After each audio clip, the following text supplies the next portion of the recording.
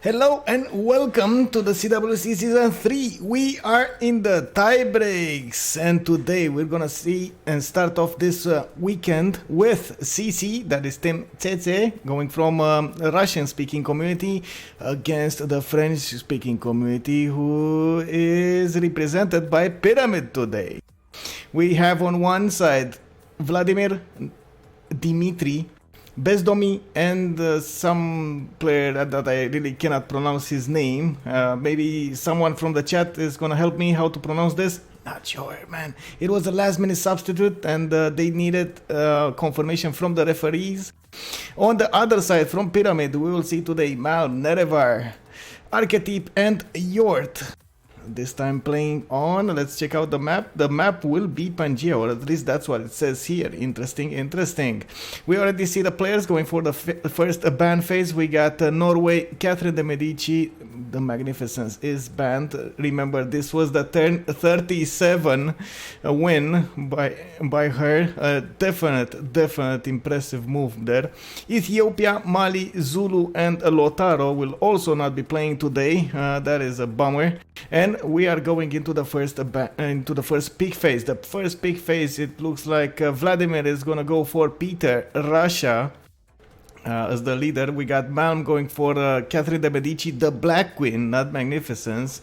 And ooh, it slipped through, boys. It looks like they did manage, Pyramid boys did manage to get Catherine de Medici, the Black Queen, slipped through the cracks here, through the first ban phase, and Malm will get the awesome pleasure to play it. Nerevar will go for Cyrus, an extremely picked civilization, and has caused a lot of tears in the last games. Cyrus there with the Immortals will be seen on this map. Dimitri, last but not least, will pick Victoria. That is the last civilization in the first pick phase. Those are the four first civilizations picked. We got 4 more to go, but before we do that, we're gonna see the other 4 bands here, the last 4 bands.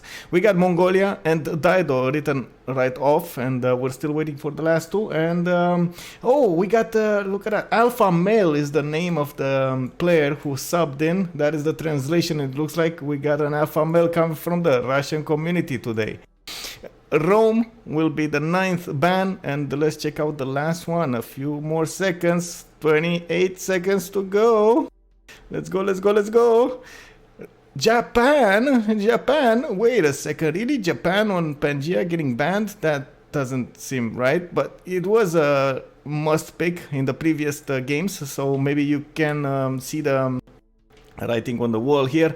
Archetype is next up to pick for his team, for the Pyramid team, and we got him on. Come on, he's actually thinking about this. How are they gonna counter Victoria? That's the main question here, because they, as you can see, Phoenicia did get banned, and at this point there's no solution, because Norway in the last patches, I think it got nerfed.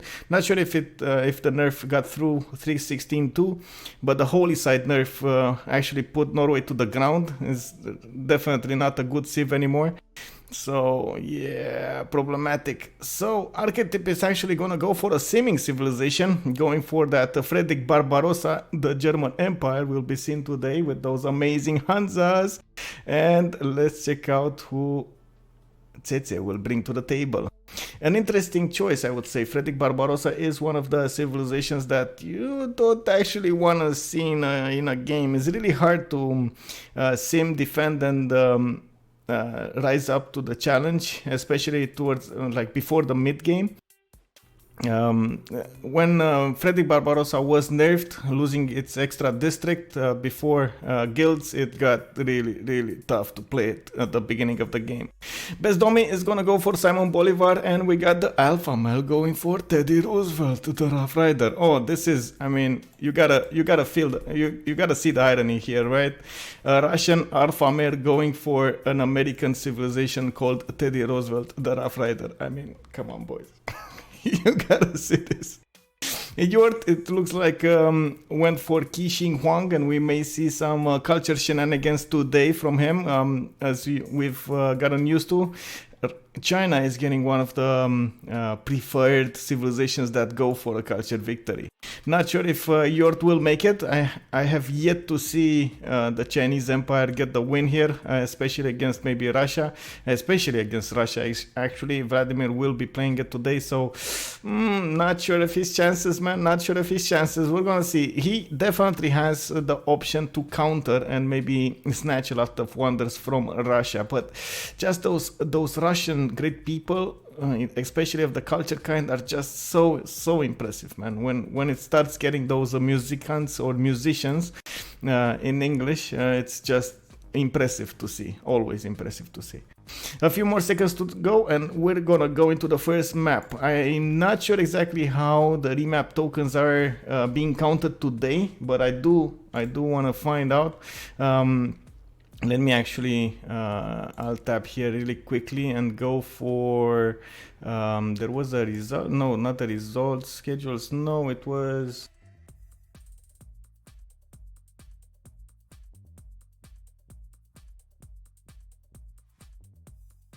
in the rules and rosters. So it kind of looks like they have, so CC, Team CC has one remap token available, and we also have two remap tokens available for Pyramid. So maybe actually they can use these remap tokens available, and if they want to do so before turn 8, or on turn 8 I should say, they will actually use those.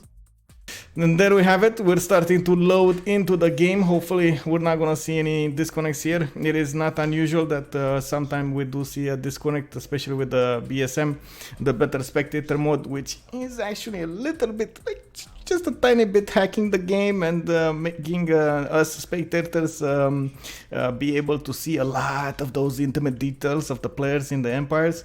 So yeah, it will definitely be I'm gonna be sad if I'm gonna be disconnected, but hopefully not. Fingers crossed, fingers crossed. And it is Pangea. It looks like we loaded into one big continent with an amazing, oh, look at the Iapetus Ocean, man. Unbelievable. So nice here. England will get to place his cities all over this. Oh, nice. Torres in the tundra. Wow, it's been so long since I've seen an actual good Torres. I can't even remember it, but it looks like Russia will actually make good use of it. It's not that far away from his land. I'm still waiting for all of the players to load here, and we're gonna, once the map gets unveiled for everybody, I'm gonna start looking at their spawns. I'm just gonna, there we go, there we go. So let's see. Finarfin is asking us, do they have left from the group phase? I think they have them left from the group phase, and from what I can see in the rules and rosters channel, it looks like yeah, 1 for Tsetse and 2 for Pyramid. I think they can use them in this tiebreaker, because it kind of feels like it's still in the group phase, right? They're still there. They didn't actually advance to the next stage, so it feels logical to me.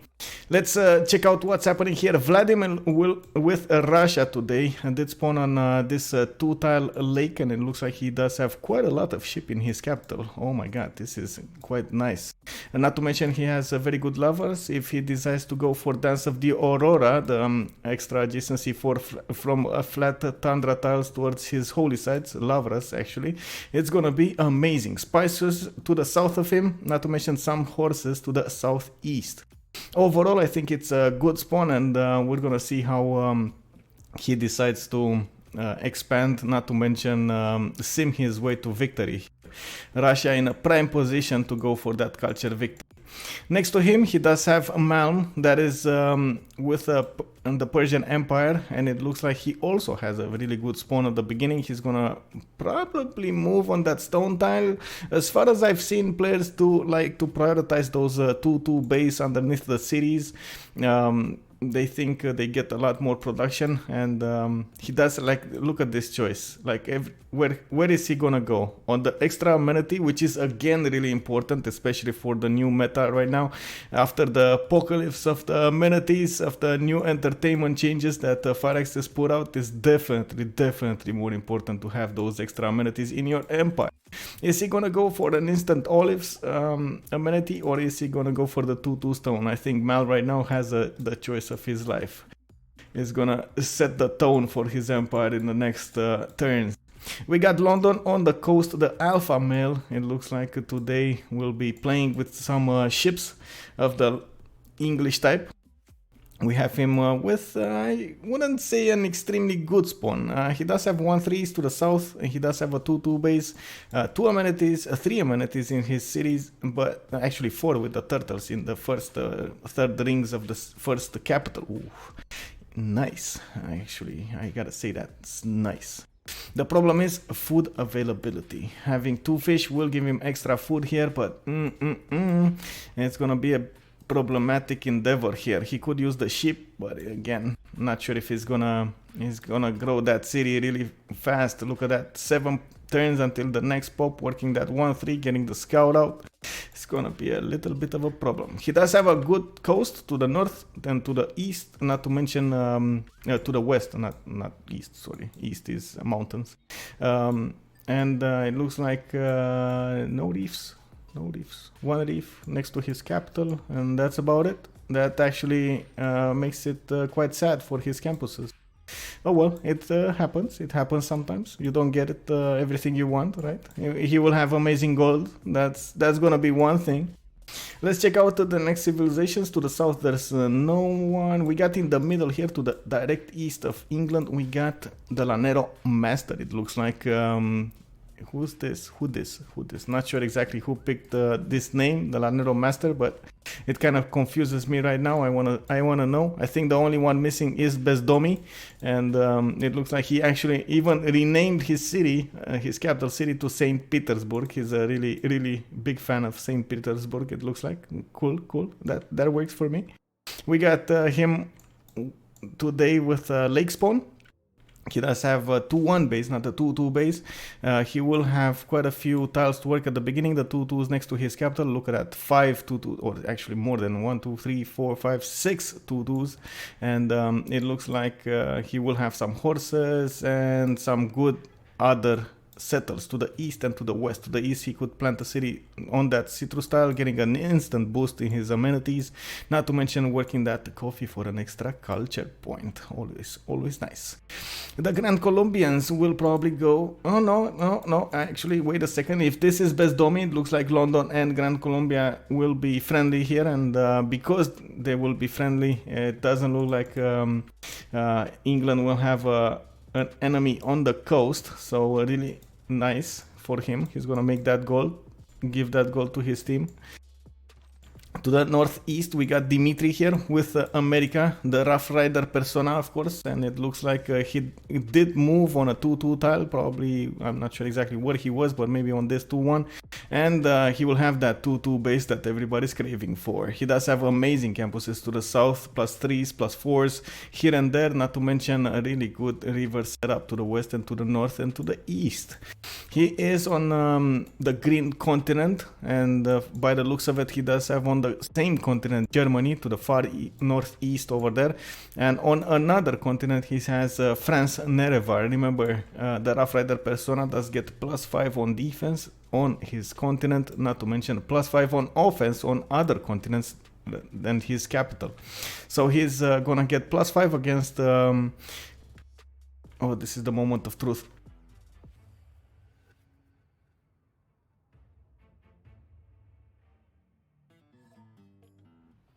It worked.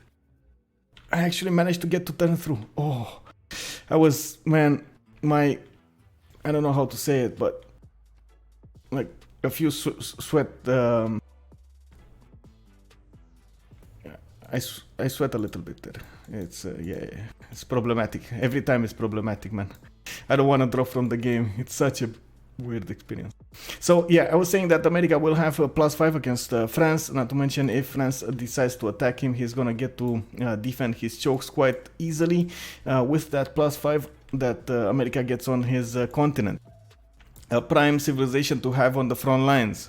Archetype is with Germany, the northeast part of the map, and it looks like he will get to work an amber tile. They did give him the gold from everyone, and it looks like he bought it instantly. One extra culture is always amazing to have at the beginning. He didn't have a 2-2 base, and it looks like... No! No. 5-axis crash. I'm not. You jinxed it, man. You jinxed it. No. Rip.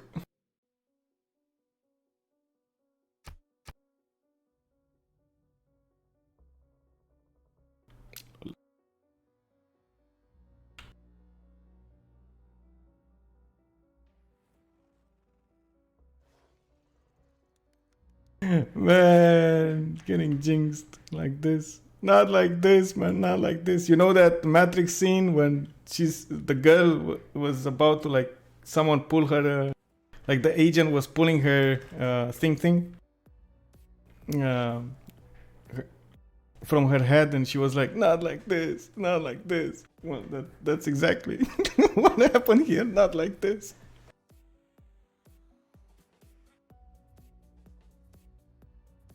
I don't get it, man. I don't get it. Why does it need to be this way? Oh, anyway, we had two more civilizations to talk about, and I didn't talk about it. Germany there did have quite a nice spawn on the northeast part, and you did see to the south there was China and France remaining to talk about. Oh, wait, what? Can't do anything. I wanna press the plus. What's the plus? Oh, it doesn't let me cause band leader. What is this? It says joining, but I'm not joining. Lol.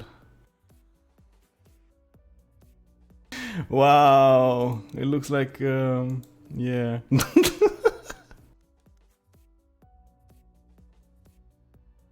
I'm gonna have to wait for a little bit. It looks like Kacheka is still here. Oh, actually, I can go and take this.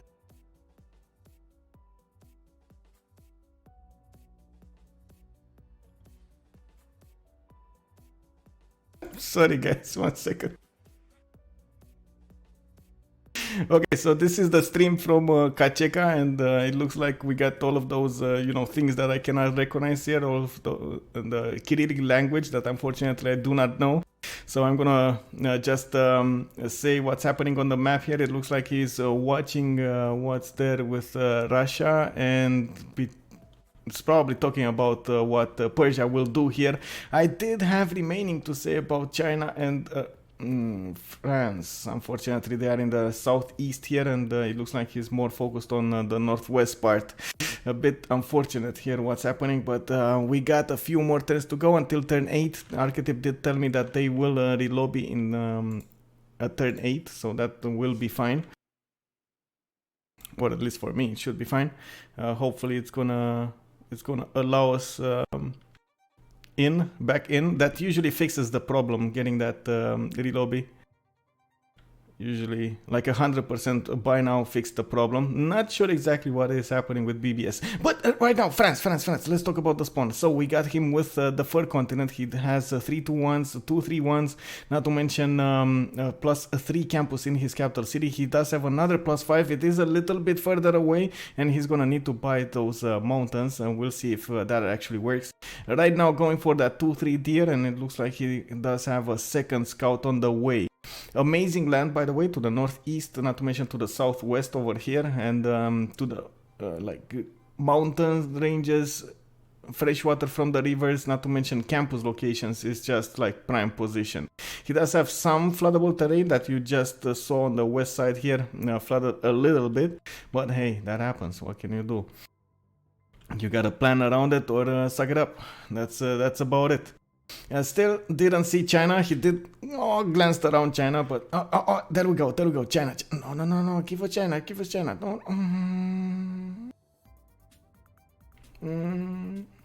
Okay, never mind. The second scout popping from most of the cities here. We do have, from what I saw, Grand Colombia going for his first settler instantly. 2 scouts from Persia, 1 scout from Russia, it looks like.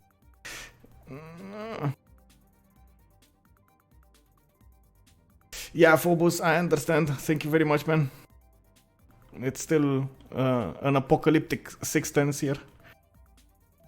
Let's see. Come on, let's go. Turn 8, loading into turn 8, boys. I'm Just a few while, just a little while longer, man. Just a little while longer. Come on, come on, come on. Ooh, that was an envoy there. I think that was an envoy. That was the icon I saw. Easy envoy here for Malm. They did meet each other, and it looks like right now Malm knows he has to deal with Russia on the northwest. It's not that hard actually to deal with Russia at the beginning. It's well, he could get Defender of the Faith. I don't see any other. I don't see any other nation to go for a religious road. So. Well, maybe China, but China will probably want to get sacred places, not to mention the +6 divine something inspiration, divine inspiration belief that gives her +6 from every wonder he has in the city. +6 faith, of course. Come on, let's go, let's go. A few more seconds. There we have it. The pause, the countdown. Let's check it out. Vladimir put up the vote. We're gonna see the remap tokens being used here. What actually we're gonna see if they will be used today. Remember, they do have 2 on Pyramid, 1 on CWC. I do want to point out in the meantime, we did have a little bit of a problem in the last game of CWC to go against the TBD, and that's how we actually ended up in this 3-way tie problem. One of the players of the team CWC got found on one of the streams, and because his name popped up there, he got banned from the tournament. So yeah, that was a little bit of a problem here, but yeah, well, that was the decision made by the referees, and we still have this 3-way tie to go for. It looks like, in contrast of how I've seen in previous games, the votes, they are actually taking a lot of time here thinking about it. I think right now CWC does have a good land, and so does, yeah, there we have it, and so does Pyramid. So both teams will actually get this.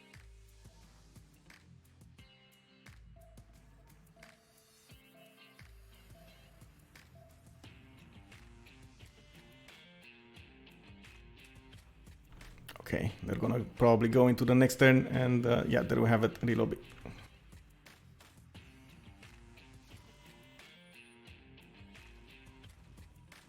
Really sorry this is happening, but it's really out of my hands. Not sure exactly what causes the fire axis crashes. I did give the logs to Jack the Narrator, who has been doing a lot of interesting stuff with the mods and everything, and we still haven't found exactly the bug that causes these problems.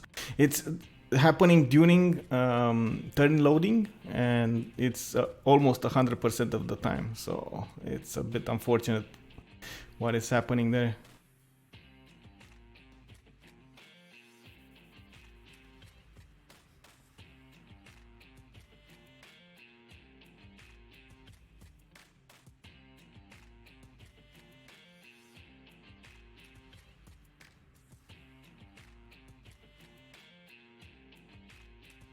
Just waiting for the lobby link here.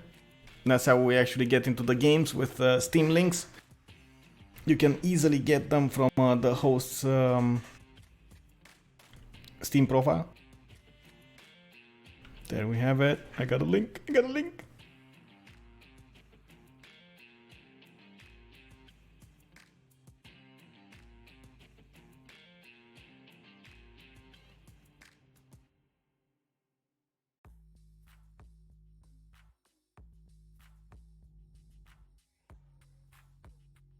So we do have to talk about and see what's happening there near China.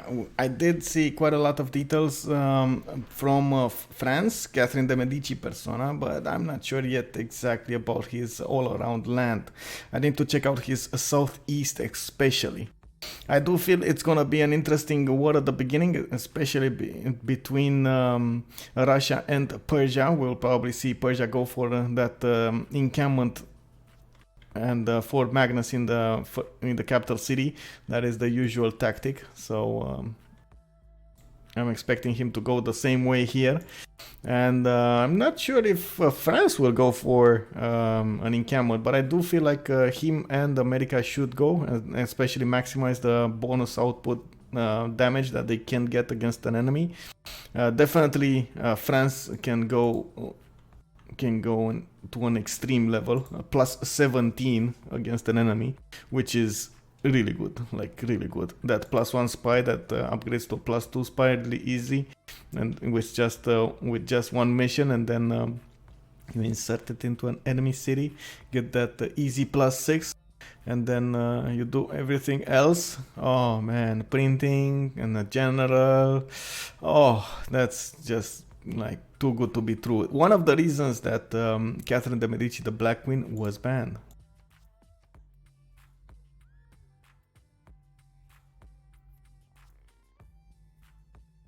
I can't read yet because of banned reader. Not sure what's happening.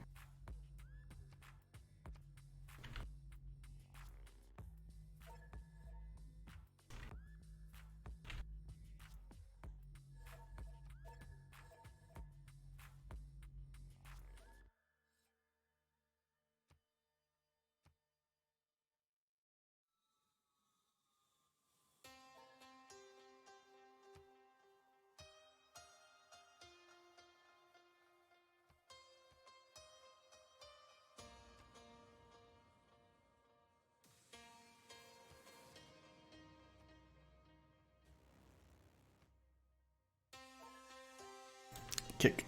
We can't read yet.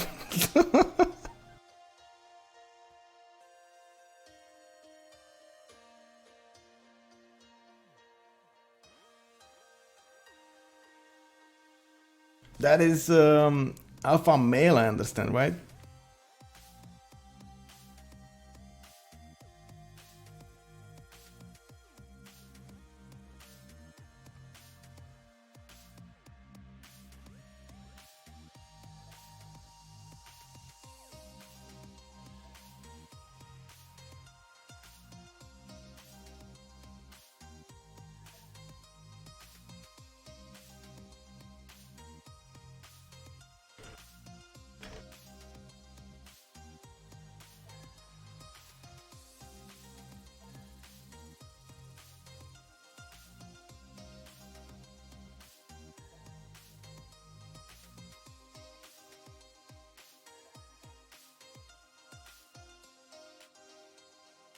Well, this is a bit of a problem here.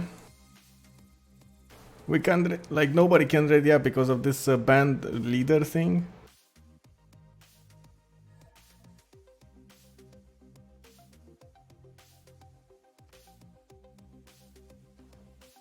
Well, that's unfortunate.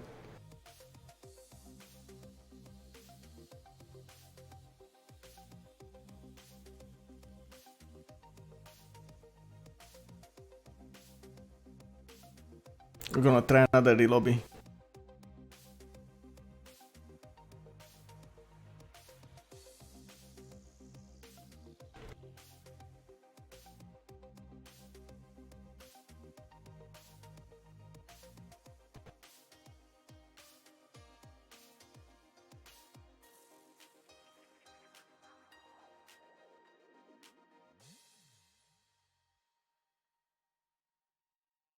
Man, getting hyped, and then this happens.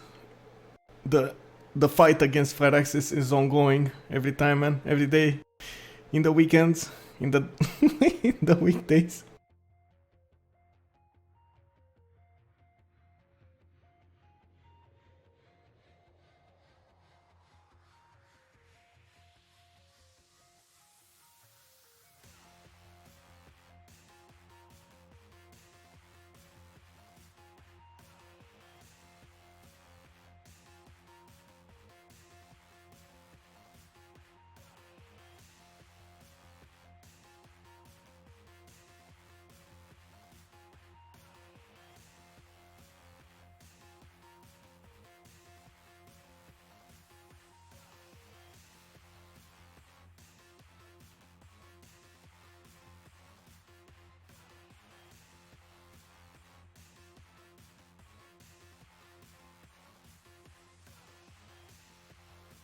Oh no, I get error. What is this? Okay, let's make a quick lobby here.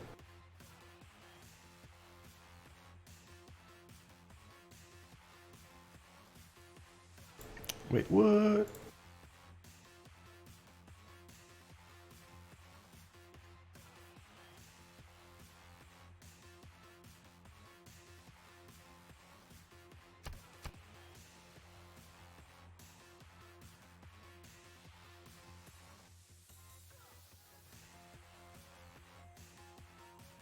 Oh, it's a play on words? You mean with the alpha male?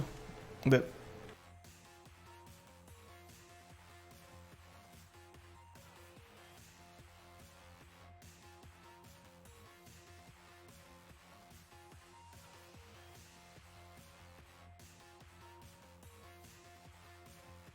Oh, that's actually really close to each other. Camel and Camel. Camus. Not sure exactly how to pronounce it in English. So it's Samek and Somek. Okay. I guess that's the different pronunciation.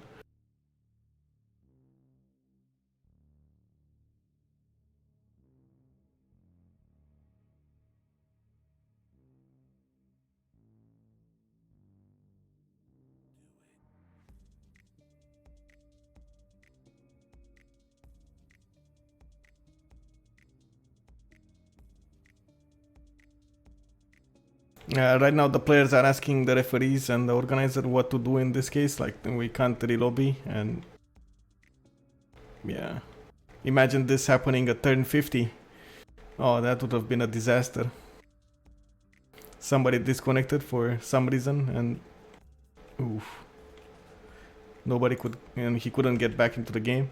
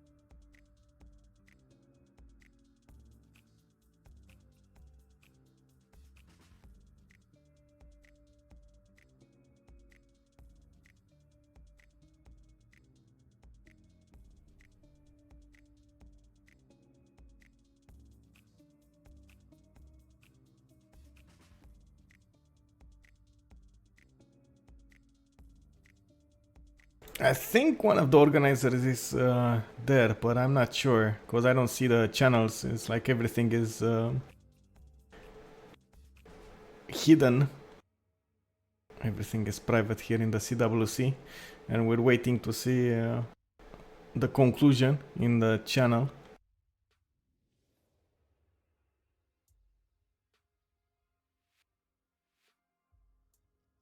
A clock in the background?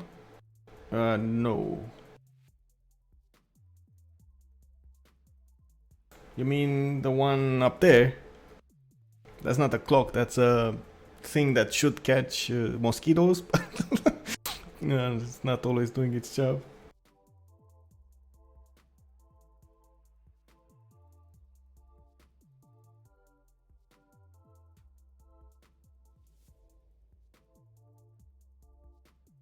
This one, right?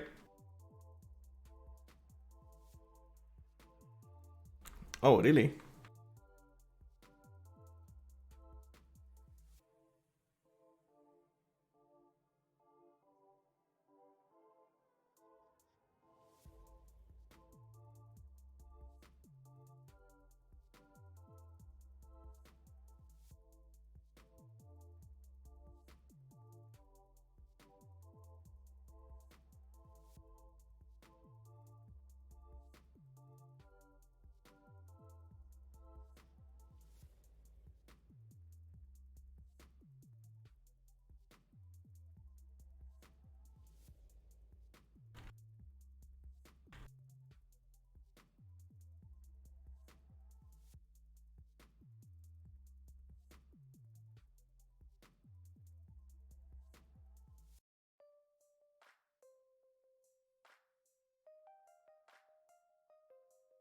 Yeah, should. I mean, it's not working. Bro.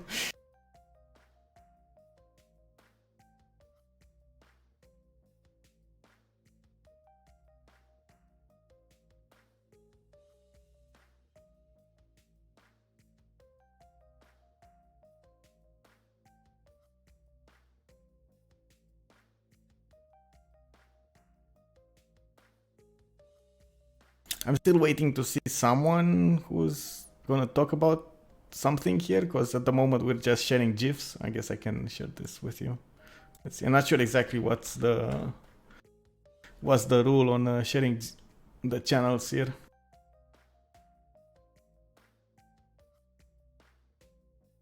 This is what's happening in the channel here, in the CC versus Pyramid channel.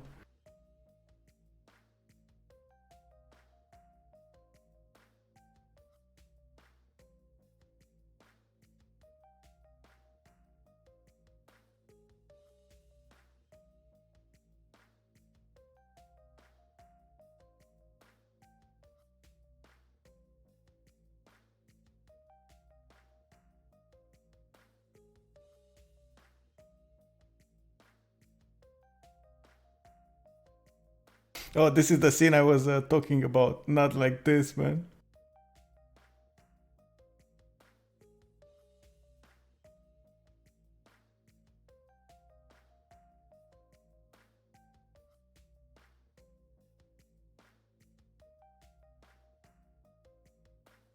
This is only meme communication here.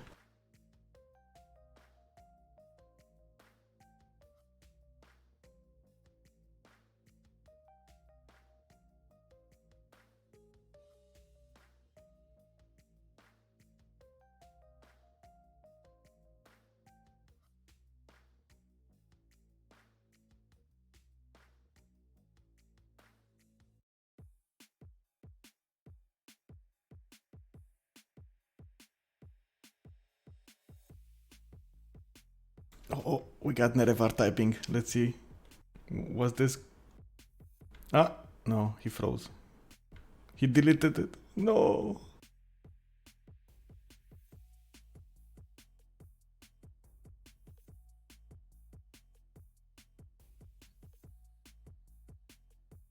It's like a wall of memes right now, because like nobody from the organizers are actually saying anything here, so we're just left talking to ourselves. I guess they are communicating in the respective channels, but as you can see, I mean, I don't see them as much as you. So it's like there must be somewhere in the voice channels, but they're hidden from us normal people. Organizer gonna talk now. Chuck is try start without spectators. Whoa, whoa, whoa, whoa. Oh no, you didn't. What?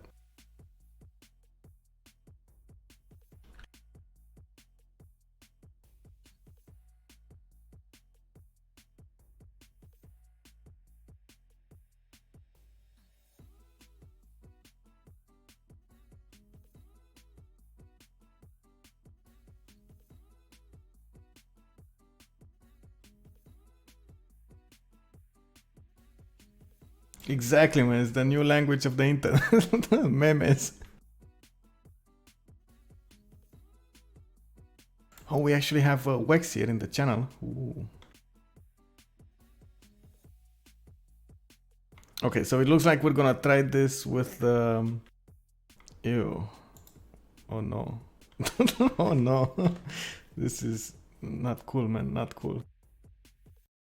Some plus 18 stuff over there. Horrible stuff. I don't want to look at it.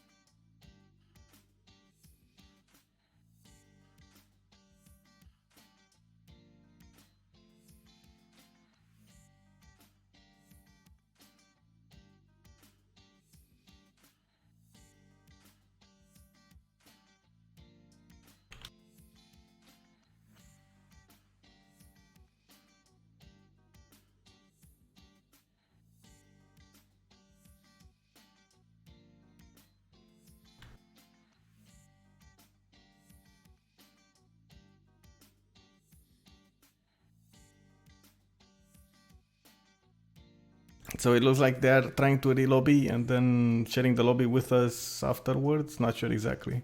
They're probably still discussing the problem here with the teams, and we're gonna find an answer soon enough. Oof.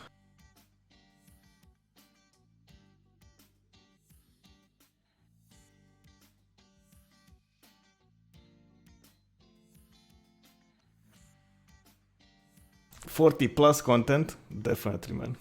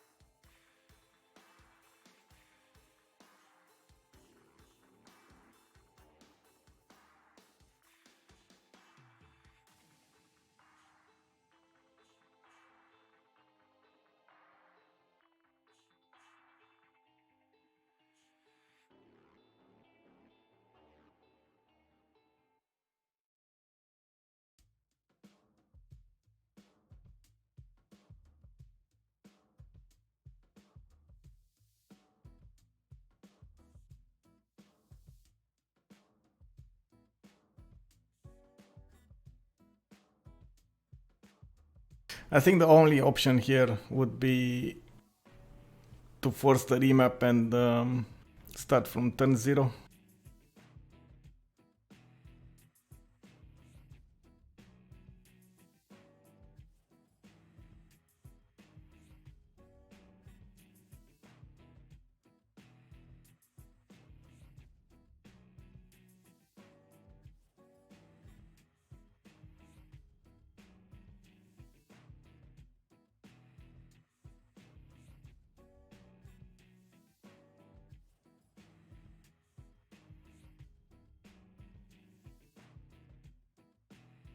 Man, I don't even want to comment on this. Let the organizers sort through this, because I don't think it's gonna work. But I mean, if they can find a way, amazing. I really hope they're actually gonna find a way.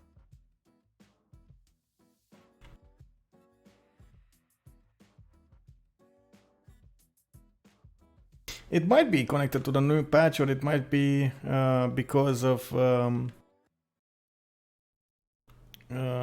bug in the better spectator mode. I don't know. The new patch, you mean from Firaxis? Not sure. Actually, not sure. Really hard to know, but it might be. I think the only one that could actually figure it out right now is Jack the Narrator.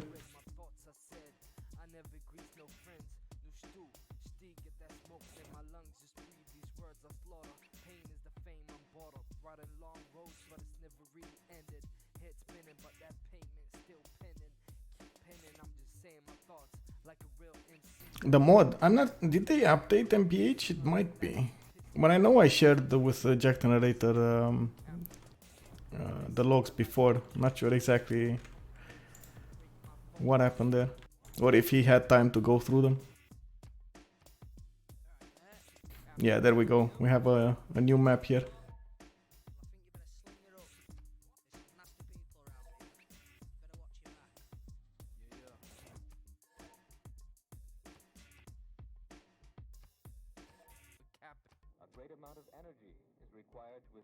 Oh my god, and I'm gonna disconnect again and they're gonna have to relobby again. Oh, this is... Oh, I hate... Oh, man, I really wish I find out the reason of the disconnects. I get... Like, I have the latest drivers, I have always... the latest Windows updates and whatnot. Not sure what this is all about, bro.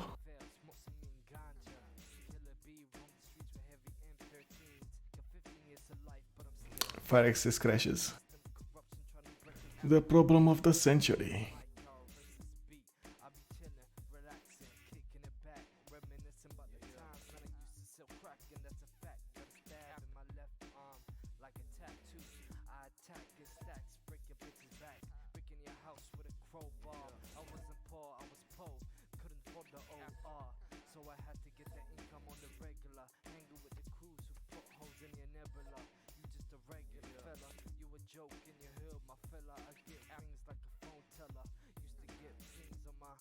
Let's go. Yeah, man, let's go.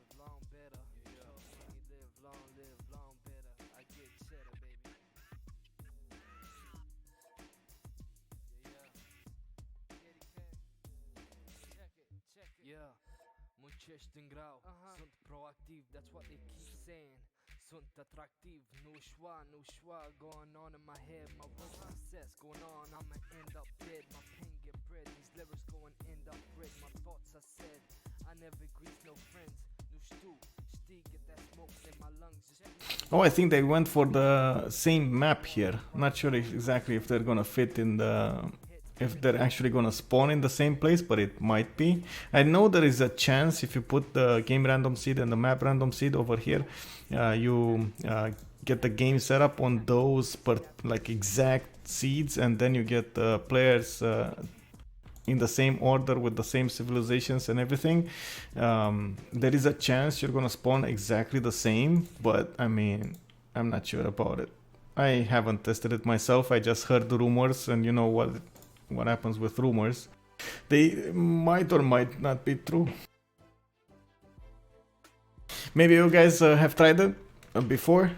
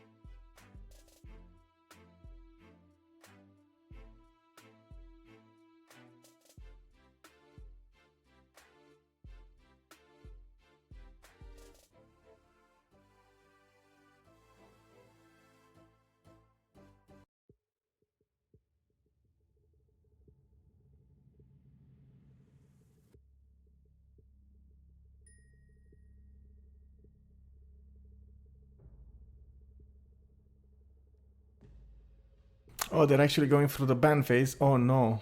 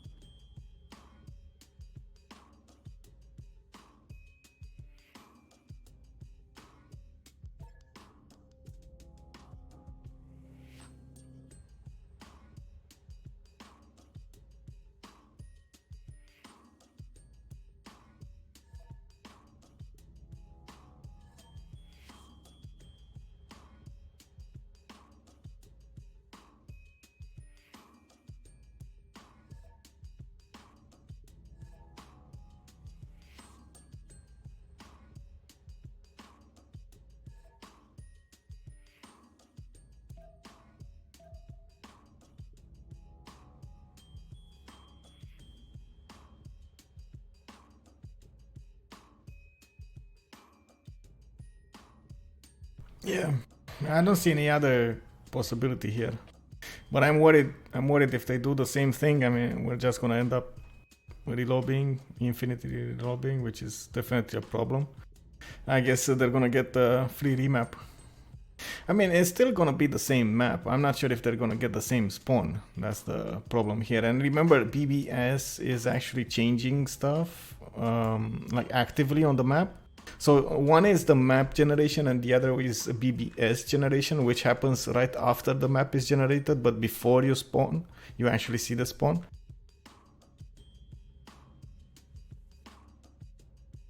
Yes, it is definitely because the other Catherine is banned, and usually what we did see happen in the last few weeks, and probably this is why it got through the cracks here.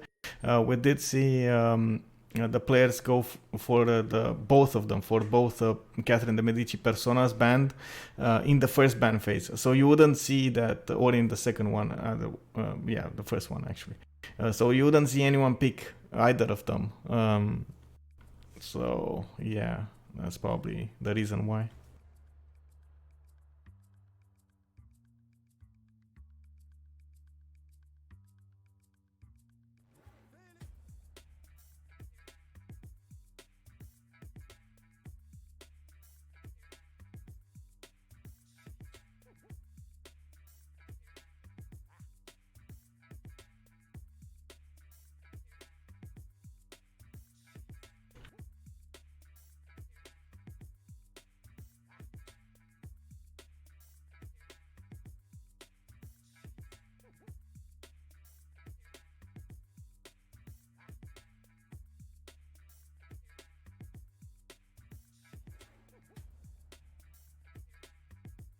In Romanian or in English? Like English is plain old Michael. In Romanian is Mihai, which is actually really similar to Russian Mikhail.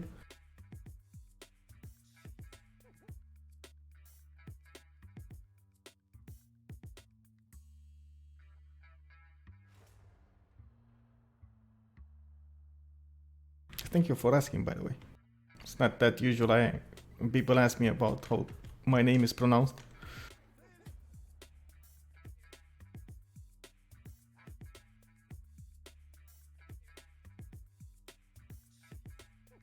Why are they still doing it again? Oh, they're not banning it. Oh, okay. They're going through the bans, but they're not banning Catherine de Medici. Okay, got it.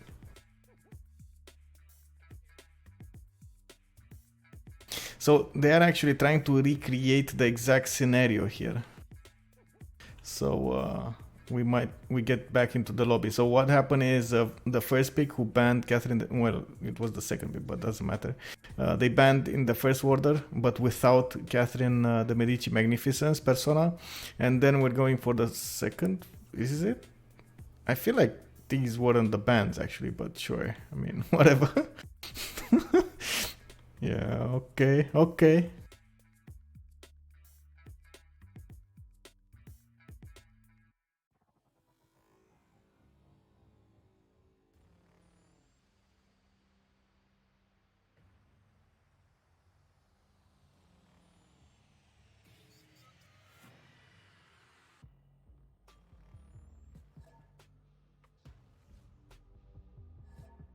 Oh, I feel I'm gonna get booted from the game again when the loading starts because we didn't do that relobby. Oh man, I feel so bad. They're gonna have to relobby for me again, and oh no. I really hope the players will understand this and not. Oh, hey there. It's Pangea. It is Pangea, yes.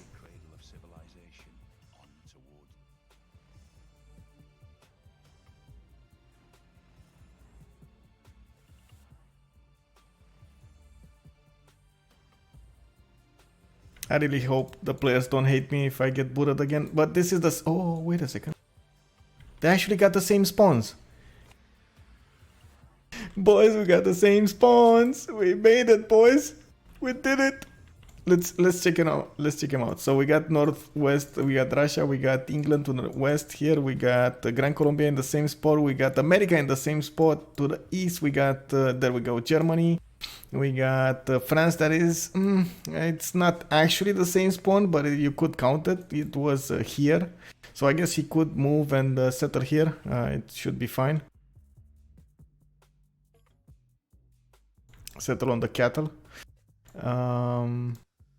Or did he move last time? I'm not sure. We got to him turn 2, so he could have settled then anyway.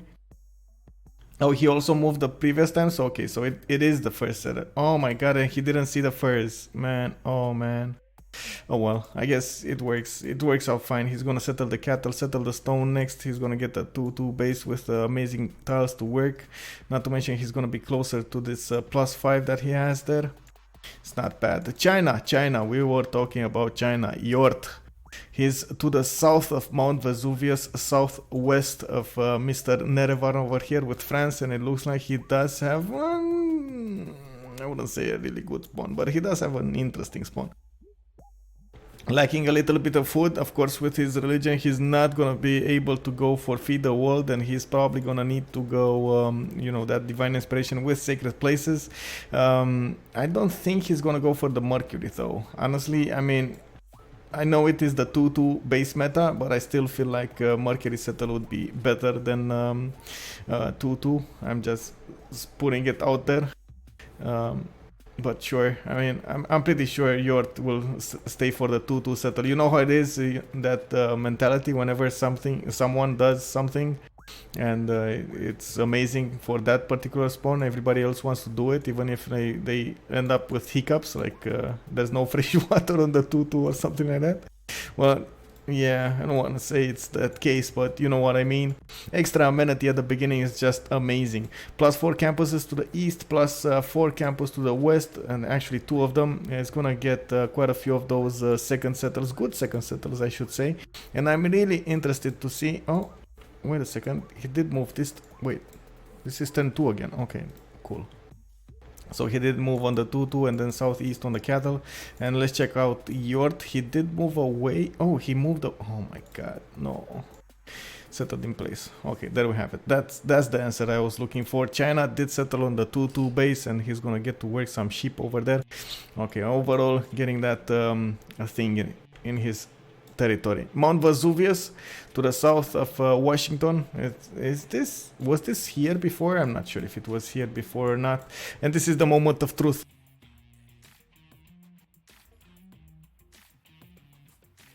We made it. We're there, boys. Oh my god, oh my god. I actually made it to the next turn, boys. Nice. Hopefully we're not gonna drop from now on, like, you know. Okay, let's check out the wonders. We got the Pantanal to the east over here, south of Panes. Is probably not gonna be settled anytime soon. And it looks like Mount Vesuvius here is gonna be between two civilizations. It's gonna be a fight for it. Probably China will win it. It is much closer to China than it is to America, and not to mention, I don't think America is really interested to go to the south that much. Other wonders, I did see Ha Long Bay to the northwest of England, and it looks like Alpha Male will get first dibs on that. He's just gonna settle this coast until he hits the Ha Long Bay. Man, I love that word. We did talk a little bit about Torres del Paine once we got into the first map. It does have 2 huts on it. Ooh, 2 tiki huts. Look at this tiki hut. Look at the tiki hut, man. Just amazing tiki hut. They found a home behind Torres in the tundra. Can you imagine that? They have some deers to eat and everything. I mean, that's so cute. Anyway, Torres, of course, with Russia, it's going to be an amazing wonder. He will boost every one of those tiles except this one, except the Plains Hill, with, I should say, with 1 production and of course 1 faith. That is how Russia plays. And by the looks of it, what do we have here? In the city-states, we got Mexico City, Brussels, and Cardiff as the industrial city-states of this game. We got La Venta with Vatican City and Armagh that will provide the religious benefits to anybody that's gonna seize them or put 1 envoy in them. We got Bandar Brunei with Hunza providing commercial benefits. Granada will be the only one with military, or I should say extra production towards units. We also have Kumasi and Rapa Nui in the game for culture. One single city-state will be providing scientific bonuses, and that is Fez. I do want to mention Rapa Nui is an amazing city-state for whoever has a lot of, first of all, volcanoes, not to mention whoever goes culture victory. The moais do provide +1 culture and +1 culture for every 2 adjacent moais, so you just like spam them everywhere if you get the a good land, and then you're gonna get tourism once you hit flight. It doesn't actually say here, but we can look it up in the CivLOP.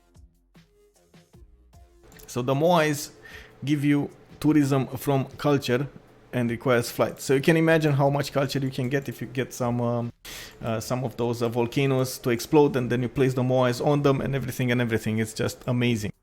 I did see one.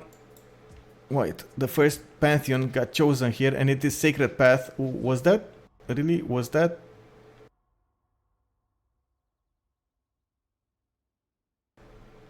Was that a misclick? It sounds like the weirdest thing to see Russia with Sacred Path. Sacred Path is the pantheon that gives you extra adjacency from the mountain tiles you have around you, around the district, the Holy Site district, not to mention rainforest tiles. So it feels weird since he has so much tundra to the west that he didn't pick his usual desert. Dance of the Aurora. Let me quickly check out if somebody actually nope. I thought somebody picked it, but nope, nobody picked it. So this was his choice. Man, Vladimir, what are you doing today, man? Like to his west, he doesn't have that many woods, and to his east, I guess he has these 2 woods, would make it +3, which is like definitely not ideal.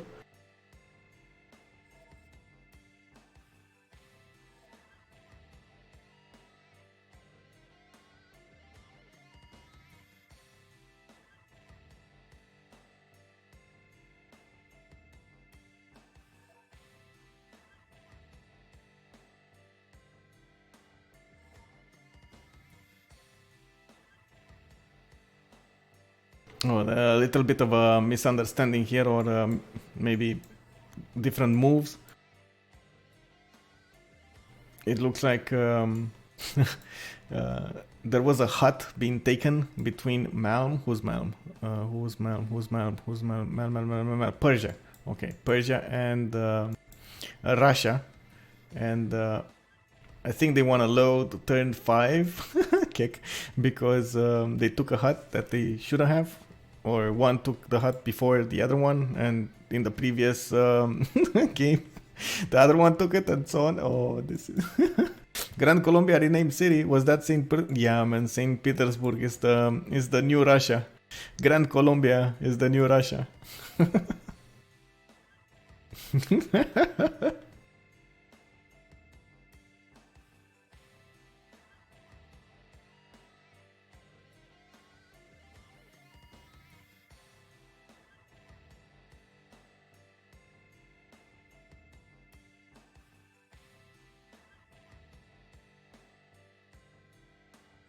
I don't know. I'm waiting. Nobody actually got disconnected from the game, so we're waiting probably for Malm to make up his mind if that hut is that important. There is another hut over here that nobody took, and it looks like there is a Russian scout that will probably take it.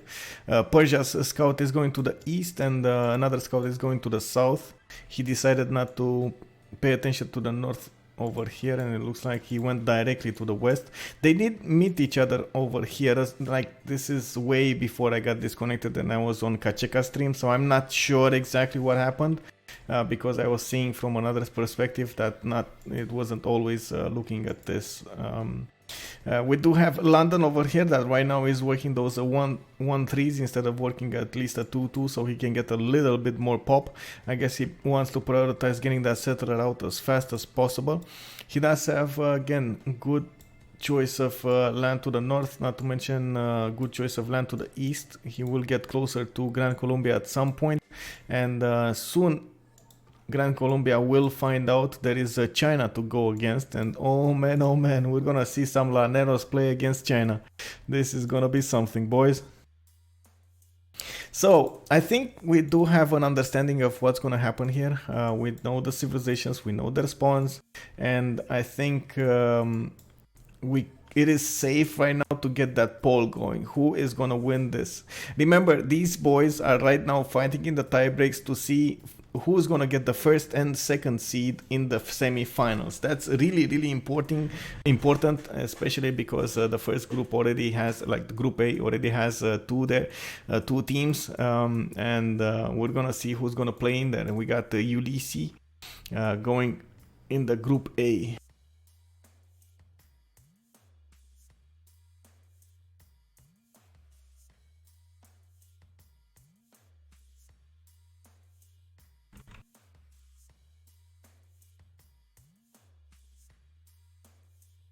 So a quick poll in the stream chat. You can open it up by tapping on that who will win question, and it will open up the two options. We got CC on one side, on the right side of the screen over here, and Pyramid on the left side.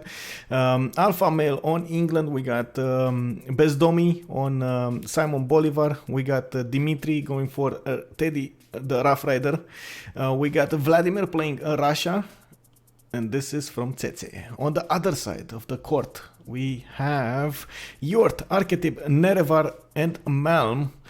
China, Germany, Catherine de Medici, the Black Queen, and Malm, respectively. And right now, it looks like we're going to go into a quick re-lobby. And this is the perfect moment you're going to have to place that option of yours. We already have two options being placed. Pyramid is actually getting that vote.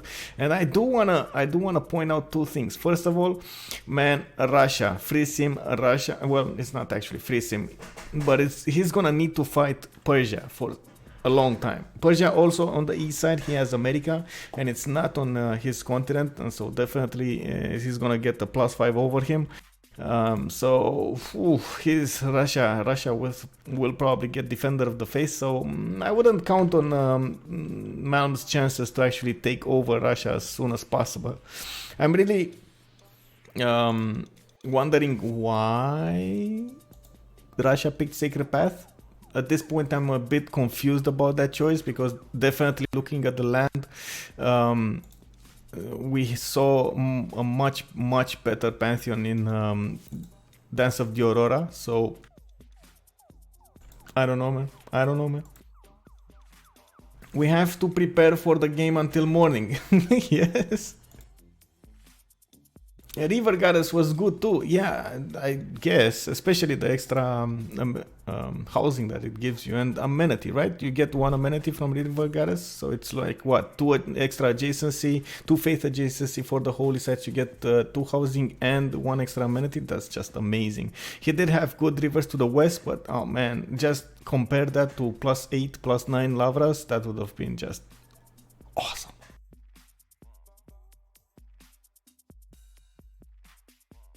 Ooh, we got a tie now. We're halfway there in the vote, and it looks like Tsetse and Pyramid are tied on 4 votes. Come on, boys. What is it gonna be?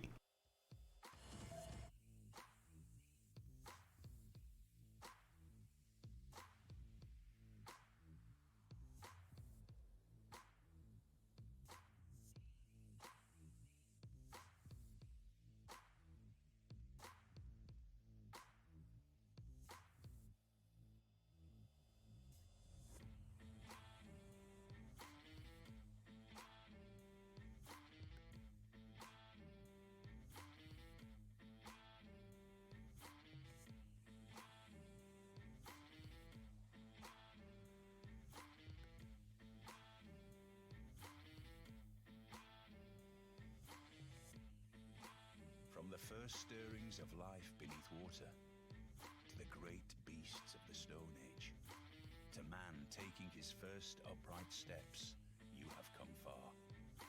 Now begins your greatest quest. From this early cradle of civilization.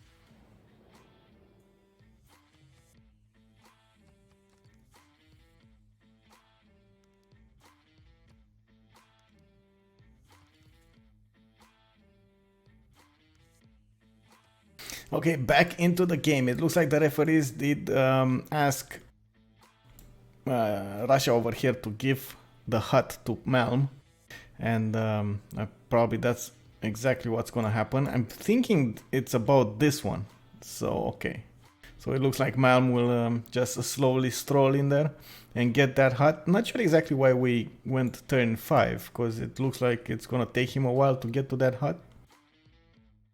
A bit surprising, but I mean, what can you say, man? What is it? Is it that hut? It should be that hut. There's no other hut. Yeah, there were. That's yeah. Kick.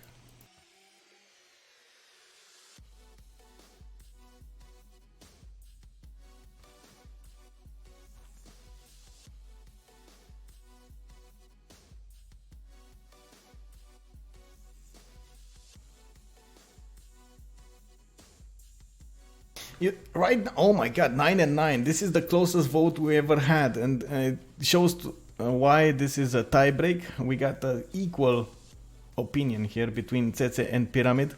Both of them have a good land. Both of them have their equal chances to do something over here, and it looks like the comments are going in the chat here. Malm does need to figure out what's he gonna do against Russia, Vladimir. And that is a question we're gonna need to find the answer to soon. Oh, it looks like Malm actually bought a scout. That's why I was seeing it. Or did he? No, he popped one from his captor and then bought one. Okay, got it.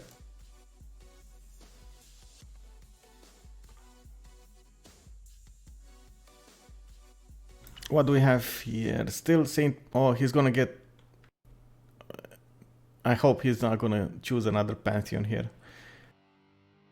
I really hope he's not gonna choose another Pantheon. We're gonna need to relobby again if he does so.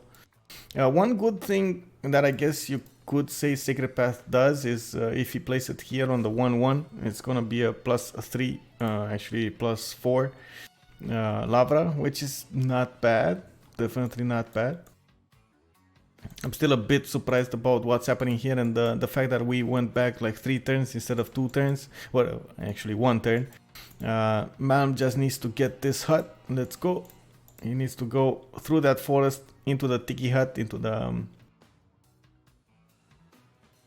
to here.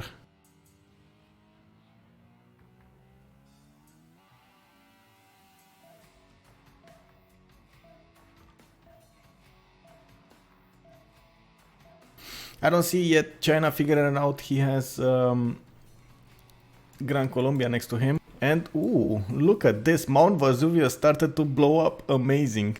This has been a wonder that for the longest time, I think for like 6 months, it never blew up. Like at the beginning when they first introduced it, it was amazing. It was blowing up every few turns and improving all of those tiles with science, with culture, with production, with fertility, I mean food, and all around just amazing to have. Well, you couldn't actually improve it because like every few turns it would destroy your improvements and kill the builder, but I mean you didn't need to because it was improving itself, right? So amazing. All of a sudden, like the next patch from Firaxis like toned it down so much it was never blowing up. It was kind of weird, and now it actually started blowing up again. I'm a bit sad we don't see those meteors. And there we have it. Malm did get the hut, and it looks like he received a little bit of gold. Not exactly sure how much, but usually it is around 20. So yeah, it's probably 20. He's on 35, maybe 30. I wouldn't go that far. Let's check out what Germany is doing. He did get 2 scouts of his own, and it looks like he's going for that first settler from his capital city. And I can't say I really enjoy what I see in Germany's land here. It's gonna be tough for him. He's gonna need to settle a few coastals. He's gonna need to go against England, which is definitely not ideal. I mean, you're never gonna want to go against England with Germany unless you're late game and you have your own admirals and everything, and you got the subs and you get the battleships and the production on the coast and everything. But unless you're in that scenario, oh man, it's really bad to go against England in any case with almost any civilization, unless you're a naval one like Taido or Norway or Japan. He can go towards the west, and it looks like he does have let's see, actually it's is it two settles? It's more like one settle over here, and or maybe one here, and I really don't like this settle. One to the north on the coast, another one to the east. Actually, two ones on the east there on the coast, and it looks like France will need to give him this river, because this is like, if he doesn't have this river, he's not gonna get his amazing city number up. So yeah, not gonna go anywhere. I don't think it is a possibility for him to go this close towards Washington. Once he reaches this river, Washington will have an advantage, definite advantage against Germany, especially with the +5 on defense. He's just gonna go and steamroll Germany as soon as possible. And it is far away. I mean, I'm pretty sure Germany, America here will get his first settle towards the east, or is it? Yeah, probably here. I'm a bit worried about this scout and the fact that there is a German warrior coming from the north from that river, not to mention a French warrior from the south between the mountains.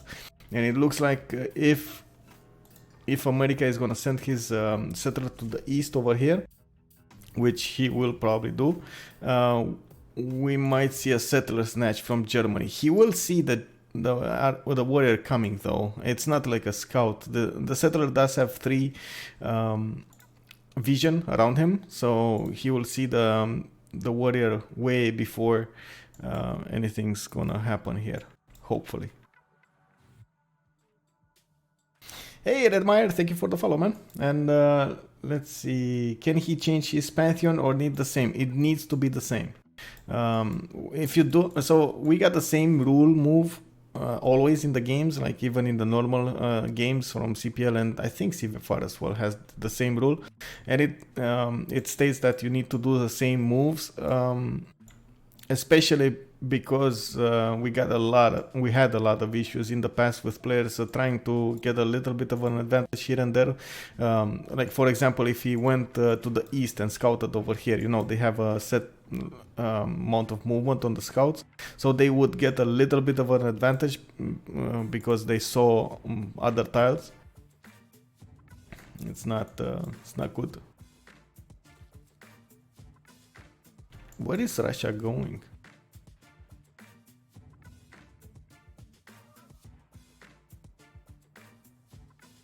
Okay, so he did get his Lavra on the southeast over here. It's only gonna be a +3 Lavra between those two forests, and it looks like he's gonna finish it in one turn. Of course, he will probably have first dibs on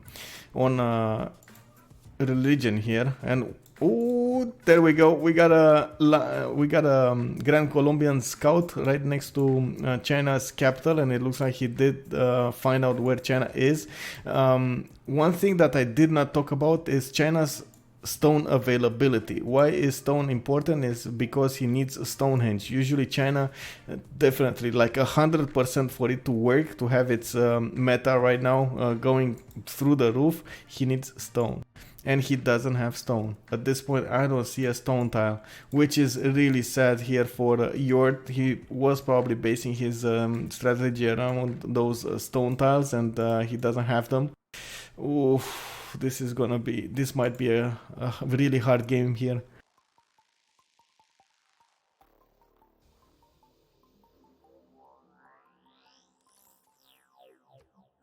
We had, oh, sorry about that.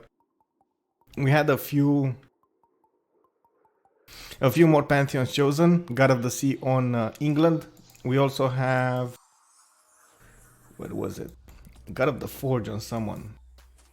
Oh, there we have it. America going for God of the Forge, and he did see those warriors coming, especially the one from the south. Didn't want to risk it and went to the northwest. Oof.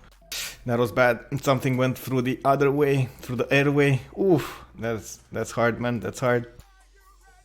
I think America lost a lot of advantage here because he is not able to settle to the east. And one of the things that they could have done to help America here is buy him a warrior to escort that settler. I think they had enough gold between them, but let's check it out. Oh no, they don't. They did spend the gold on something else, and I'm not sure exactly what. If they did get him a warrior, he could have easily went to the cattle tile and settled on it. That would have allowed him to get a lot of chops, not to mention being near that volcano where it explodes, positioning in the mountain range, and overall much better production. Right now he is forced to go on the northwest, and it looks like Dimitri here will have a little bit of problem with production and food at the same time. Not that many hills, not to mention not that many forests in the west or chops. Going for his third settler right now. Oh, that was close. That was close. Look at that. Persia's scout came from the northwest in the last seconds of the turn, and good thing that America had a scout near that settler. They are definitely trying to go for it. There are 5 enemy units next to that. Where is he going? Is he actually gonna try to go on that one too? Whoa. Okay, that's a problem.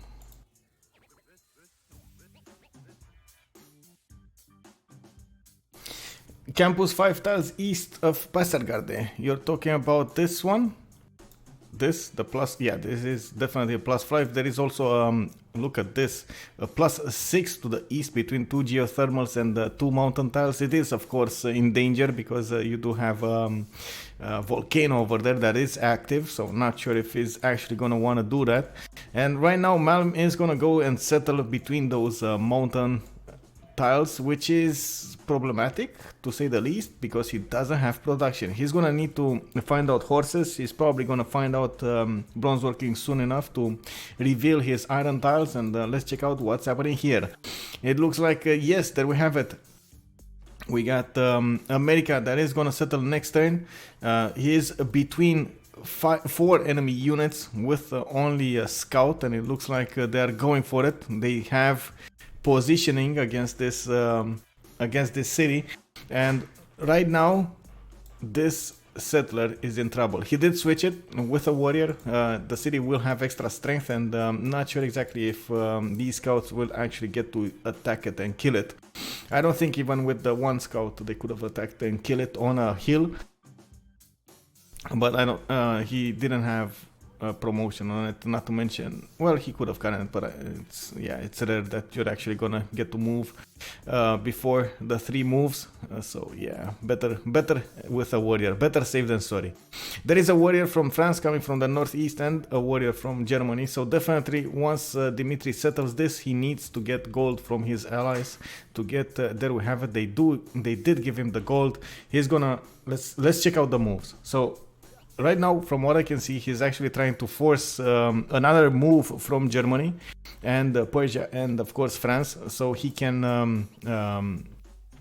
so they can attack the warrior instead of the city, instead of the actual city.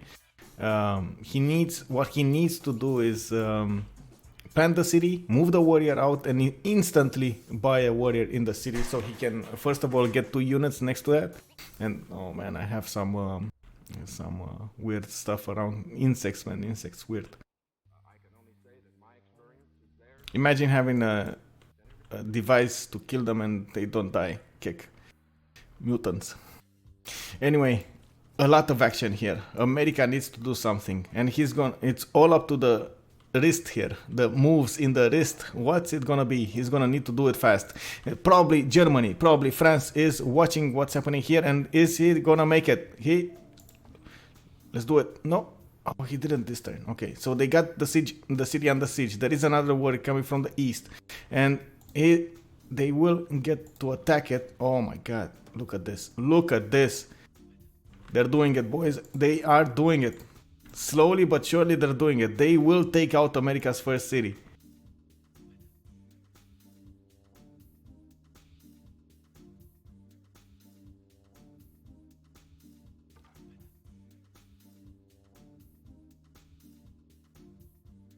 That's Liang City.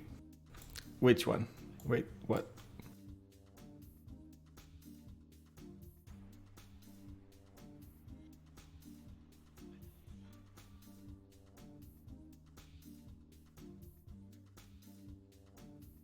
What's the Liang city? I'm not sure I follow that. Oh, Dimitri. Dimitri, no, Dimitri. Bye, bye, bye, bye, bye. Cool. Okay, so he got it.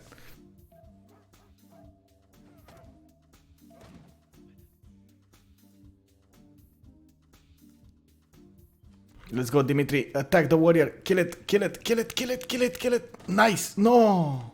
He got... Oh my god. He got it. They got the city. They got a city, boys. Nerevar with the moves. He got the upgrade on that warrior. And because there was no scout near this warrior, they couldn't double attack or triple attack. They don't have enough gold to give him, or do they? Do they have enough gold? No, it doesn't look like they have enough gold. They need 80 gold right now to give to Dimitri. And they have 18, 18, 21, and 18. It doesn't look like they have enough gold to give him to buy a new warrior. So America is left to last move this French warrior. But once he does that, it looks like he's gonna leave that city defenseless. With 10 garrison strength, he's gonna definitely be taken over. Does he have a chance to get back into this game? This is gonna be problematic for Dimitri. Dimitri, what have you done, Dimitri? Let's see the last moves. Is he gonna do it? He is gonna do it. Taking the city out of the garrison, and look at this. They need to do the first moves. He did get the warrior back into the city. Is it gonna be enough to take it out? It is gonna be enough. They do it, take it out. Look at this, and oh my god, raised it to the ground. Persia's scout did manage to get the fast moves there.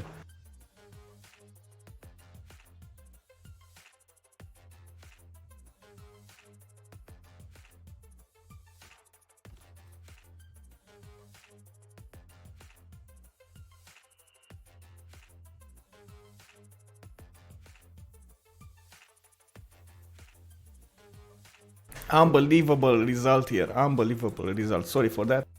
We got God of War and Plunder being chosen by a civilization. Who was that? Who was... Oh, look at this. Look at this. We got the Bestomi going full frontal here with China. Unbelievable. Settling Maracaibo on Mount Vesuvius. He knows he's gonna need to war China sooner or later, better sooner than later.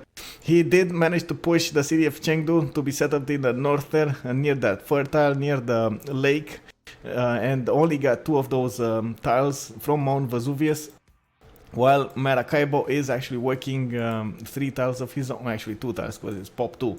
He has another city that is going to probably settle next turn on that CivRus tile, and it is escorted by a Grand Colombian warrior. We do have him going for horses next turn. He has a builder, or does this builder have more? No. So he's going to get it next turn. A bit weird that he doesn't have an escort for it, since there is a warrior, a Chinese warrior there in the forest looking over the city, not to mention the settler over here. A God of the Sea chosen by England. He started improving his sea resources, the coastal resources, having turtles and fish for his population. He's starting to grow quite well right now. He did get 2 more cities out other than his capital, and it looks like he will probably go for more. Doesn't have an immediate threat next to him, and he might need to help out Persia from the north. Persia went for the Earth Goddess Pantheon, and it looks like right now he did get that trader, the early trader between the city of Susa and the capital. Oh no, he did it the wrong way. He went from the capital to Susa instead of from Susa to the capital. Interesting choice here, but what can you do? Russia on 2 cities right now, making with Sacred Path. Let's check it out. What's his yields? 10 faith a turn. Oof, definitely not the same result as if he would have had Dance of the Aurora, and I'm still really wondering what's happening here. What happened with Vladimir? Why did he choose to go Sacred Path instead of Dance of the Aurora? I guess you could say that Sacred Path could help him, especially here. It's fine between the forest, and he's gonna improve those with probably lumber mills and such. And he did deny China from getting Sacred Path, so you could say that's good. But yeah, nice catch there. I did see it myself. Persia is with 19 faith a turn just from Earth Goddess. A really good pantheon here for him. He will probably go down in faith generation once he starts improving all of those lands. Not to mention getting the mines, chopping the tiles and everything. Yeah, it's not gonna stay like this. Not like this, man. Not like this. Philadelphia has been settled to the south across the river, and it looks like those units that, you know, killed the second city of America earlier. Well, they're gonna try to go again. And oh my god, he's gonna lose a slinger. Oh no, he's not. Okay, never mind. That slinger is actually there for quite some time.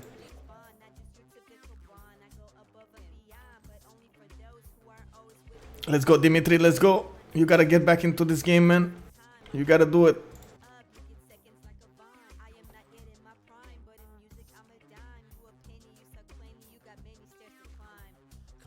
We do have Germany going for that settle. It looks like he is gonna go for that river between him and America.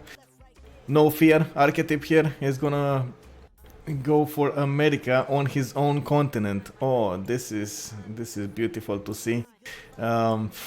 He knows he doesn't have that much good land, especially to the northwest. He does have a lot of desert. No hill desert as well. Look at this. He does have Eye of the Sahara, but it's not going to provide him with a lot of things. Not to mention the river is not settleable next to it, so no fresh water, as you can see. So Eye of the Sahara is basically useless. We do have him going for an early campus, providing him a +4 science from the city of Aachen, going for another one that's a +3. The first great scientist is not, I repeat, Hypatia. It is Euclid. So it will only provide him with a Eureka moment for mathematics and one random technology from the medieval era.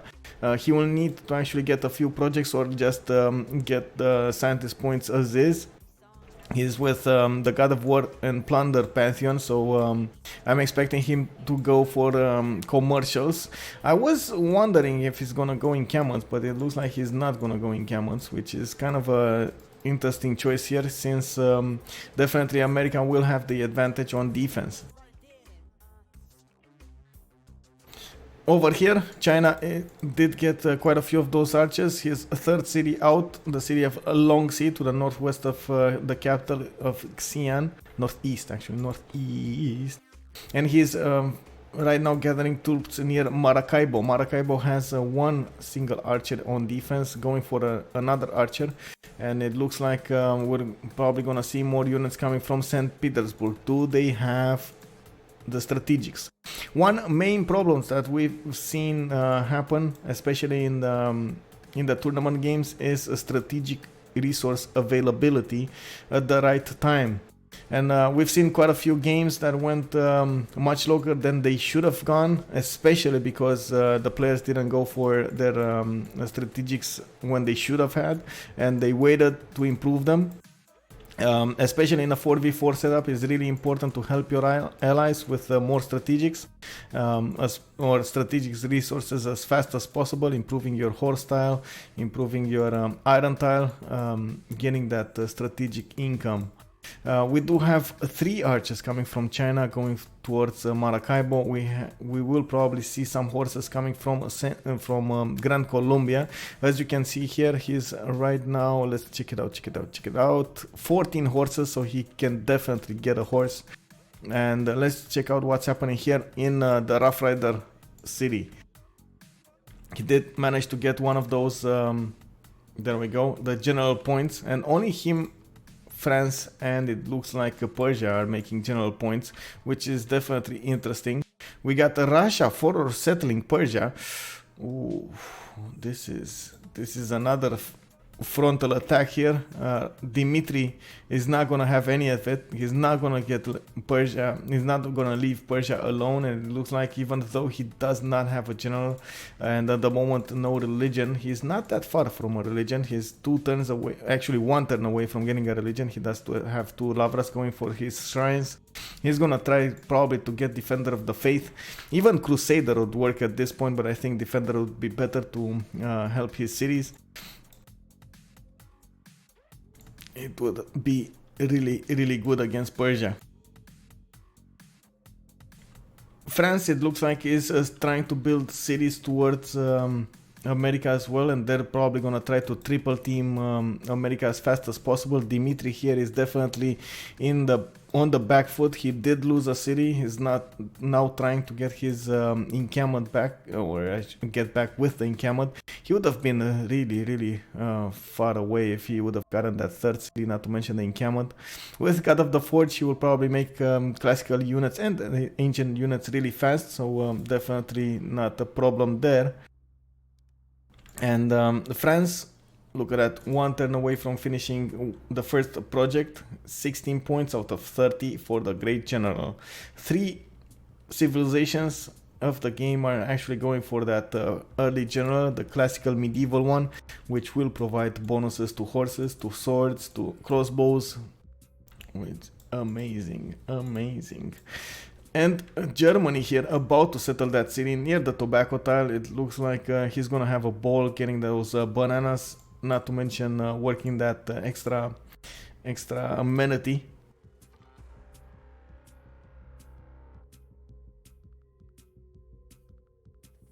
Oh, look at this, China making horses already, and we don't see those horses coming out from Gran Colombia yet. Remember, Gran Colombia does not have an extra movement, he does have extra sight. One thing to note, he's 5 turns away from getting his own general, and those archers will get there much faster than 5 turns. Now, once the general comes in, it will provide bonuses to the archers as well as every unit around there. I'm really worried about this, by the way. Even if he has God of Craftsman, even if he's gonna get to chop a stone tile, not sure exactly how far away is he from getting his... yeah, okay, let's check it out. 1 turn away from mining, so he's definitely want to try to chop that stone tile. The problem here is he gonna get enough units on the defense? That horseman is 2 turns away from finishing. It will take him 1, 2, 3...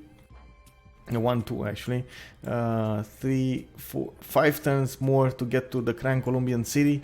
And those horses, if he builds the horses, oh, he actually improved the stone tile. Kick W, man. Why? We need horses right now from Colombia. If he doesn't have horses, oh, it's 5 turns. Okay, that actually might be enough time. 5 turns from that city. Not ideal, but what can you do? And another one coming from the capital, 3 turns away, and he's probably gonna chop a few of them with the builder he has from Quito. His allies need to give him the horses. Nobody is, or did they give him? I think they gave him all of the horses they had, prioritizing his defense / offense rather than going for their own. It looks like China here is amassing those archers next to the borders of Maracaibo. 4 archers over there. Unbelievable. We also have him improving his land at the moment, going for those amenities, not to mention improving the sheeps. He did go for fertility rights. Remember, fertility rights does not give you an extra food anymore on the pastures. Good improvement, I should say. I think he does get one on maize. Didn't it got changed on maize? Yes, +1 food for maize tiles, rice tiles, cattle tiles, and wheat tiles. Really sad here that there is no Stonehenge to be built in the Chinese territory. There are no stone tiles, so he's gonna be left without a religion and not able to go for that amazing strategy that usually China goes for. Seeming with monumentality, getting the faith from the wonders, building the wonders really fast. He's actually gonna be at war from the beginning. Look at this.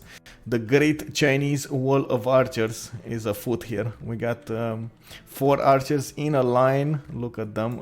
We don't actually see all of the units here, but you can see the icons above those tiles that are Chinese archers, and this is gonna be the battlefield that is gonna fight. At the moment they don't see each other, they can't shoot because of that forest, but definitely it is some war brewing here between Gran Colombia and the Chinese Empire. To the north we do have Washington here, 1 turn away from getting his general. It looks like he's trying to go for that 3rd settler again. He did get to his archers and is is not actually, it doesn't look like anybody's pressuring him right now, so he does have a moment to breathe, but I don't really trust this moment, honestly. I mean, we got France coming from the east, we got Germany coming from the east, even getting a trader to the city of Mainz that will build a road towards the capital city. I'm pretty sure that's his idea. He is gonna bring units from there. At the moment he is going for the settler, and that actually gives us an idea of what's gonna happen here. It looks like more France will go on the offensive towards America than Germany. Germany will probably follow up with some night push or later units. And there we have it. We got a general here. Hannibal Barca will be the one providing America with that extra strength, not to mention the movement. And 2 turns away from the horse to pop in Maracaibo. There is a horse coming from the capital right now. Let's check out the strategic resources. They are not making horses. The only one making horses is actually Gran Colombia. This is a problem, big problem. Both Russia and him need those strategic resources. I mean, if you look on this side, you do have Archetype going for horses, Yort making horses, Nerevar making horses, Malm going for iron. I mean, they're doing their part.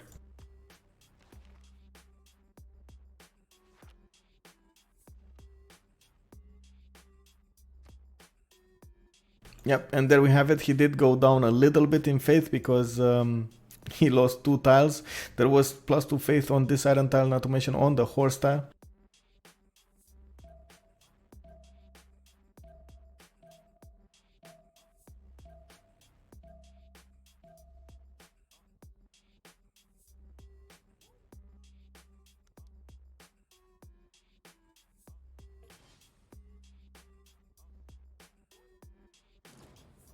More horses popping from China's main cities. It looks like he's gonna try to go all into this. He just improved his iron tile as well, and he has a lot of archers on the front lines.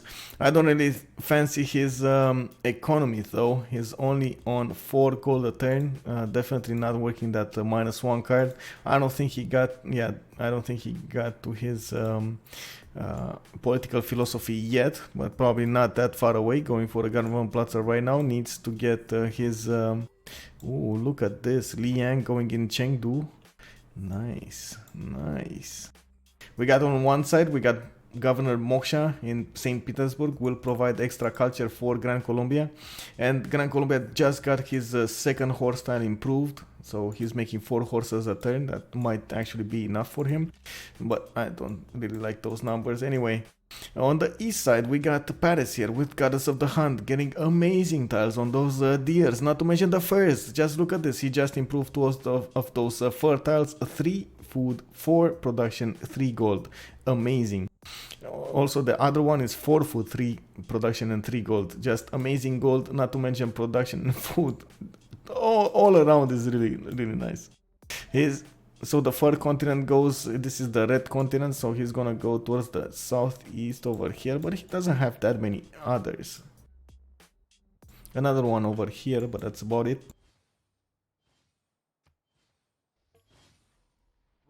Oh, there we have it. We went into the next stage. We got those we got the first Grand Colombian Comandante General popping in St. Petersburg. He's probably gonna move it instantly in Maracaibo. And we did have a little bit of a skirmish here between the archers. It looks like China noticed that he should be on the back foot here. He lost the momentum, didn't get the horses quite in time, and because of that he can't actually push this Gran Colombian city. Gran Colombia making a stand. It looks like he's gonna keep this city. He's gonna get more cities to the north here on that geothermal tile. He's gonna get more cities to the south, and it looks like it blocked China behind the mountains. Great mass of units is building up in the French cities. He does need a lot of gold to upgrade those. These are slingers, so it's he's gonna need to spend some gold to get those to archer technologies, not to mention spend some gold for those warriors to pop into swords. It's not really ideal terrain to go through. Rivers, mountains, forests, and hills, definitely making a hard hard trek, I should say, right? Through this, and I think America will actually settle this cattle tile at some point. I mean, he needs to. This is like it's a must right now. Yeah, there we go. He's actually positioning the archer there. And right after that, he needs to either get a builder and chop units, or he's definitely need to put some units in production. I don't think he knows what's happening here in France's cities, but France has a lot of them. He also has the iron technology, so he can get those warriors whenever he gets the money for to upgrade them into swords. And I'm pretty sure he has archery too. Did he just finish it? I think he just finished it. We got quite a few players going for their second tier, or I should say first tier governments here. And let's actually check their golden ages. Vladimir going for a monumentality golden age, definitely landlocked against Persia in a war. There are a lot of archers on each side, and it looks like the immortals are starting to show up on the Russian borders. We got him with horses on defense, and as I was saying, archers, some warriors as well. He will definitely need a lot of units to defend against Persia's incursion. Persia does have a general for his own, and it looks like St. Petersburg didn't spread the religion towards Kazan. The religion of Russia is feed the world with Defender of the Faith. Combat units get +5 combat strength when within the borders of a friendly city, but Kazan does not have that religion yet, so these units do not benefit from the extra +5 from Defender of the Faith. Let's check out what's going on. A lot of pre-builds, by the way. Malm is getting quite a few of those pre-builds. He did get his general, and this immortal is gonna have a ball against every Russian unit. Russia is also not making an extreme amount of faith. Only 24 faith a turn doesn't make it for a strong monumentality age. Dimitri, America, going for a normal age actually. Oof, that city taking hurt. Look at this. Dimitri not making it to the golden age. He's gonna go for a free inquiry dedication in a normal age. Definitely not benefiting from that extra science of the commercials or the culture from the pen, brush and voice. And there we have it. We got France moving the troops in front, and oh no, Dimitri, no, Dimitri, no, Dimitri. Oh, I feel like I should say rest in peace right now, because he's going for a settler instead of units, and this is, I mean, you must see the score. It's 131 military strength against your 55. I mean, come on, man. Read the writing on the wall. Come on, bro. Anyway, Lanero kick. This is Bezdomi going for Grand Colombian Empire with a pen, brush and voice golden age, receiving that +2 culture and 1 gold from each of those specialty districts. Doesn't have any, so he's not actually gonna benefit from it. Kick double. He is gonna push China, even with those horses. He does have the Commandante General buffing those units on offense, and it doesn't look like he could actually push. He will manage to give a lot of those archers on both sides experience points, because they're gonna shoot their arrows. You know how that is. We got Victoria here with a free inquiry golden age. Those harbors of hers will provide him with extra science as well. Really good age here, really good bonus. Man, monumentality golden age with that earth goddess, making right now 15 faith a turn. Again, not that strong as a bonus, but as a monumentality age, especially after the monumentality nerf. So we're gonna see how he fares. Nerevar going for a pen, brush and voice golden age with Catherine de Medici, the Black Queen persona. Archetype, pen, brush and voice, Yort, pen, brush and voice. So it looks like we went through all of those, and we're still watching what's gonna happen here. I do feel it's gonna be another settler snatch. Is it gonna be? We're gonna see a last move here from oh my god. Oh my god. Oh, he doesn't see it. Okay, never mind. Where are his units, man? Come on, America. And also, much appreciated, Boreal, for the sub, man. Much appreciated for the support. Thank you very much. Hope you're enjoying this. How much money does England is making per turn? He's right now on 23 gold a turn with 4 cities. He did manage to take over the city of Fez. That is that was the only science boosting city in the on the map, and it looks like this is an amazing city as well. Going for that +3 harbor that he has next to that city, and the spy styles will give him a lot of food there. He does have more cities to settle on the coast towards the west, at least 2 more cities, one here, over here on the 1-1, not to mention another one here on the mains. It is a connection city anyway, not that he needs it. Going for La Venta as another city, which I'm not sure it's the best choice. He could have left that for Russia, definitely needing the boost in faith making, since he's building his shrines, so yeah. Russia did manage to get Eastern Orthodoxy, his religion, in the front city. That means all of those units over there are benefiting from the extra +5 that religion is giving them. He also, let's check out the, yeah, there we go, horses, 58 on defense. Ooh, that's gonna be a hard horse to kill, man, even with the Immortals' amazing strength.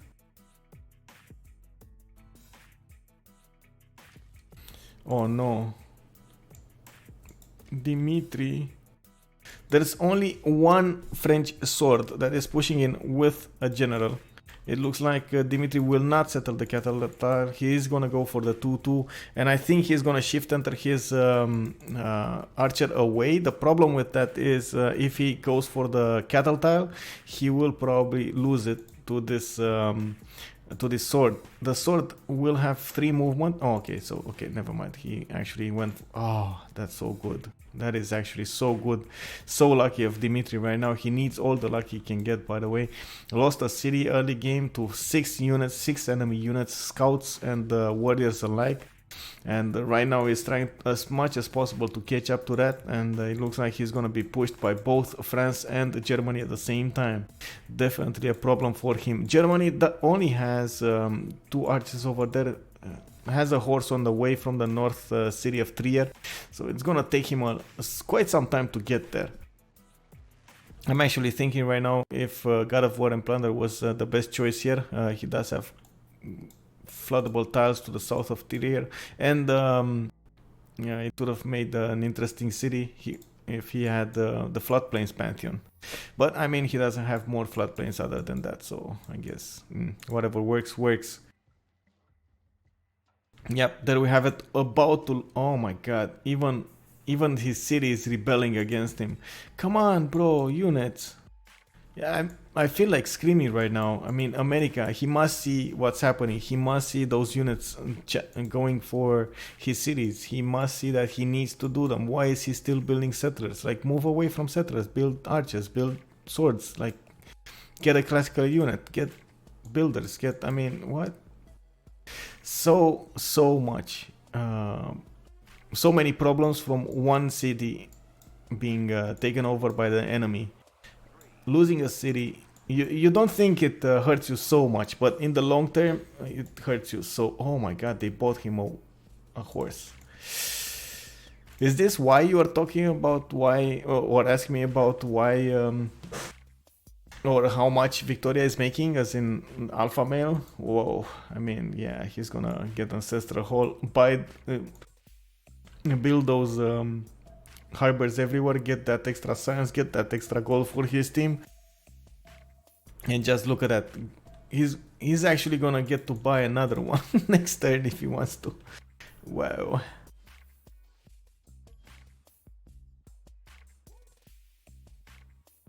Dimitri.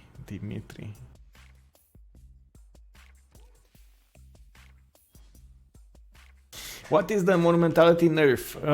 We had about 5 or 6 months ago in the Better Balance game a change in monumentality. Monumentality used to be 30% reduction in buying with civilian units with faith, and right now it's only like 10%, I believe.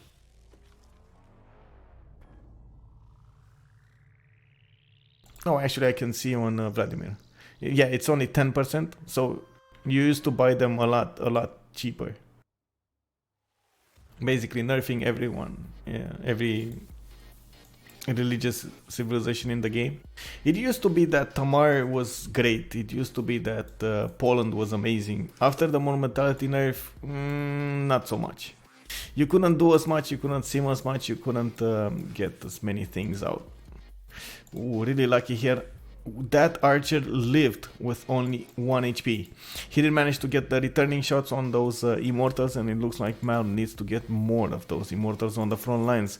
This immortal does have a promotion. It looks like he will live to tell the tale.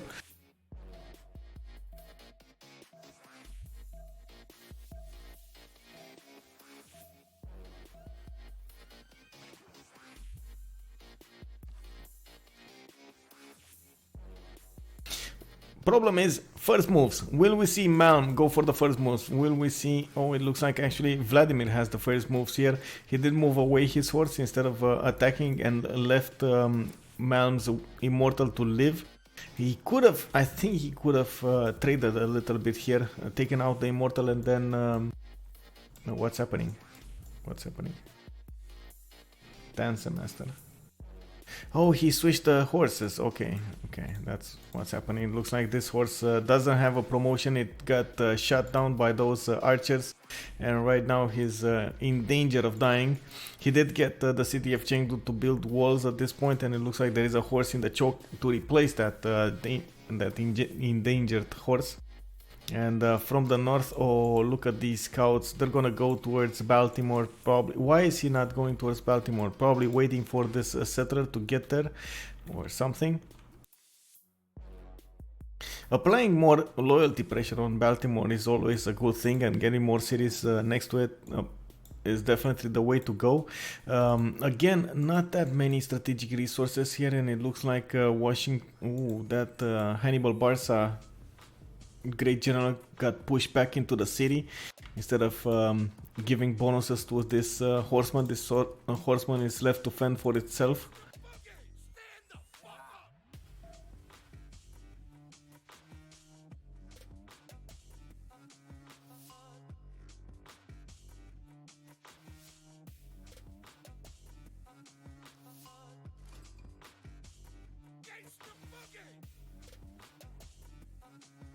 Nice moves. Dimitri saving his archer, going across the river, and oh my god, he's gonna lose another city.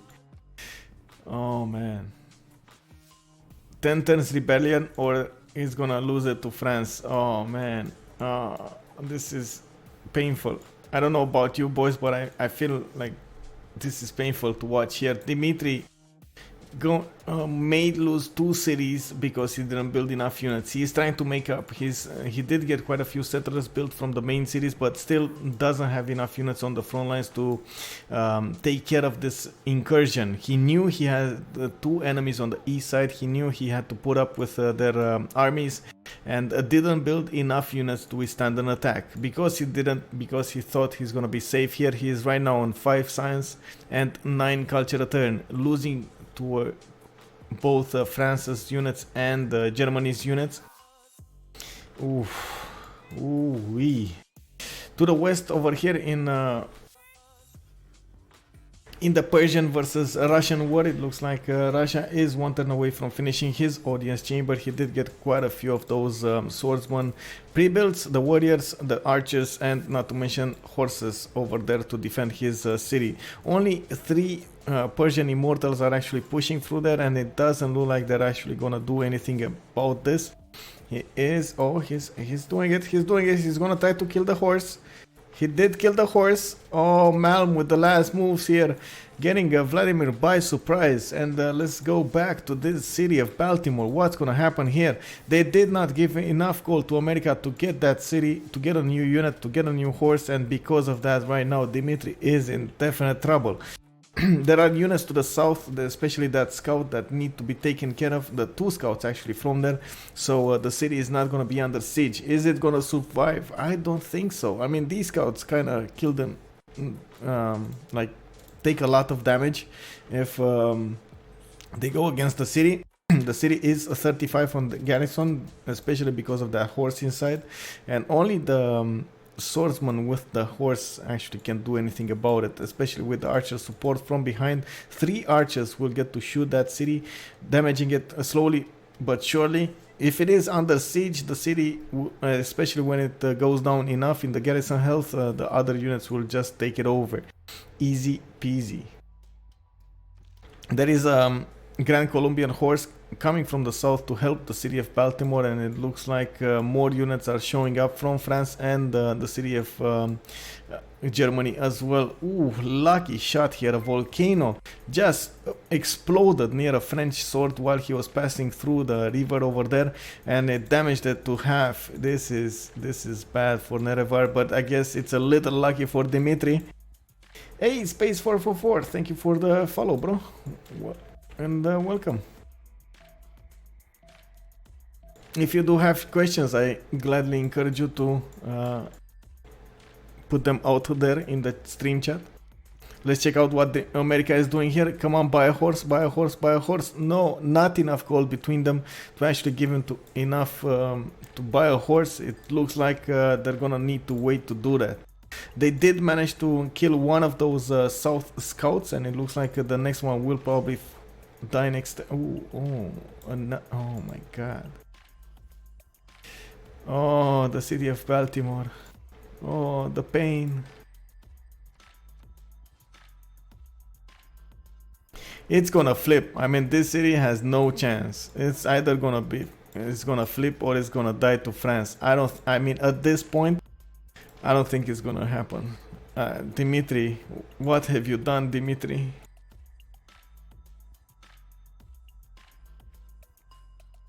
Towards the south, it looks like China is more interested in building his wonders. Temple of Artemis coming out from Chengdu in 3 turns, and he does have horses next to his city.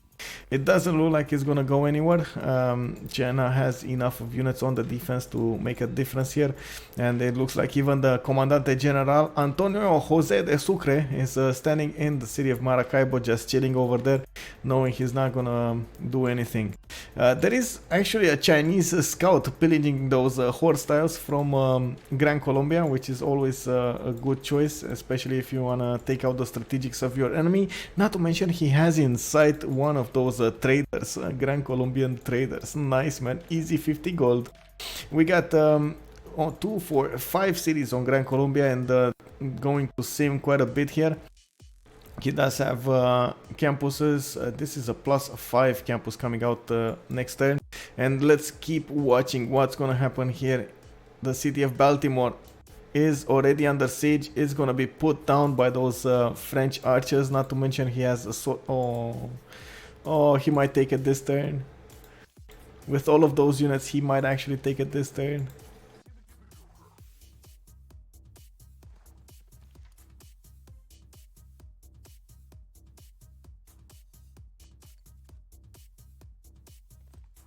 No, Bezdomi. Oh, never mind. Okay, never mind.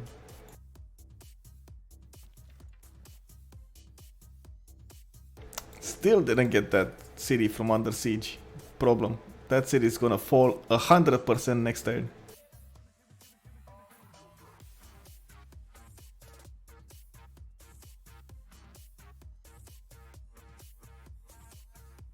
Oracle being built in the city of Moscow. He's gonna actually need to build. Okay, never mind. I thought Persia will actually make more offensive units, but he only has those remaining 2 immortals. One of them did die to the Russian defense. Remember, Russia does have Defender of the Faith, so it's much better to defend in his own territory. And because of that, Persia will need to get all of those, a lot of units on the front lines here, even to defend himself. He does have a border, or close to a border, with Russia over here, and it looks like he's gonna try to keep him in check. It does look like Russia will survive the Immortals. Since there is no overwhelming number coming from Persia, I think it's gonna be fine. Feeling safe. He did go for Oracle in 6 turns from the city of Moscow. It's probably gonna pop in that city, and he's gonna start getting a lot of those points in the Great People screen. And right now, America is the word to watch.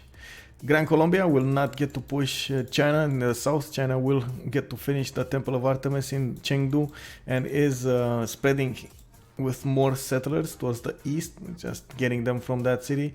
Governor Moksha providing him with extra culture in his capital city, not to mention Liang in Chengdu, getting that extra production from the volcanic soil tiles of Mount Vesuvius.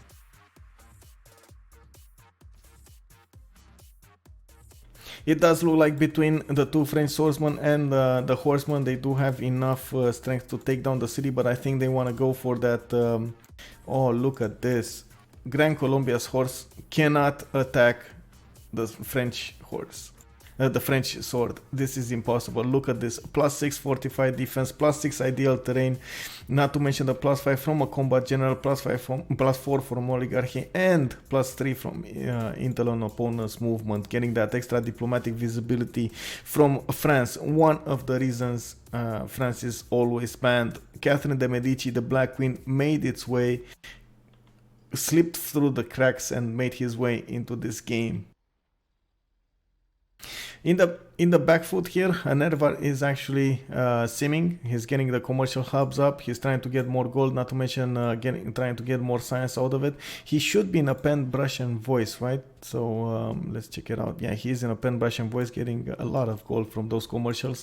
And I don't see yet campuses, but we're probably gonna see some. We're gonna need to wait and see what his government plaza choice is. He didn't build it yet.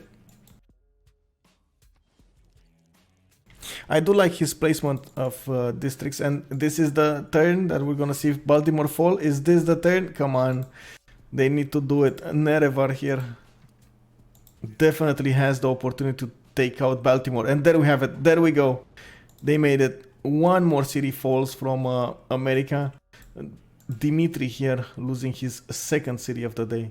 He did manage to settle San Francisco in the far west towards Persia, but it is behind the mountains, so you could say it's quite safe. We do have also him going for that southwestern city, but he just gifted a free city to France. Unbelievable here.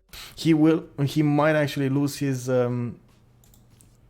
capital soon. This is a problem. Archetype and Nerevar pushing in for the kill.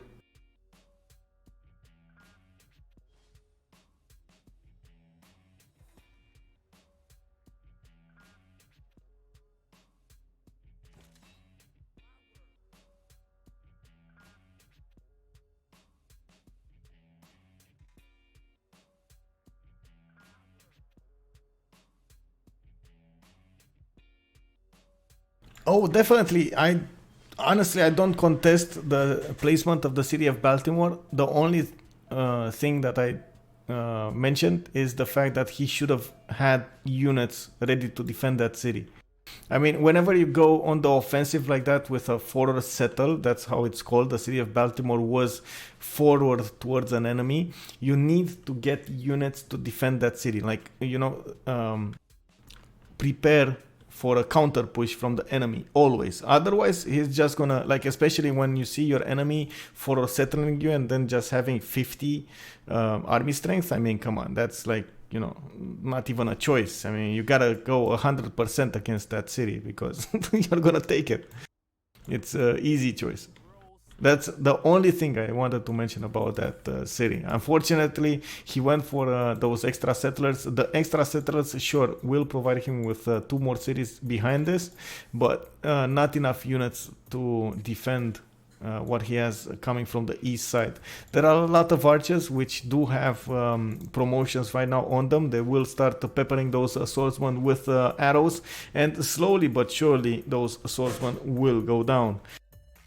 It is just a matter of time. I do want to remind you, France does have a lot, and I mean a lot of potential damage from the diplomatic visibility, and right now America cannot put up with the science, not to mention the culture output. To counteract France's science, or I should say diplomatic visibility better, you do have to get your own printing. You do have to get your own spy. That means getting... Wait, where is it? Is it here? Printing? Yeah. No, this is printing. Where is the spy level? The spy level is in civics, right? Is in no. Here, diplomatic service. So you can see how far away you have to go to actually get your own spy. Sometimes it's really extremely hard to counter Catherine de Medici, the Black Queen.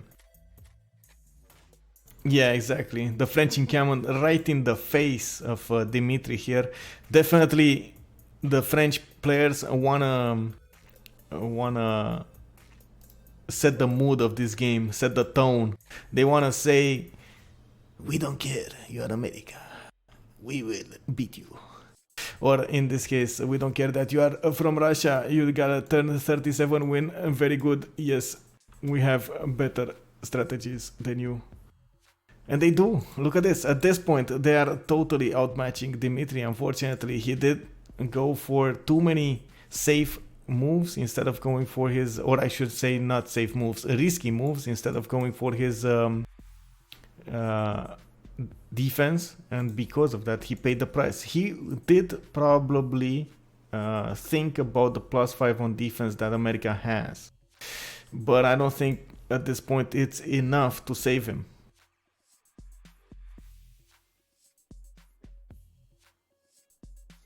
Oracle is placed down in the city of Chengdu, 8 turns away from finishing. We got it finishing from Moscow in 2 turns. I don't see a builder next to it, and it looks like, oh no, never mind, it is a builder there.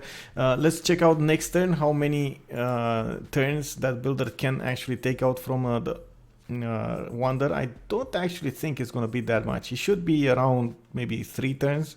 So still Russia will probably have first dibs on it.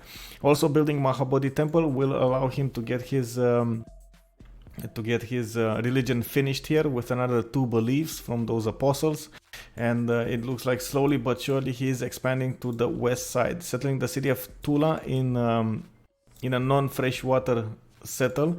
It's no problem actually. He's gonna get the shrine that will provide him with extra housing, not to mention food from that feed the world belief.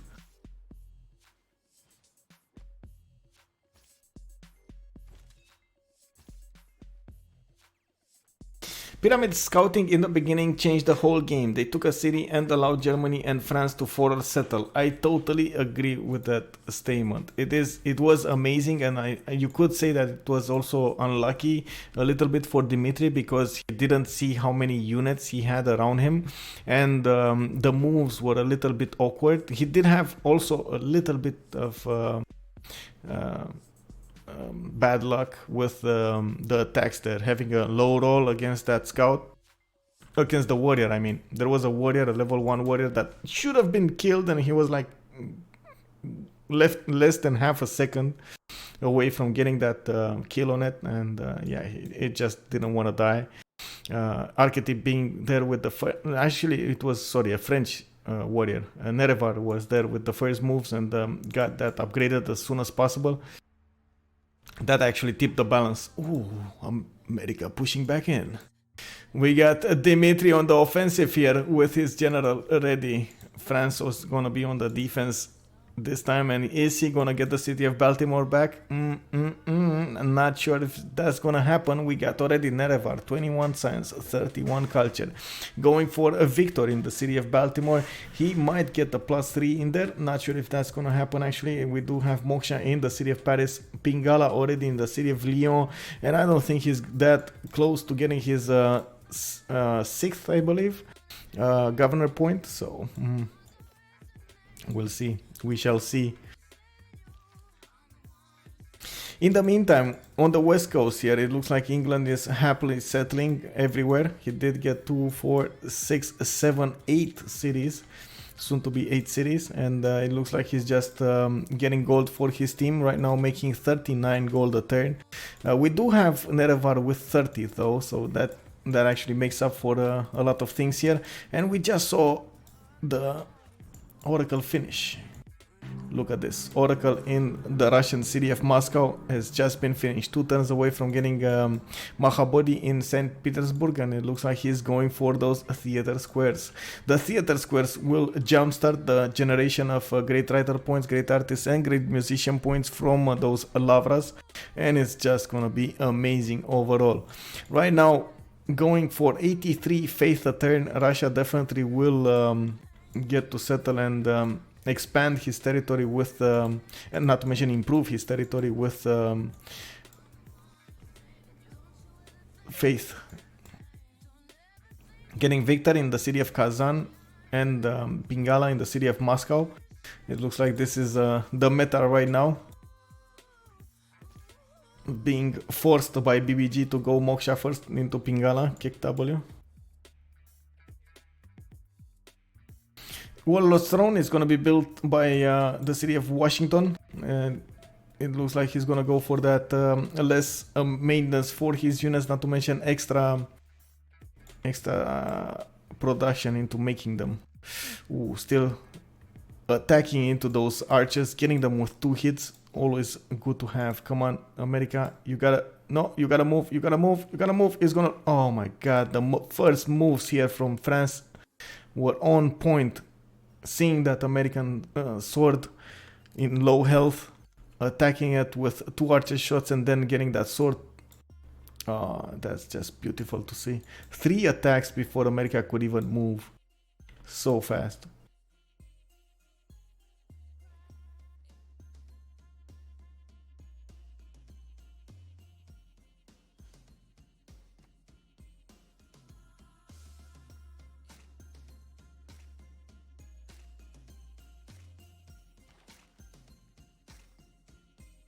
We still didn't see Hypatia pop. We do have Euclid able to be...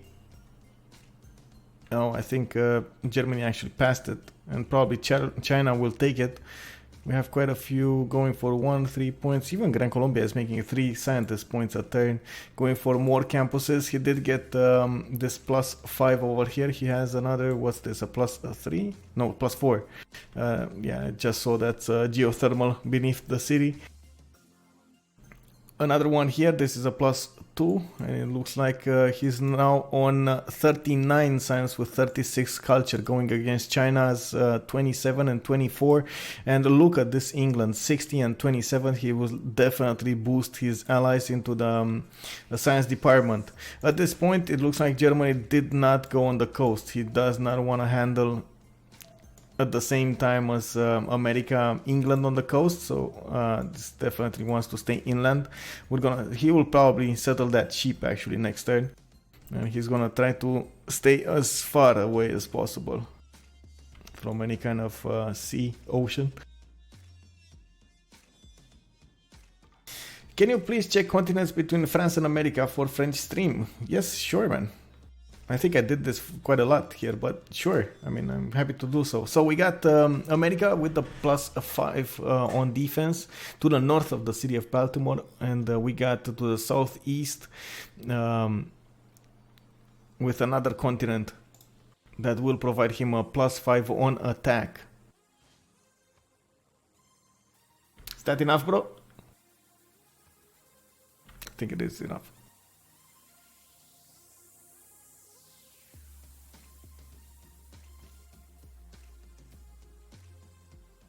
The longer the game goes on, it looks like America will lose his defense here.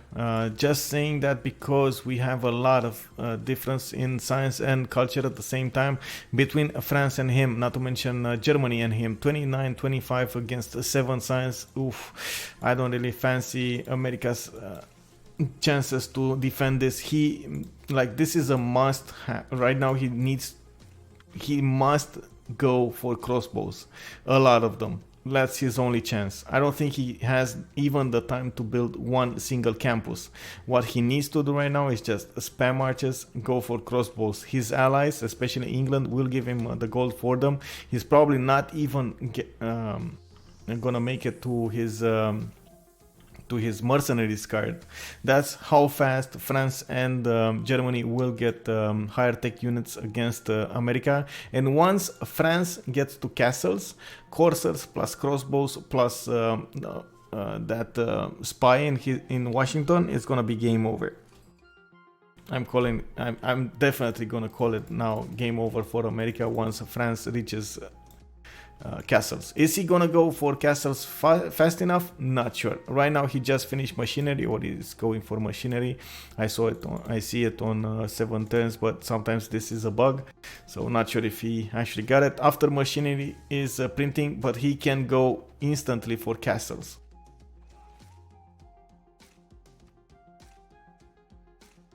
Yes, we can have. This is, I mean, we are still 10 turns away from the next era. It's kind of preemptive, but sure. Let's check it out. Vladimir 61, Dimitri 41.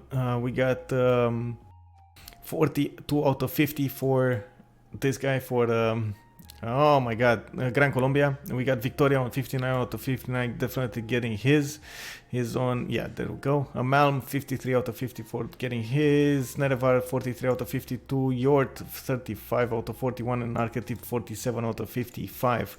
Yort is having problems here. It's gonna get some points from the theater square. Actually, no, not even the theater square. He does not have a second wonder over there, nor a second district. That means it's gonna only be a +2 from the wonder, and he's gonna need to build more cities. He does have 5 more. He does have 5 cities right now, with quite a few of those campuses trying to keep up in the science department with Gran Colombia, but it looks like he's not doing it. 28 and 24 versus 46 and 36. Ooh, even with Penbrush and Voice Golden Age here, is not able to keep up with Gran Colombia. That's one of the reasons China needs those stone tiles. Not sure exactly why they made the choice. Oh my god. France. Nerevar going for the upgrades, instantly going for those crossbows when he hit the tech. And we just got our answer. What's France gonna do on offense? Is gonna go for crossbows, boys.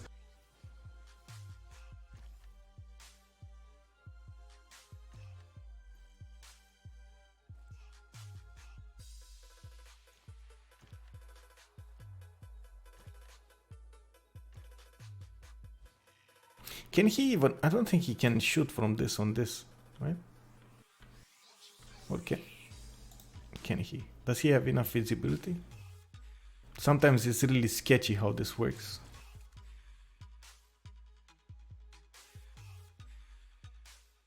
Yeah, we'll see. 2 turns away from America finishing his Warlord's Throne.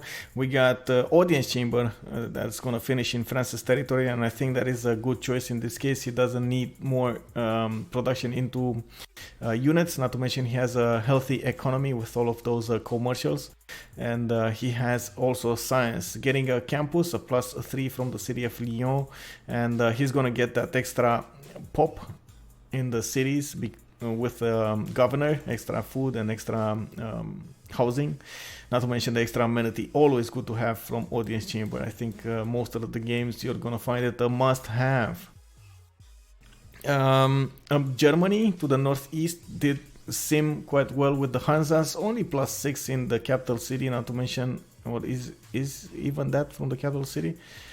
Oh, he didn't build his commercial from there. Okay, that's why. He has another one near the city of Mainz with a +5, giving it that extra production, going for settlers now. Okay, interesting. Ooh, walls in Washington. Oh man, I mean, yeah, just check out the damage. Check out the damage on the sword from all of those crossbows. Once they start shooting, it's gonna be, they're gonna cloud the sky, man.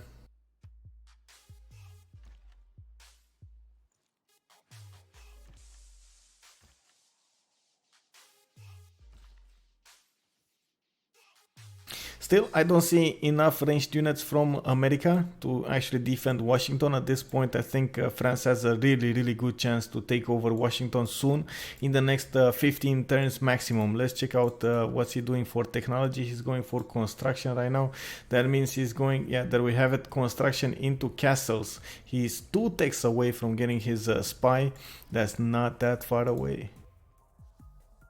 To the northwest, we do have another incursion of the Persian Empire into the Russian Empire. We got quite a few of those immortals, 5 immortals with even level 4 and level 3 promotions, with a general going against the city of Moscow. Moscow, in the meantime, instead of building units, he did go for those wonders, not to mention the theater squares, trying to get as much culture as possible. He is right now on 39 culture with 32 science, going crazy with points. 10 great writer points a turn, 6 great artists and 6 great musicians.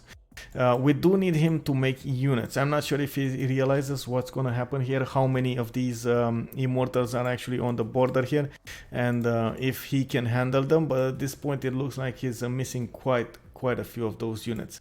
Still not at that point of the game where he can easily go for his faith buying units. He needs monarchy or merchant republic or theocracy, the next level, the second level of governments, if you take chiefdom into account, to actually get the choice, and of course build the Grandmaster Chapel as well to get that option.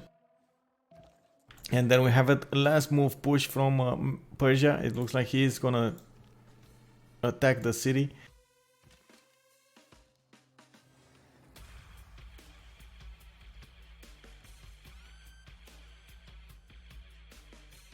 Behind this attack, it looks like Persia is going for the heavy chariot pre-builds in the main cities. He is going to attack him with knights as soon as he has them.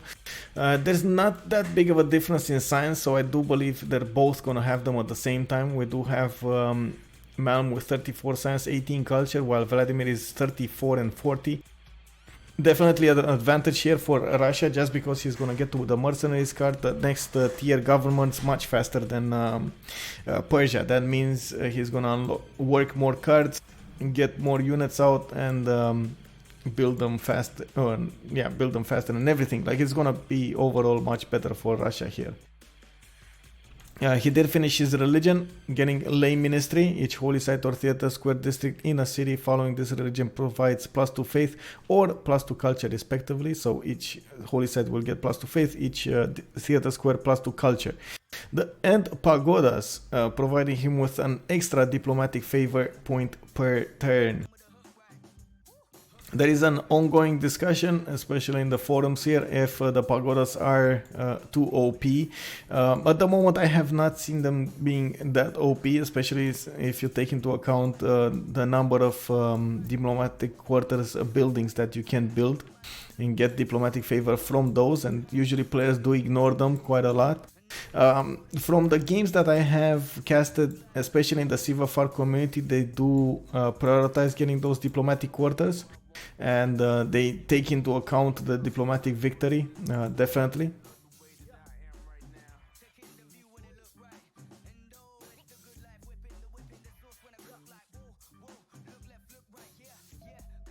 It looks like between Gran Colombia and China there is a stalemate right now. Nobody can actually push into each other.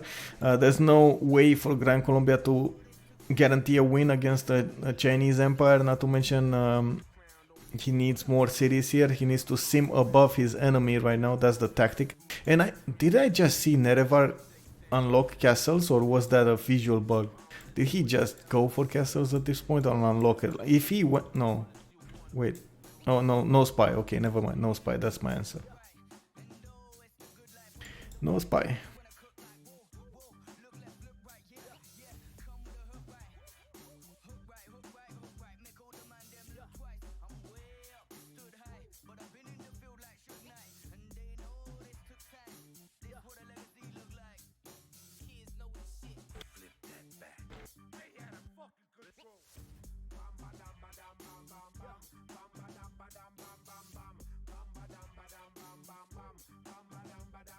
People are getting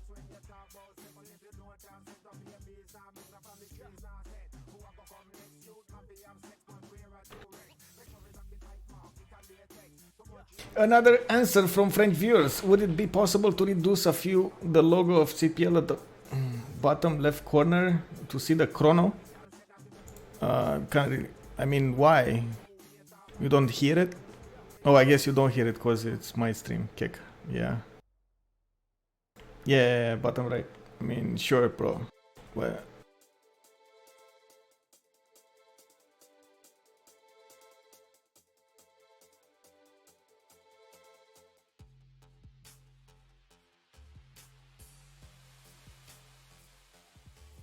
I can't really. Actually, wait. Give me a second. If I can, I want to see if I can get transparency on it.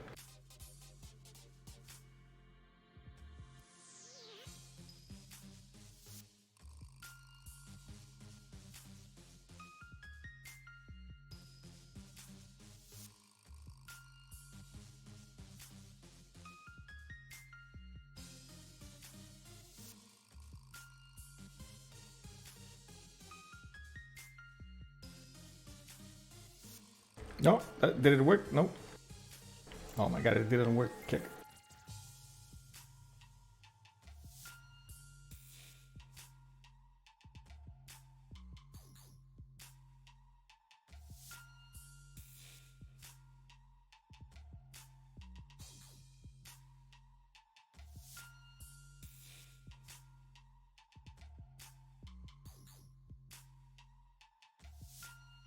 Man. I'll disable it for now, but I usually don't like to do this. I mean, whatever. Anyway, let's see what's happening. 1 turn away from finishing Warlord's Throne in the Washington City. It looks like we do have France pushing in with those crossbows. They did manage to push back America from the front tiles, especially that encampment tile. We do need to see France making catapults. And at the moment I don't actually see... Oh, no, never mind. I do see a catapult coming from Rouen. And why the French team is still pushing USA? Well, the French team is needing to go for the kill here. They do need to guarantee America will stay... first of all on the defensive and will stay as much as possible IRL. So there's no choice of backing off here. They need to like slowly push, even if they don't instantly go for the kill or for the cities. They need to take down the units. They need to force America as much as possible to build units of his own. And right now exactly that is happening, going for those archers. It is a little bit too late. I was saying this like 7 turns earlier. He needed to get those archers out, he needed to chop them, and right now he's getting pushed even from Germany from the northeast, not to mention Persia from the west, between the mountains in the one tile. Choke those immortals, especially in the rainforest hills, are just too strong. Malm is 59 science, 60 science right now with 22 culture, going for more libraries. And it looks like, okay, Russia on his defense did get quite a few of those crossbows, especially with the Defender of the Faith. This will be amazing. 6 turns away from getting his Grandmaster Chapel. He does have 473 faith in the bank. It's gonna definitely be a good thing here. We got those crossbows closing into America's cities, and I'm still not favoring what's happening here. By the way, France, I don't think has a chance to push in with only swords, especially since Governor Victor established in the city of Washington. He probably has the +3 garrison commander. Yes, he does. And he needs a lot of catapults on offense. The encampment will provide some defense here. He's not going to get to attack the city with the city's defense, but he will get to defend much well that tile. It's not an easy city to push, and definitely the swords won't have enough attack damage. And as you can see right now, it's a 54 attack against the horseman, 63 on defense. And he needs either musketmen, or he needs horses or a higher tech unit here, which at this point is not happening. So yeah.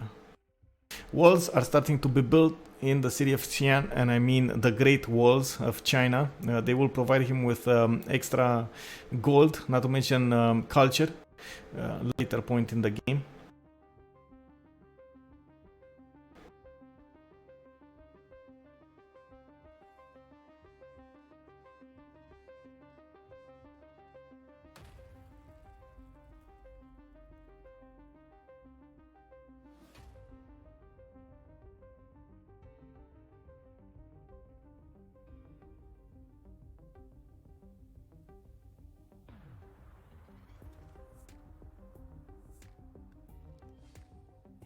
England is happily simming away.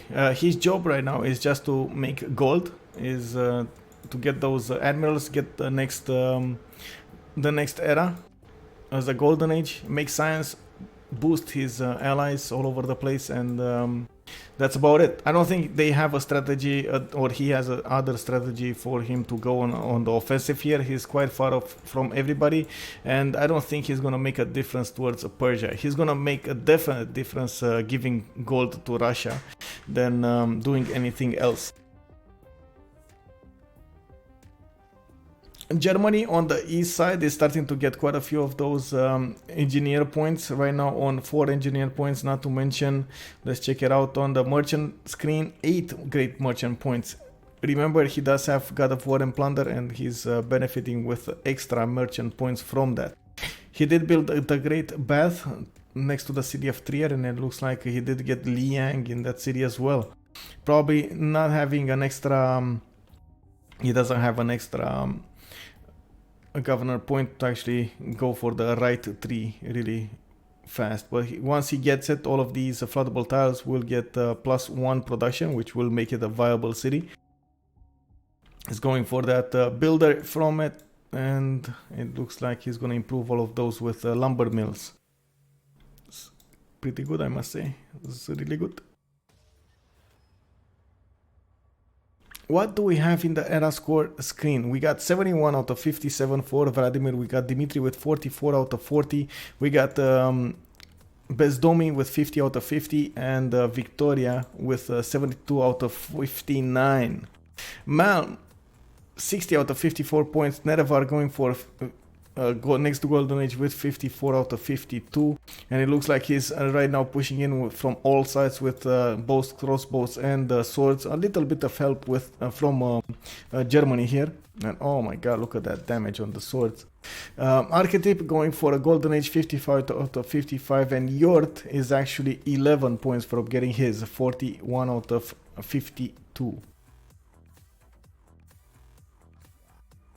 2 more turns to go until the medieval era. That's exactly the moment we're gonna see the first Congress as well, and we're gonna have to see what are they gonna pick here. What is the game plan for CC now? I don't see any way for them to win. Culture victory, that's the game plan. There is at the moment no one stopping the culture victory of Russia. And right now, just look at the points. 8 great musician points a turn. We are turn 59, and he's making 15 great writers and 8 great artists. I mean, he's definitely going for that culture victory.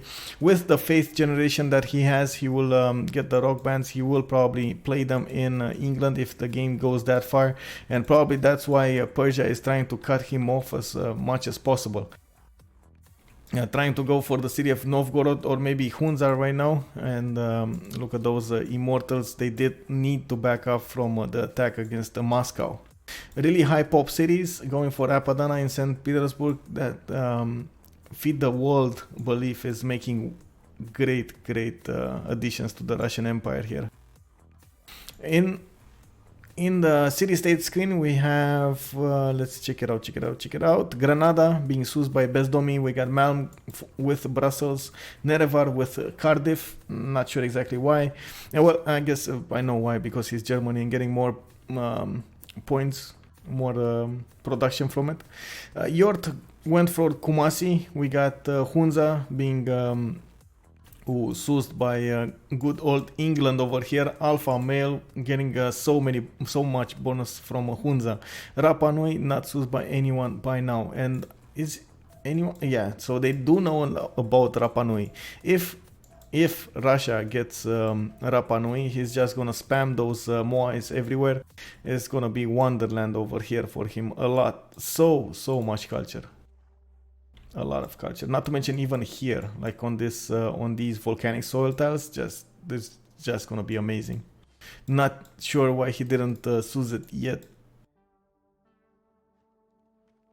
Between France and America, we still have that push. It looks like he's going in for the kill with the crossbows, and slowly but surely is attacking the garrison fortification here in the city of Washington.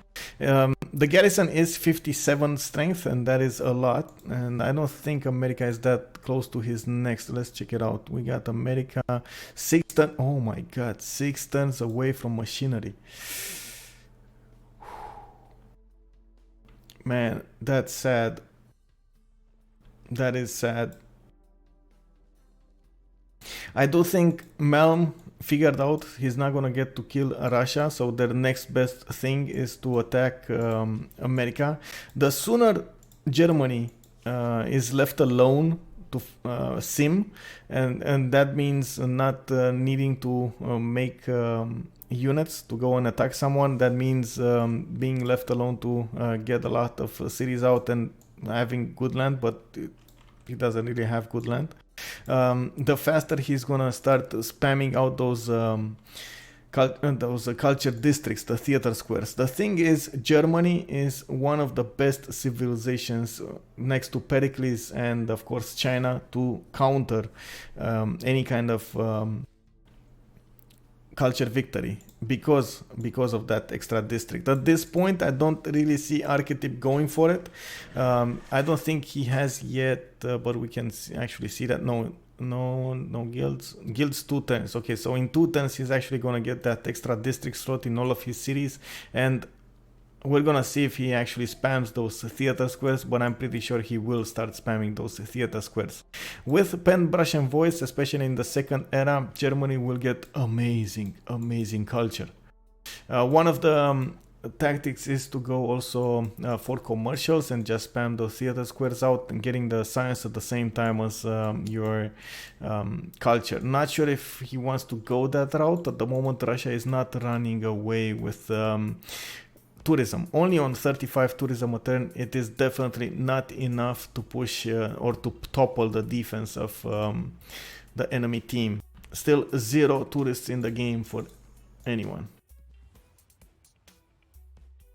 Or religions. I mean, we got Buddhism from China. Relics have triple yield of both faith and tourism, and tithe plus 2 gold for each city following the religion. That is for the Chinese Empire, and I think he only has 1 city converted. Yes, he does only have 1 city converted. The second one is from Russia, Eastern Orthodoxy. That is Feed the World, Defender of the Faith, Lay Ministry with pagodas. By doing pagodas, actually what Russia is doing right now is cementing or guaranteeing their chance to get the Diplo victory. Diplo victory can be really easily achieved by England here if they manage to get the votes done, and it looks like oh, they don't have the votes. Only Peter has 2 votes because of Mahabodhi probably.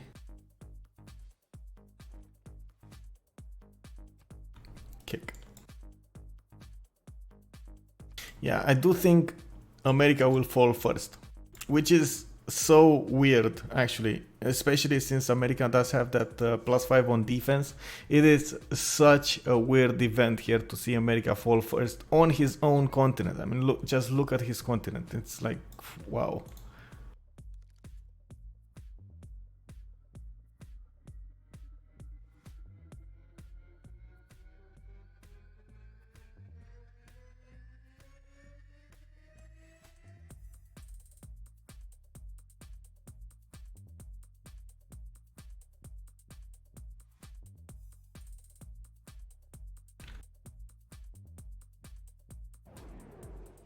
And there we have it, the World Congress. This is the moment I actually need to sync with the Kacheka. Let's put the first one, this, fascism, and me.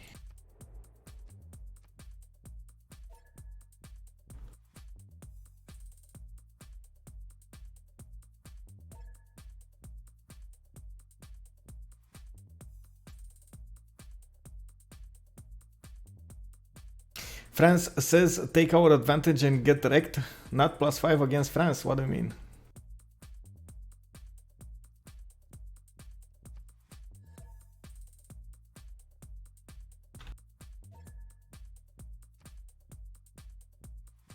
So let me double check. I put A in the first one, fascism in the second one as A, and A for me. Okay, got it.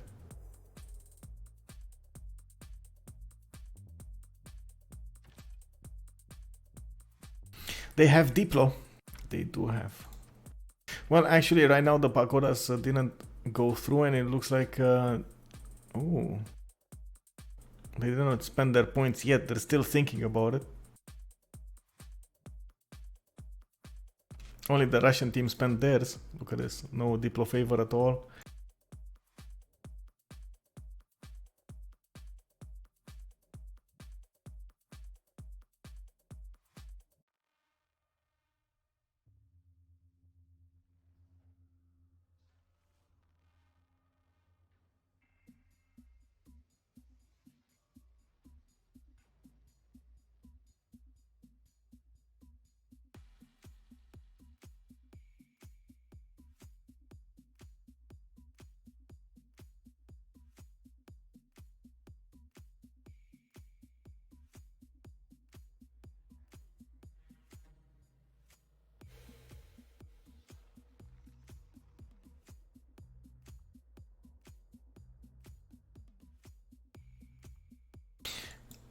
Well, it would be, but is he?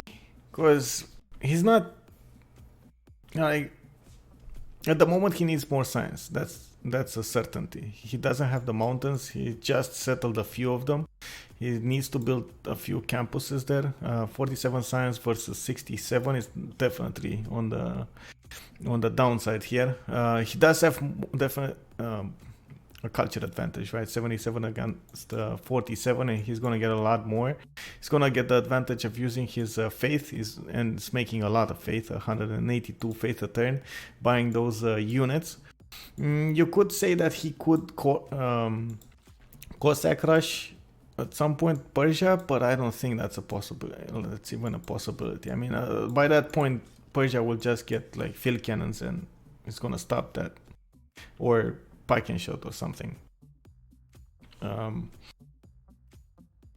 do think his best chance right now is to settle as many cities as possible towards the northwest over here, and get those lavras with the theater squares in them, and get all of the great people. And there we have it. The vote has been casted. We got 20% faster pop growth, but -5 loyalty for alpha male. Archetype actually won the Diplo favor here, the diplomatic victory points, and it looks like monarchy is the one who's gonna pass via the tiebreaker. Ooh. Ooh.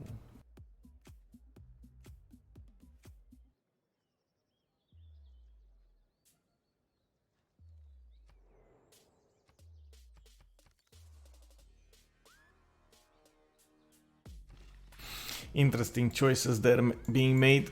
Gran Colombia still going ahead and getting his sim up right now on 59 science and 68 culture. Really good culture, by the way, for his sim. He's making quite a bit of gold, getting a lot of those commercials to the south of Quito, and by the looks of it, is gonna have more cities to settle towards the west.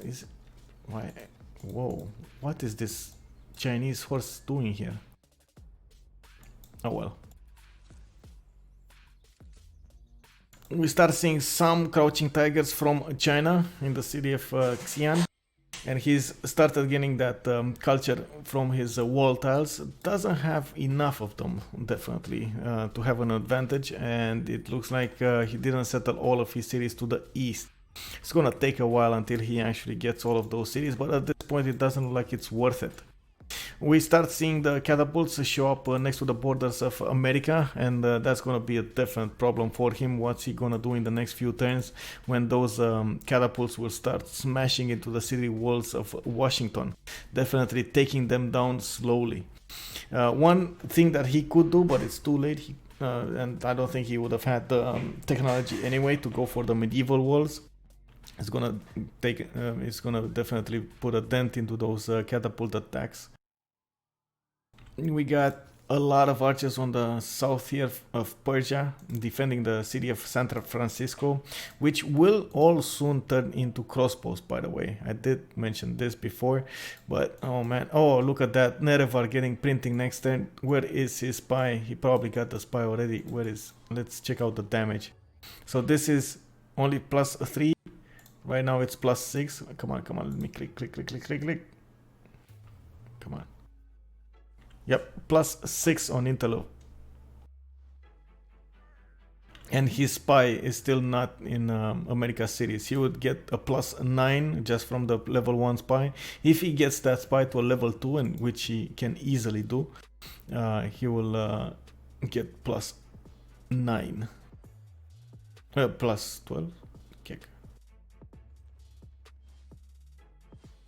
That's insane.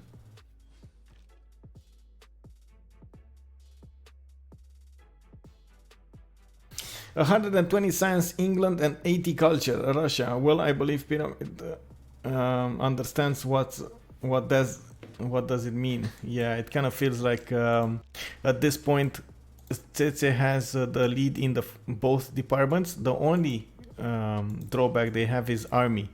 Definitely France here can do a push. I do believe at some point America will go down, but it will not go down without a fight. Dimitri is ready ready to tango with all three of them at the same time. Look at that. Persia is amassing knight pre-builds, heavy chariots in the city of Charikumis. We got Germany going for horses and forward settling the city of Washington. We also have France pushing in with catapults and swords, not to mention a lot of crossbows. Let's check out who got a golden age. I think, yeah, all of them actually got a golden age, which is really good. Finally, America is in his own golden age. Kick W. It's not making that much gold a turn. He should be actually losing gold a turn. Let's check him out. He's on, no, he's making 10 gold a turn. That's actually fine. Vladimir is the one who's actually doing 0, which is, yeah, definitely not ideal on 60 science and 80 culture a turn. Getting more campuses out and a little more and more of those units, the horses. He's gonna need as many horses as possible around here.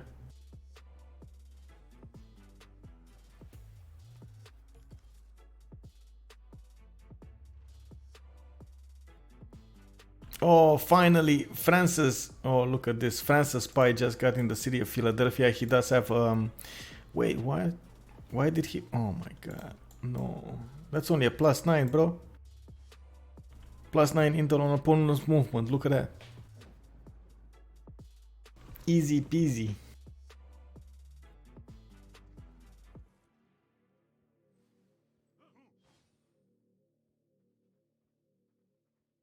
Well, I mean, you could try to push England, but England, I mean, there are two moves here that England will do and it will guarantee the survival. First is upgrade one single caravel in a city next to the front lines, like maybe this one, right? That boosts the city defense strength so high that the immortals cannot bump into it. Like they will just die if they bump into it. The second, what he is doing right now is getting those crossbows out, and that's it. I mean, one crossbow in the city will take out the catapults, not to mention the city walls, and that's it. He's gonna survive. He's like, there's no way. I don't think there's any way for Persia's attack to be successful here. But maybe I'm wrong. Sometimes players do not do exactly what you expect, especially, I mean, we see it from here, Russia, Sacred Path. I still don't know why he got Sacred Path. He would have had, like, I think 20% more faith right now from his Lavras, but sure. I guess he didn't know what's on the west side, and that's why he made the choice. And not knowing what's on the west side definitely would have pushed him to get Sacred Path.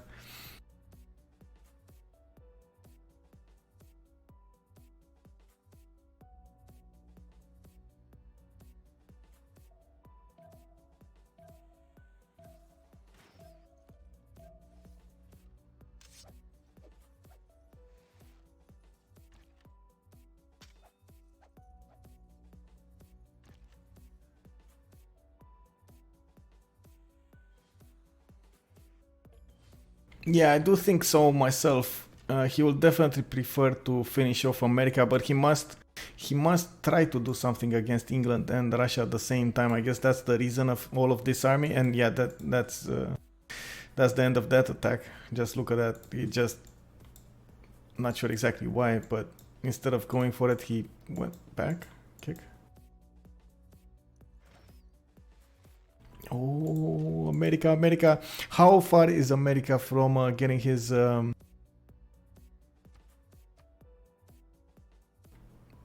is America, America, America? Apprenticeship. Oh, did he get it? Oh, yeah, he did get it. The crossbow tech. Oh, machinery. Oh my god. Okay, got it. He just didn't upgrade his archers here. He needs to upgrade all of those archers. These catapults will start shooting down the walls. It's gonna be a definite problem here. I don't think there's enough time, but it might be for him to get to muskets. If he gets to musket, I mean, there's like almost no way for France to push in.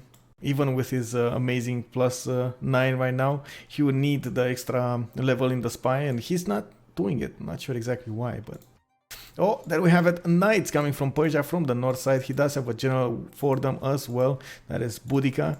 And look at this. Against the archers, they will smash into those archers instantly and take them out. He does have a catapult as well. 4 turns for walls to finish in the city that I cannot name of Dimitri. That was San Francisco, right? Yeah, I think it was we'll call it San Francisco. Okay, it's fine. Anybody can translate this, by the way? And what's the continent situation for Guard Imperial? Not that great, actually. Actually, he's not... Yeah, he doesn't have any way for his Guard Imperial. Guard Imperial, if you guys don't know, do have extra damage on your own continent. +10, actually, extra damage on your own continent, but they... lose that on another continent. So yeah, definitely not the choice to be today. Plus 500 gold a turn for no, that's only 116, bro. Gold a turn for England. He definitely has the lead in the science department and is doing well on culture. 69, that's definitely not bad.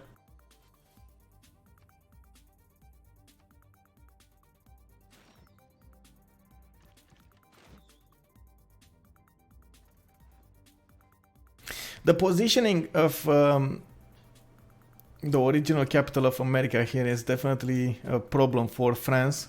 He has so many forests that are blocking vision for those catapults to successfully attack into the city that he needs to push them as fast as close as possible to the city and actually put the catapults in danger.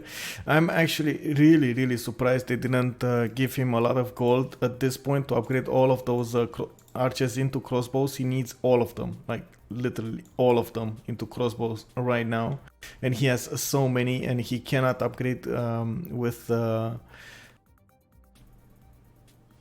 the mercenary cards on because he's so far away. 24 culture a turn, mercenaries in 2 turns. Oh man, I think he might survive 2 turns, but still he's gonna lose quite a bit here. Let's see. I still don't fancy France's attacks in 2 turns. So he has, let's check it out, 1 attack from the catapult, maybe 1 attack from this crossbow, another attack from this one. I'm really surprised he didn't switch it with the catapult there, getting that across the river. He has another catapult here, which is in range of a general, so you could say that he could move it next turn here, but if he moves this crossbow over here, he's just gonna lose it to a 3 attack sword with the archer and the city. I mean, really, America is hunkering down as much as possible.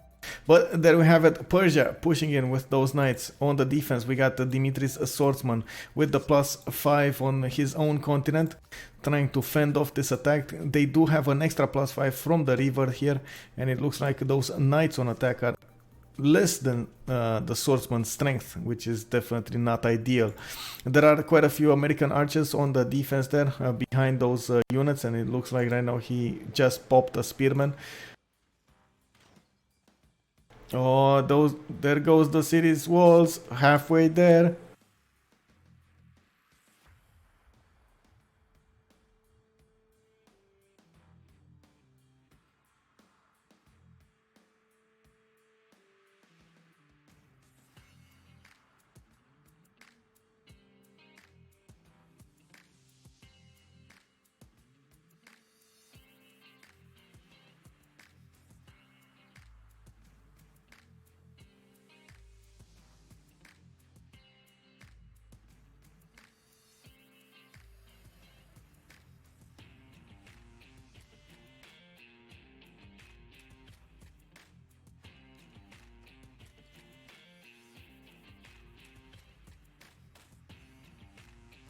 Oh, that's the name? Actually, sweaty 4x4 kick. I mean, you gotta give it to him. He probably is sweating a little bit here.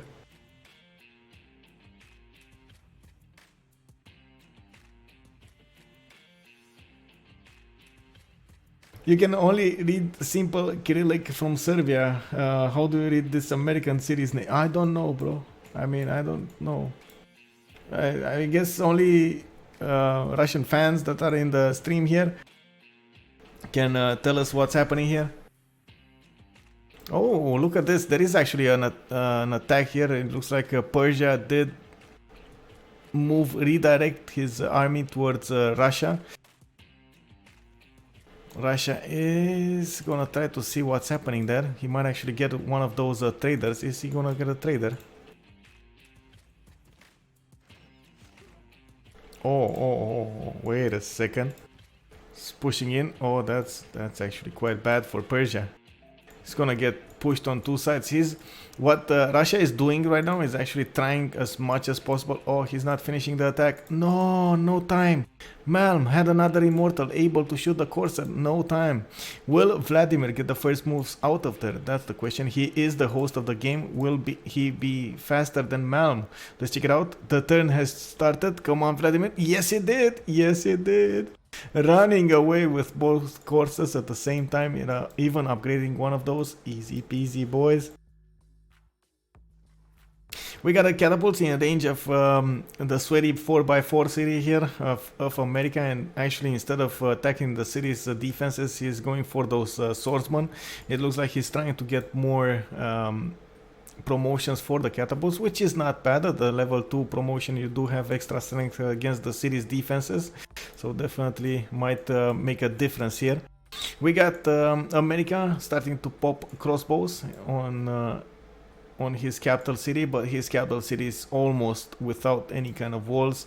Definitely a problem here for him. Still, oh, I think he just got mercenaries. If he got mercenaries, his allies, especially England, will have the option to give him a lot of gold and upgrade all of those archers into crossbows. That actually might make a difference. Although, look at this swordsman. Oh my god, 77 swordsman from France against oh man, like this is so sad. 77 swordsman, 81 swordsman from France. Kick. They definitely can't push in, but they can stand their own. That's the problem here.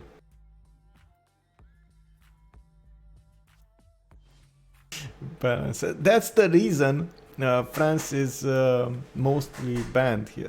I'm not sure how it made it in this game. But again, they did. One of them took France, the other one took Russia. So even if America falls right now with the +5 on defense, there is still a very high chance that Russia will get the culture victory. Right now on 114 culture a turn, he is not that far away from getting the first great musician. He did finish quite a few of those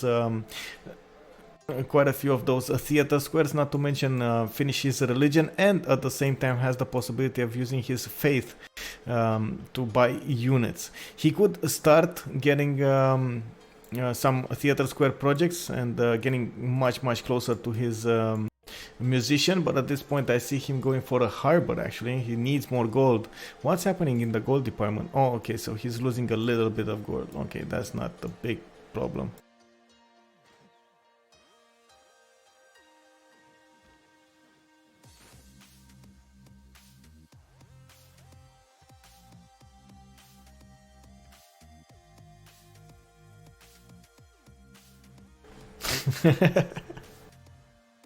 Magadanchik, you're gonna have to wait for when I actually stream, man. My point of view. Sorry, bro, sorry.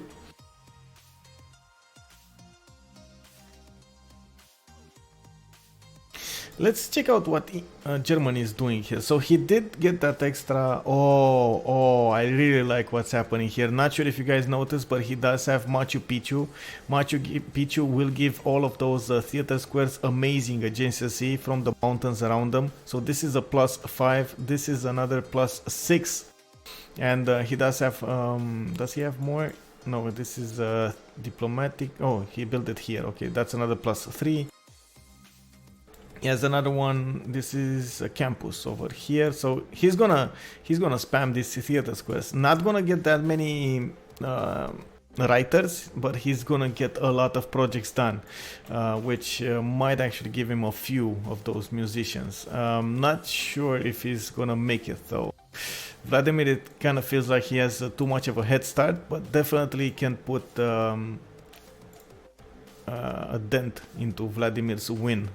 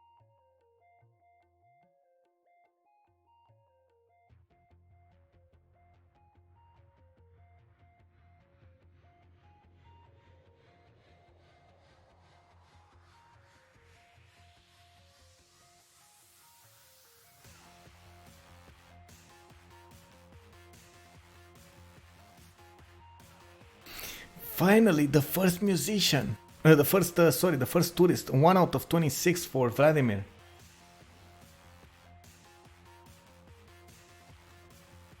And it looks like Malm is getting frustrated that America is not, yeah, there we have it, he's not unstacking his units as soon as possible. There are 2 catapults able to shoot the city of the capital city of America, and they will do quite a bit of damage here. The city will heal. It is not put on the siege yet. It did lose its defense though. It's only on 48 instead of 57 as it was earlier.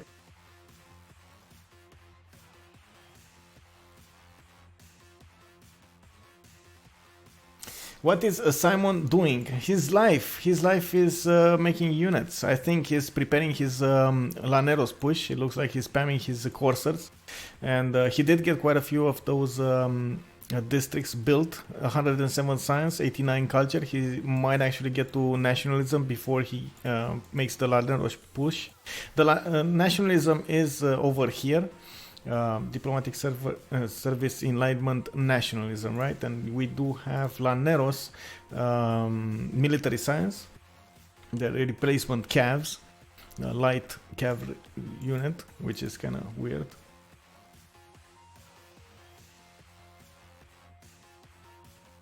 Germany is spamming his theater squares. That's what he's doing. It looks like he's gonna build Petra in the city of Magdeburg, and he's gonna try to spam as many theater squares as possible just to get those points. He is starting to catch up in the culture department, 110 and 77. He did go for a free inquiry golden age this era. That's why he is not above 100 culture turn. He could have gotten that quite easily with pen, brush and voice, but he wouldn't have the science to keep up with everything. So overall, I wouldn't say it's a good or bad thing. A really high chance here for America to lose his city. Oof. This is a bit of a problem.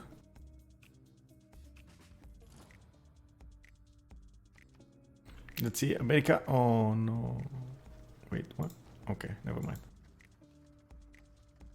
Too many fronts.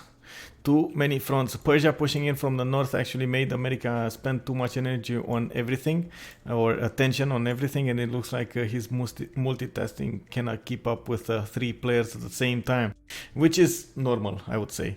So we're gonna see how he will manage to defend his capital city. I don't really think he will. So oh, never mind. A catapult just died. If that catapult died, that means there's an extra turn for the city to...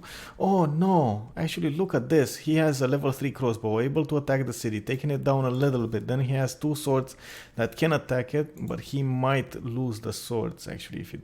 will he? Man, 71 sword on defense. What is this? Man, that is just beautiful. It looks like also France built a wall of units towards those Laneros, towards Gran Colombia. It looks like Bezdomi is being countered here. He is getting quite a few of those crossbows, and those crossbows do quite a bit of damage against the pikemen. But he does have that option to get another spy, especially from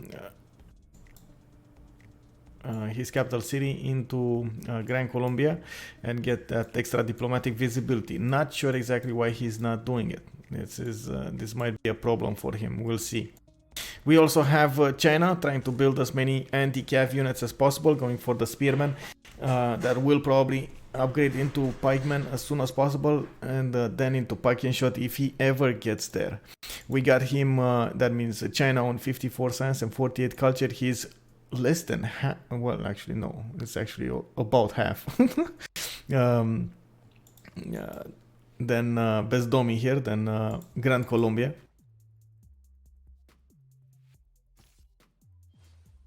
On the west side, Persia did upgrade all of those immortals into muskets, and right now those muskets do have quite a bit of strength against the coursers. The coursers need that extra +5 from Defender of the Faith. Not to mention we're gonna need Russia to get a lot of his crossbows into field cannons.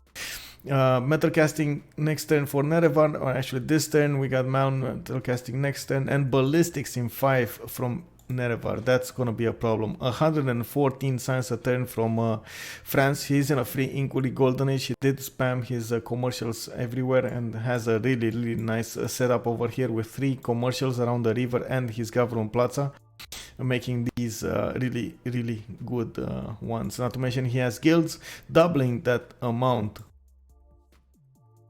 And there we have it, the first bombard on the field that will instantly take down the city's remaining defenses, and I think that's gonna be it for our American friend here, for Dimitri. From the north, Persia is still pushing in with the catapults and the knights. He managed to break through the defenses across the river here with one single knight, and those catapults are ready to attack. A lot of those crossbows have been promoted or upgraded in the last few turns here, and it looks like they are not doing enough damage against the Persian knights. Ooh, problem. Big problem here. The knights do have barding and the charge promotion, so the first 3s are both with promotions here.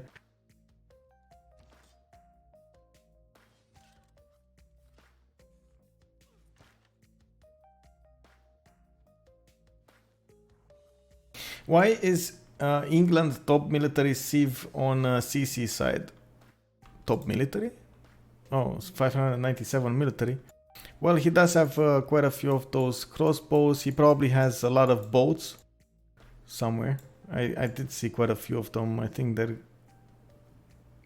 Yeah, I guess they're everywhere. Whenever England finishes a harbor, he gets a free boat on his own continent. And he, as you can see, there's a lot of cities on his own continent. So I guess that's the reason he has so many. I don't think he even built that many, maybe 2, 3. And I hear a lot of zoom. Somebody's upgrading units. Where is someone upgrading units? Is it here? No. Is it here? No. Is it here? Well, we do see a lot of pikemen, but I don't think those were upgraded.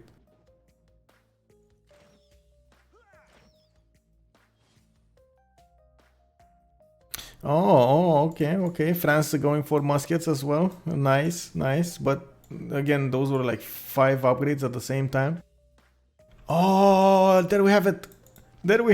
Russia pushing in with the Cossacks in the middle of Persia's empire. It looks like all of Persia's army is to the south in a city that I cannot name, southwest of Pasargade. And is that Traianhia? Okay. Those Cossacks will have a ball into the Persian Empire, even with those walls being finished next year from the cities of Susa and Pasargade.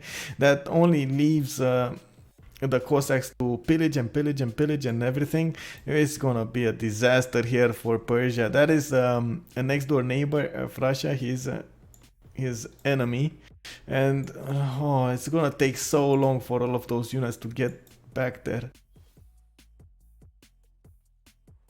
Punishing Persia for actually having an attack against America, his ally. Russia here doing amazing stuff. I honestly wasn't expecting a Russian push at this point. I thought he will actually stay, but no, he's actually pushing. He has a lot more faith, 472 faith, and look at that, he's buying units from all over his cities. Still in the monumentality golden age, and still with a lot of cities, but he got so many that right now he doesn't need to. He also improved all of his land almost.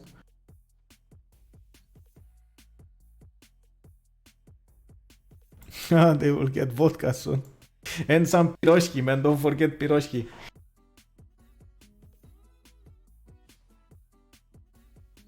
Some good piroshki. The advantage, definite advantage of that Team Tsetse is the fact that America stayed alive for so long, even with all of the drawbacks against him, or the stacks, the cards stacked against him. Not to mention the fact that they get so much gold from England. Yep, that's it. Oh my, the first city of America just flipped right now. Nervar not waiting even a few seconds in the turn to take it down.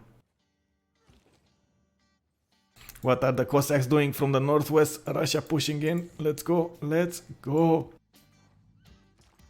Oh, taking down all of the traders. That's what he's doing.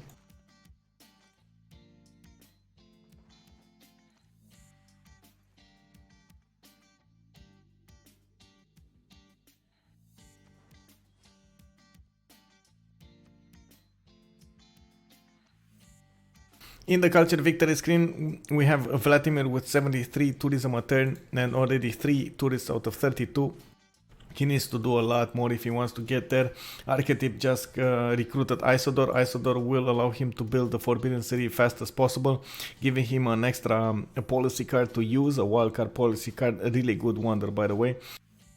Not to mention, I think it will definitely provide him with an option to go for a really good theater square from the capital city, as well as others. Building more wonders, Mont Saint Michael from Trier, more Michel from Trier, and it looks like Hamburg did finish that theater square, the +6. Oh my god, +7, +6 theater squares, so nice. We are 7 turns away from getting the Renaissance era, and we're gonna see who's gonna actually stay in the Golden Age and who's gonna not stay in the Golden Age. It's still up for everyone. Let's check it out. I see Vladimir is probably gonna stay in his Golden Age, 108 out of 116 points. Only 8 points to go. We got anyone else? Nope. Nope.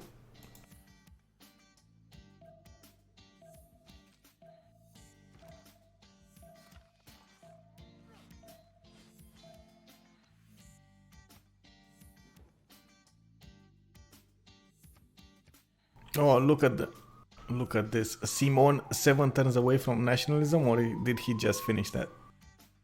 Let's check it out next turn. Oh, he did finish that. Oh my god, going for metal casting right now. I think he did get the Lanero, so just didn't upgrade.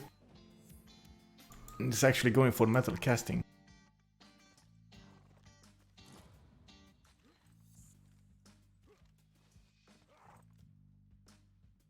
Oh man, look at that attack. The Cossacks being able to move, to attack and move at the same time gives them an amazing advantage here.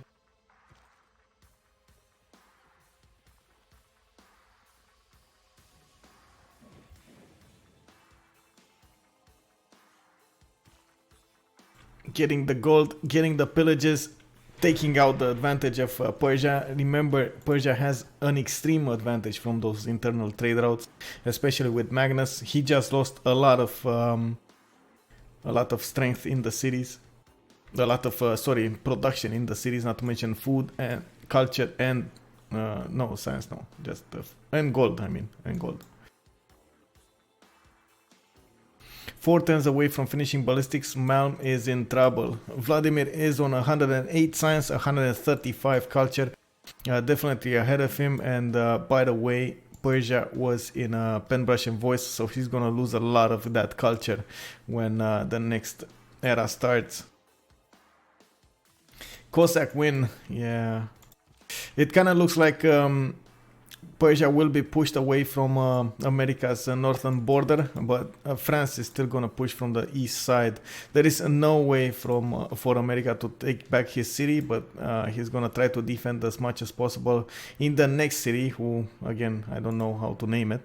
He does have an impressive amount of crossbows on that defense right now, going for pikemen, and has quite a few of those knights already upgraded. Even though France will probably get ballistics if he, 2 turns away from ballistics, all of those level 3, level 2 crossbows will turn into field cannons, and at that point it's gonna be something. He's actually gonna try to take it. He's going for it. Oh my god, they're gonna trade. Oh my god, look at this. He's actually going for his city.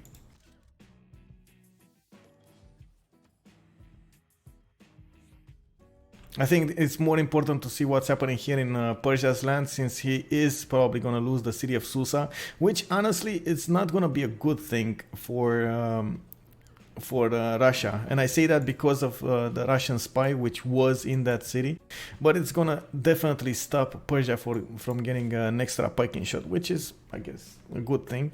But at the same time, let's check out what's happening here. Cossacks, yeah, the Cossacks cannot actually push into the piking shot. The piking shot stopped them dead.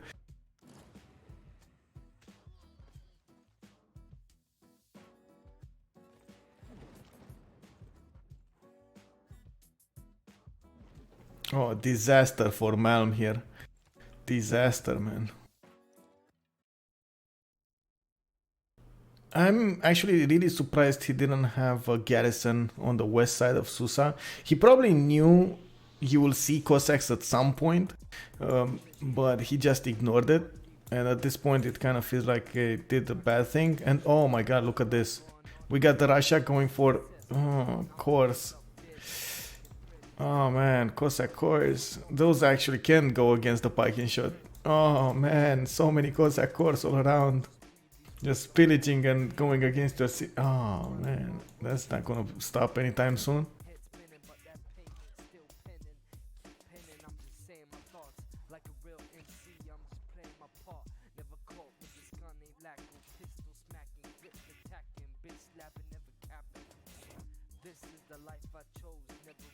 What's gonna happen to the south?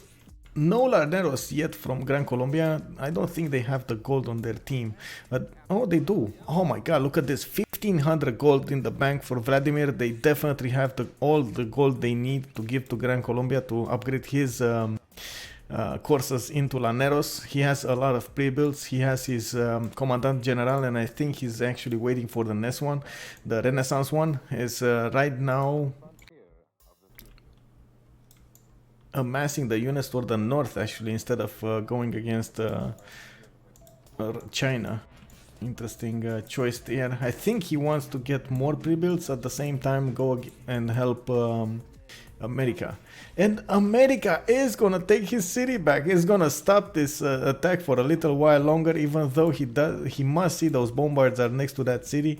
Definitely, if he takes it, like instantly France will take it back. Ooh, look at the French musket, +9 on intel opponent's movements.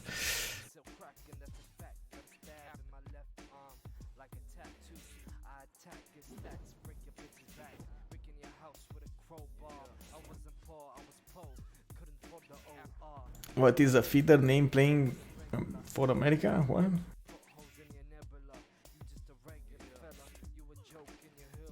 Oh. Lol.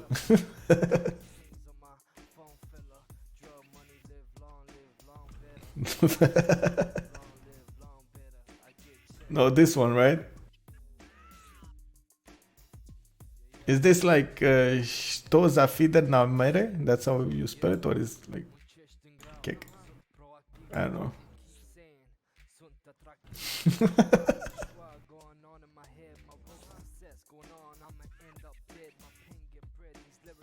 Oh, well, let's see how this goes. We still have those Russian Cossacks pushing and pillaging everything. Because France did finish ballistics, it pushed it for Persia as well. It boosted it for Persia, and Persia did get his field cannons. The field cannons can do a lot of damage. They don't do that much damage against the Cossack corps, which I think Vladimir will start having all over his attack here.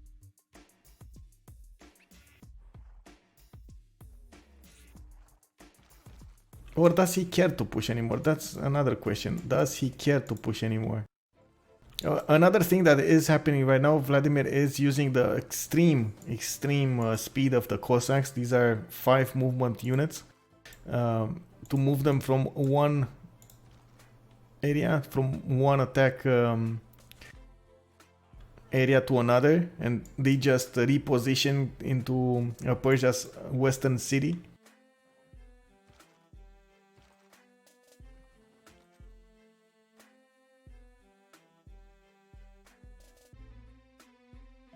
And finally, a musician, Antonio Vivaldi, in Vladimir's land. It looks like he does have Apadana to use it. He does need to get one of those books out of there. Not sure exactly what that was doing there. It's always a waste of a slot, a great work slot, if you put books in Apadana. Yeah, there we have it. America did manage to get his... oh no, he probably last moved it and forgot to take out the knight there. Kick. Oh, take out the bombard, bro. 79 defense bombard. Oh man, this is gonna push in.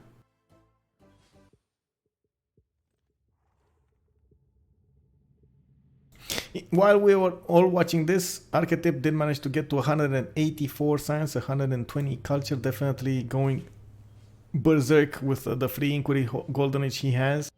And he's trying to defend culture as much as possible. At this point, Vladimir is 7 out of 36 tourists. And I think what we're hearing is Laneros. Yeah, there we have it. Laneros on the field. Gran Colombia upgrading. Instead of going for that attack on China, he is actually going to go for the defense of America, keeping him alive as much as possible. Is he going to make it though? These are 74 versus the 74 bombard on defense, and I kind of feel like it's not going to go that easy. I'm actually surprised we see that many piled up to the northwest here, but I guess he's waiting to get them all cored up. That could be a thing.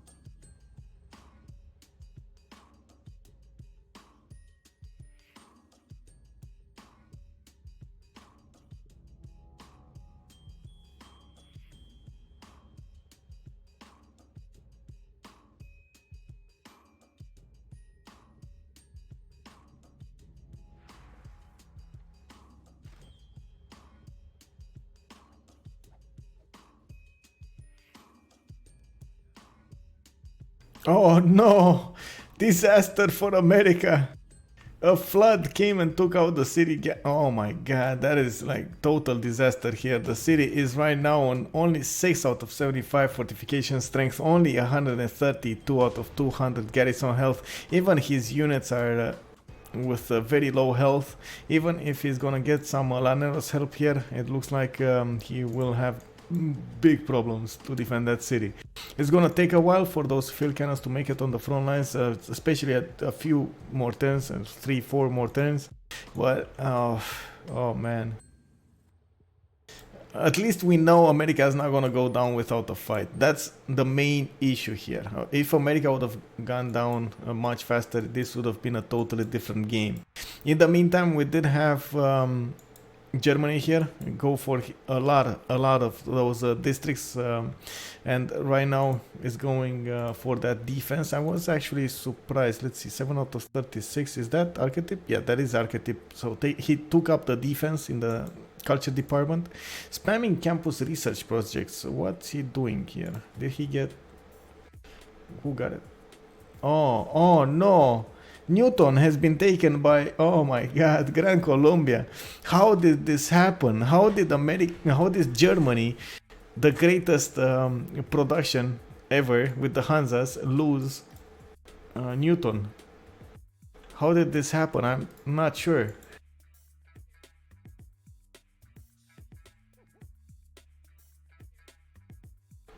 Colombian guitars. Yeah, there we have it, man.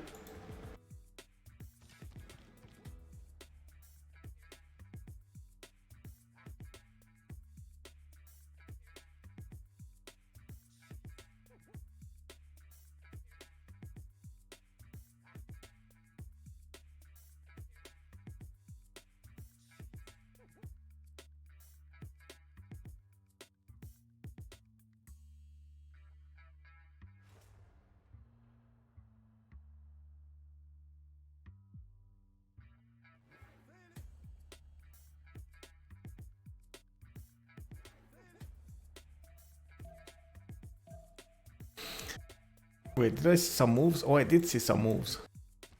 Persia is actually trying to get back his cities from those Cossack corps. Oof, not sure if that's gonna happen. I'm wondering, and I kind of feel like at some point England will do something.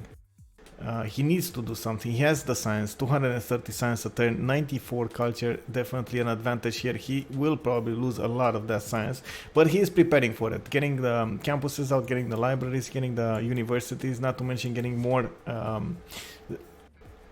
of those points from Mausoleum of Halicarnassus. That will give him, one science point and one faith point per tile. One turn away from getting that golden age. Let's see who's actually gonna make it.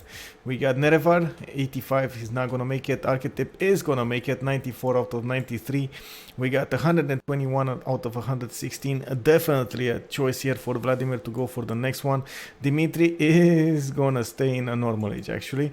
And we got everyone else in a dark age, which, yeah, definitely not ideal.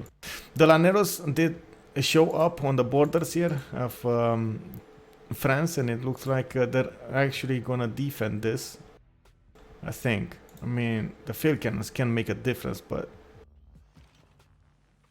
oh my god, look at this, look at these field cannons. He just needs a better general, but look, if he gets a better general, they're just gonna one shot all of those crossbows.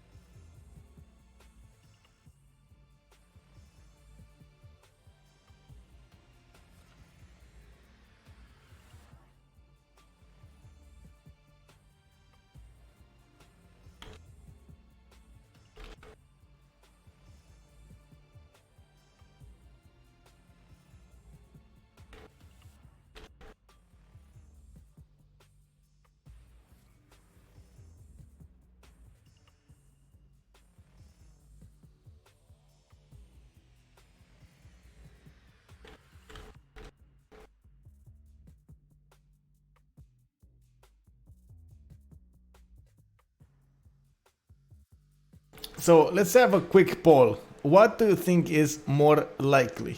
I put up the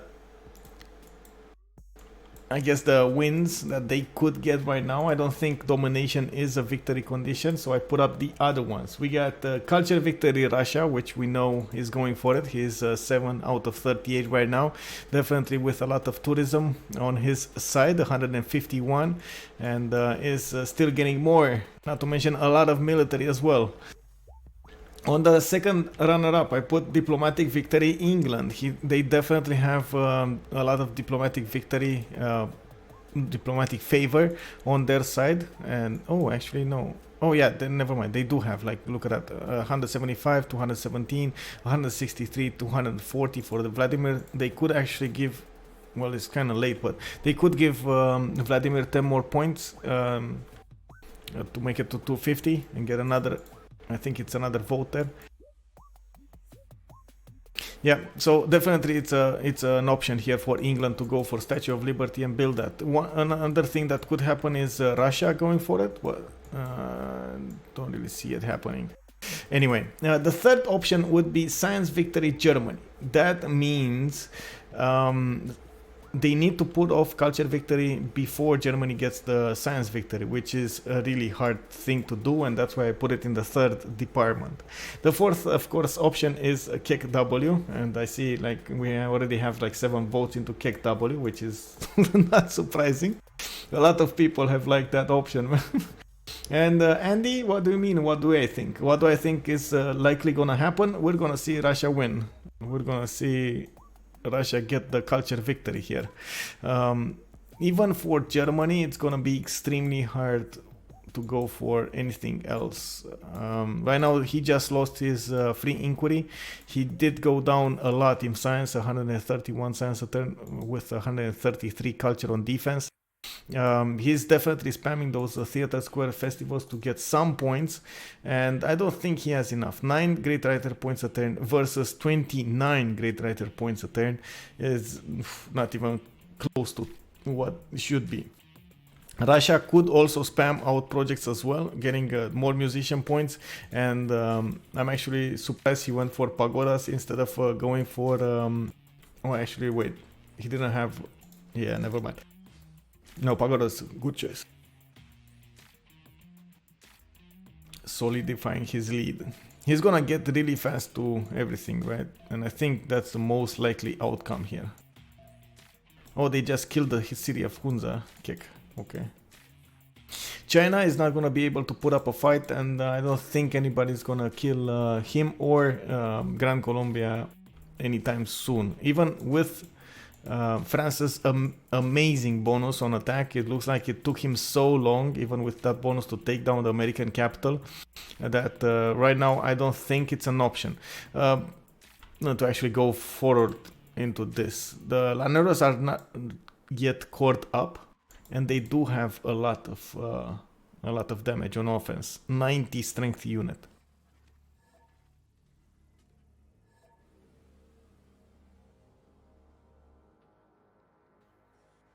Two more minutes to go, and we got 3 votes into the culture victory Russia, 2 votes into diplomatic victory, and 2 votes into science victory, with KEKW leading the way of 9 votes. Well, that means everybody likes to laugh, man. That's what it means. That's how I read it. And one other thing, this vote is actually showing us how close this game really is. We don't know yet. We don't know if Germany could actually make up for the culture defense. We don't know what England will do in the next part.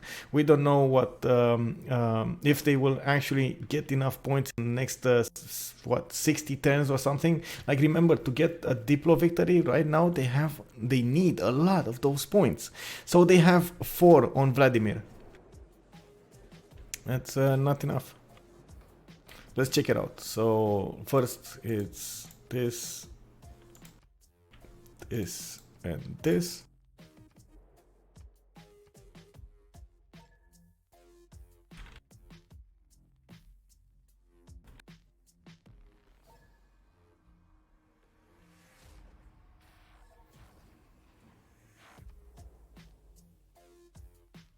Hey there, Eli. Hola.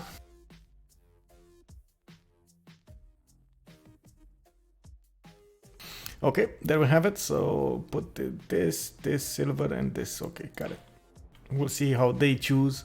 This is gonna be really important. Did everyone choose so fast? Really? Oh, that was...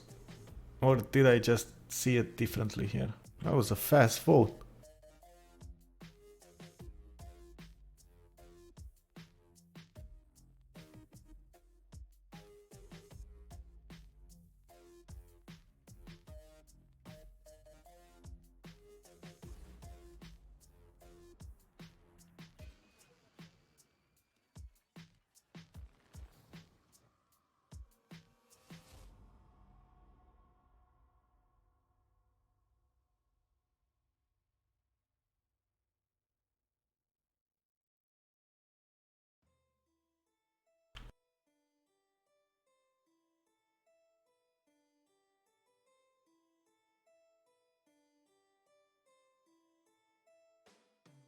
$12 a.m. You wait, midnight? No, it's 12 a.m. at my side. What is this? What do you mean 12 a.m.?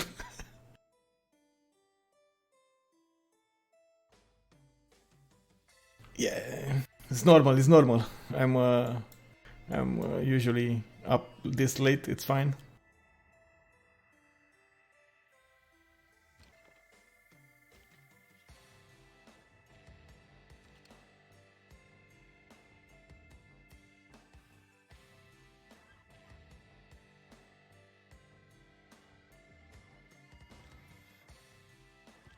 Well, it does look like the Lanero's arrival on the front lines here stopped dead France's attack. Oh, wait a second. I like this. I like this field cannon. Look at that. It's actually gonna take down one Lanero. I'm really surprised that Gran Colombia didn't core them up. They're squishier without being cores, but I guess he wants that extra +2 from the... What is it? +1 from the units around it. Let's see. Is it? No, it's +2. Okay.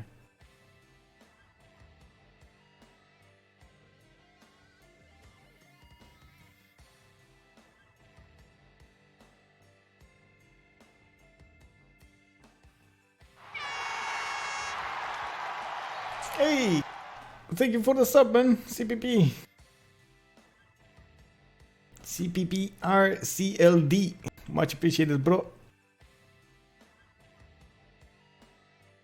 We're waiting right now for the players to go for this Congress session and have this vote. Not sure exactly what's going on here. Why are they taking this long? But sometimes we do have players taking a little bit of a breather here when we have the Congress session, stretching their legs and thinking about the options they have to go through in the next period.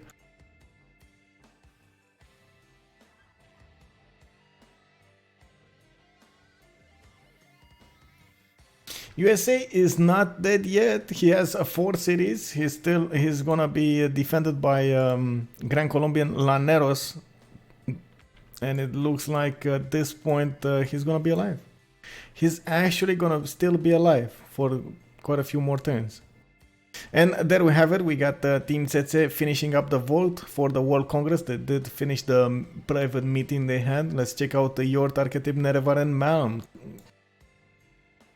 Russia is going out of control. He did take one city away from Persia, the city of Susa, and looks like a second city is gonna flip. He's trying to put one of those governors inside. It is Victor, and not sure if he's actually gonna make it. It looks like even the Pope is losing the problem. A big problem here.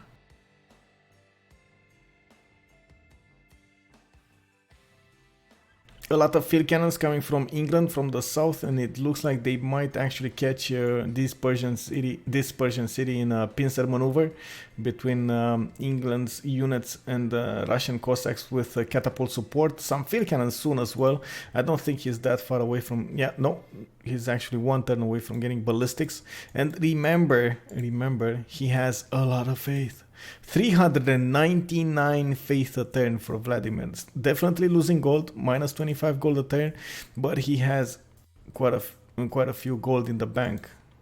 391 points.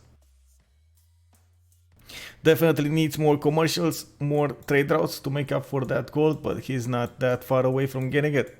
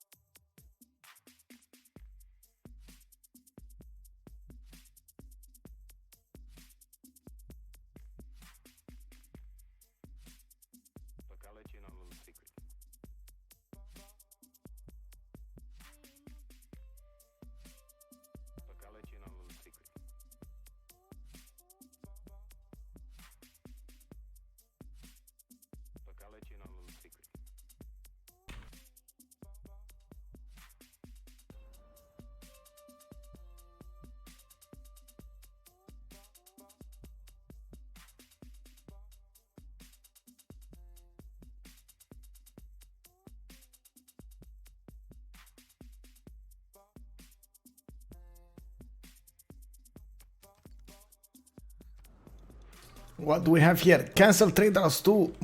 Oh, Archetype losing his trade routes, KW. And Vladimir, Peter, is actually the one who's gonna lose 2 diplomatic victory points. They are definitely not going the Diplo victory way.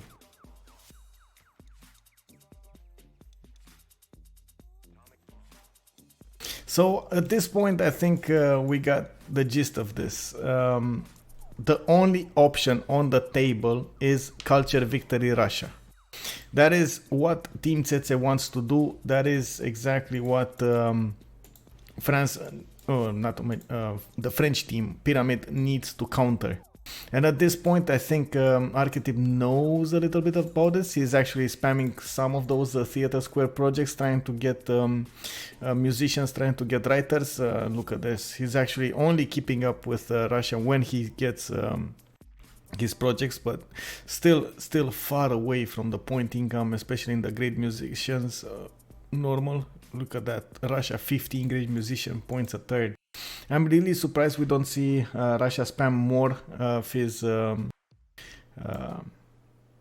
build or make more of his projects here. It would have really helped that. They do start to have gold problems though. Even England is only on 56 right now. We got Grand Colombia with 47, Dimitri with minus 12, and actually Vladimir made up that. He went for okay, Monumentality Golden Age. So I was actually expecting him to go for something else. I'm a little bit surprised he went for a Monumentality instead of the gold one, but I guess it makes sense. He still has a lot of land to improve here and settle, not to mention 2 more cities over here to the south. I don't think he should settle the snow. Is this another? Yeah, this is another city where Hunza was.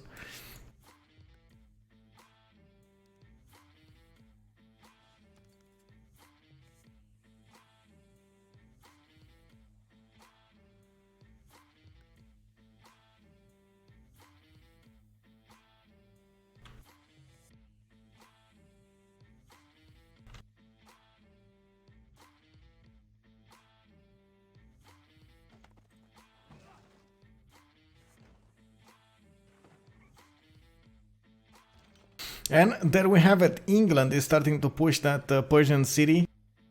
And it looks like he will have some Russian support from the west side. Persia here lost a lot of his advantage. And having so many trade routes pillaged, losing a city, and at the same time so many tiles pillaged put him back a long time. He was forced to build his pike shots and get more units on the defense, not to mention upgrade quite a few of those units. And he couldn't repair the districts. As you can see, he has quite a lot of those commercials pillaged here. Well, the market is pillaged, the commercial is still there, but I think you know what I mean. And didn't have extraordinary attack against America either. America did manage to get the defense on this city, especially because of Russia's push from the west. It looks like at this point France did manage to solidify the defense here against the Llaneros, not to mention the Llaneros are actually solidifying the defense on America. So basically it is a standoff between the two players, with France benefiting from America's capital here.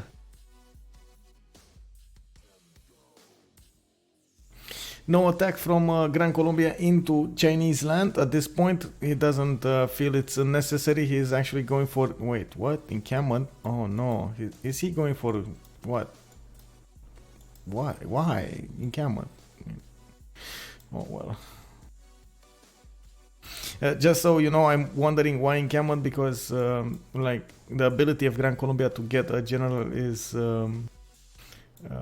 turned off. So... it kind of feels like a waste of time. The only thing that he could get is extra strategic resources, maybe later game oil. That could be a thing. And Sandro Games and Destroyer, as far as I know, are both in Tsetse. I don't think they left. The only one that's missing from the old team is Colento, I believe. And it's good to recruit corps and armies. Yeah, I guess. Let's see, what's the city? This is only a 30 production city. I mean, you're gonna spend a lifetime to recruit some core army army tank or something. Even on speed.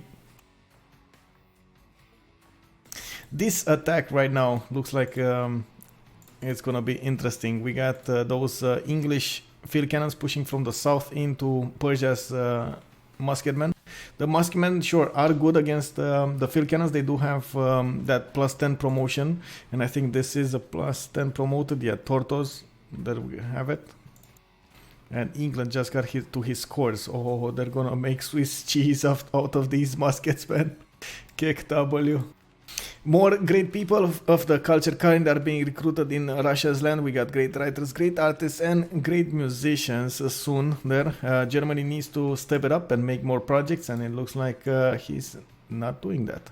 He's actually going for his production, maximizing the workshops, getting the factories, getting those great engineers, and it looks like, let's check it out on the culture victory screen. 10 out of 46. So slowly but surely archetype, that is Germany, is pushing the defense up by a little bit, but it's still taking a long time. 10 out of 46 is, yeah, it's quite far away. Let's check out on offense. What's happening on offense? We got 163 tourism from Vladimir. And he still doesn't have environmentalism. He still doesn't have computers. So yeah, there we have it. So environmentalism is here. 50% tourism across your empire. Not to mention we got on the tech tree, we got computers over here with another 50% tourism across the empire. Russia with 118 science and 226 culture. I don't think he's gonna get that fast to computer, but he's gonna get to environmentalism, especially since he's gonna go overboard once he finishes all of those things over there, the art museums in his other cities. Then we have it, quite a lot of those being built. Also, Saint Basil Cathedral from Yaroslav, and still no one is using Rapa Nui. Oh no, somebody used it. We got Alpha Mate. Oh, come on, man. Come on, Russia, you can do it. I mean, imagine, just go flight, just like you guarantee the... You also need to go top 3, right? I mean, Russia is gonna need to go top 3 guaranteed to get computers. And flight is just here. So, I mean, you're gonna need it anyway. Why not do it? Come on, Russia, get the mois, spread them all over your empire. That's like at least 200 more tourism. Well, maybe not 200, I'm kind of exaggerating. It might be like 50 or something. Sorry. But still, that's like 50 out of 163. Come on, bro. That's a lot.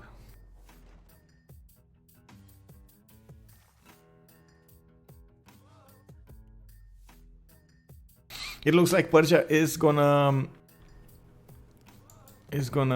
abandon the defense of this city on the west side, and he's gonna focus all of his units to defend the capital. There are quite a few of Russia's bombard corps pushing from the city of Susa, and slowly but surely they are getting promotions, and that's a big problem here for Persia. Once these are gonna get to the cities, oh my god, look at that. 73 attack strength bombard with more promotions available for him. They're gonna instantly take down the city fortifications.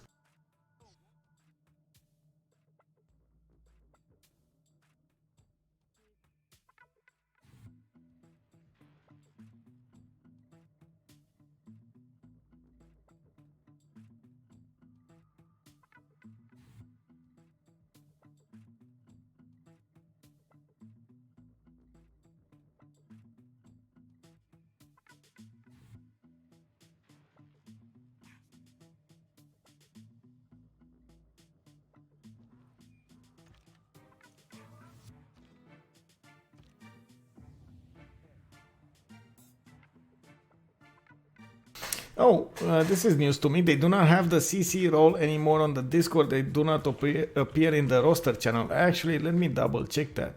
You're sure they actually left the team? Wow, man. Oh yeah, you're right. We actually have Clan Vladimir, Bezdomi, Dimitri, and Alpha Male on Team CC right now, while Sandro Games and Destroyer are not there anymore. That's interesting. It's definitely an interesting development. I did not know that. They didn't actually put it out as a news for the CWC, which is actually surprising. They should have this in the news. Unfortunate, man. Well, this is it. You heard it here. And slap, well, yeah, I mean, yeah, but slap attacks, I mean, kind of got. Well, let's not mention slap attacks, okay? It feels bad, but that's how it is, man. And he did it. He is paying for the consequences. What can you say? It's not like it's the first time in an esports tournament this happens, right? I remember once there was a case in one of the tournaments with a French player this time of the Counter-Strike tournaments. ESL, I believe it was. And this player, what he did was use a mod for Counter-Strike that actually let him, it was like an auto-aim, but it didn't show up as a normal auto-aim. It was a little bit differently coded. And he was...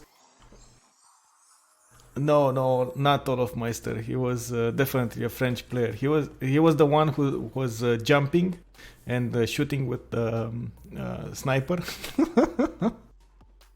Not sure if you know that famous clipper in Dust. I remember now in Dust 2 with he was coming from the slope from the A side, from not towards the A side from the counter base. He was jumping into the A side. Yes, cake quality. Yeah, that was. Yeah, that player, man.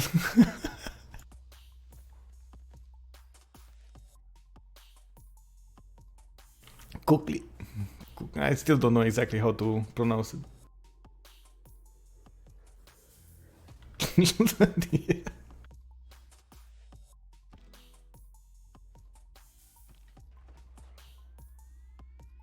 Anyway, we do have Buddhism did get two more religious beliefs. He got itinerant allegiance with religion spreads to cities 40% further away.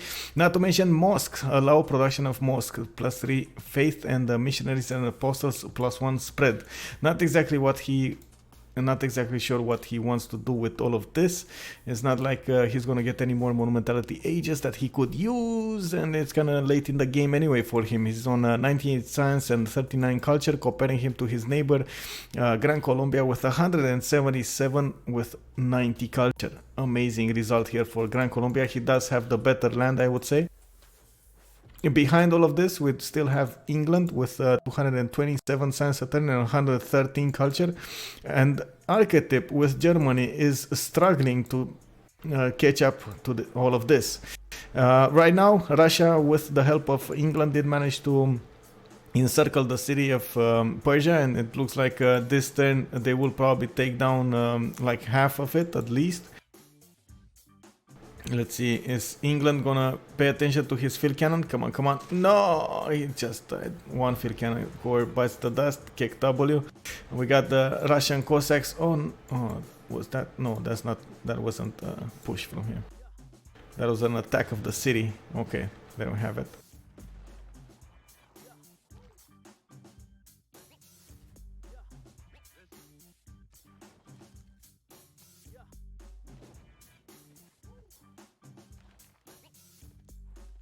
Oh no, giving Germany one more great engineer. Bro, what did you do? No. One tactic that I have seen players use to actually block a great person of any kind is if you see them, like if you see someone else coming really slowly behind you in points, just pass that engineer or great person you don't want, and it's gonna take so long to get there. Like it's it was definitely a much better tactic right now to block the great engineers than give a free great engineer to Germany. Archetype here just got Filippo Brunelleschi. Sure, you could say that this one, Leonardo da Vinci, could have been the next one up, but I mean, do you really want to take that chance? That's the question. What's the building of choice for Germany here? We got him more, okay, audience chamber and intelligence agency. Okay, that's actually makes sense. He's getting more food, more pop in the city, in the cities with the governor, and is actually using Magnus. Okay, interesting. More production, more food for his other cities.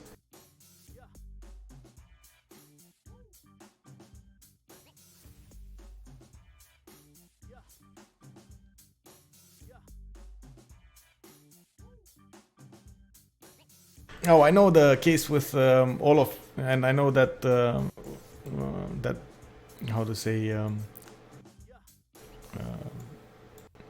that point on overpass that you can see past, but I mean, it wasn't that case. It wasn't really even like, as far as I know, it wasn't actually cheating because it was the map allowed it. You could just, yeah. I mean, that's on the. So he didn't implement something new into the game to actually use it to his own, right? For his own things. He didn't get any code, he didn't get any help. Like, Kukli was directly cheating, like he put code into the game to change it, right? Not sure exactly who did that for him, but I mean, imagine how well, not even how stupid can you be to go exactly like at the tournament with all of the developers of that particular game and the softwares and the engineers there, and you go in and say, "Oh, look, I can cheat." Getting some Steam mod. What is this, man?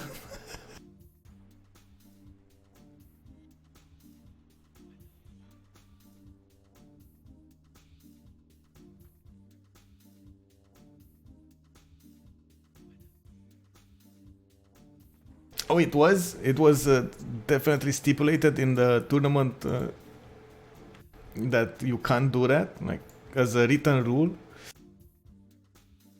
I'm not sure about that.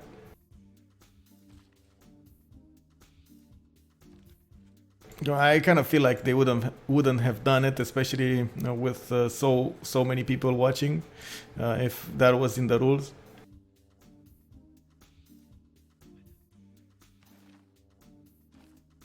Anyway, back to this game. We got Russia that is right now with 19 great musician points a turn. Germany, without making projects, is only on 6, and it looks like is stopping a little bit from getting those projects, which is, I feel like, a mistake. But at this point, he does need his coal power plants, and we could look into that. How much coal does Germany have? Look at that. We got one coal tile over here. Does he have any more coal? Oh my god, one coal tile? That's not gonna be enough. I mean, that's not nearly enough for all of his coal needs. He has so many coal power plants that are gonna go up, and all of those amazing 18 adjacency coal power plants. Come on, bro, you gotta power them up with something. He did manage to finish Petra in the city of Magdeburg, and just look at this Eye of the Sahara city. This is just amazing, amazing to see. He has 4 food, 2 science, 3 production, and 2 gold from that Eye of the Sahara tile. Amazing.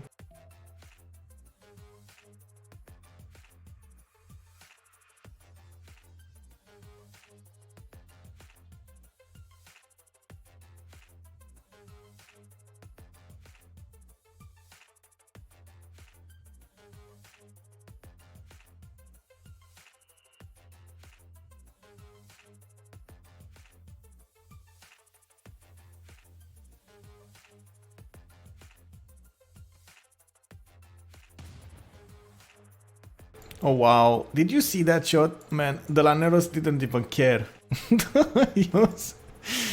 He just shrugged that off, you know.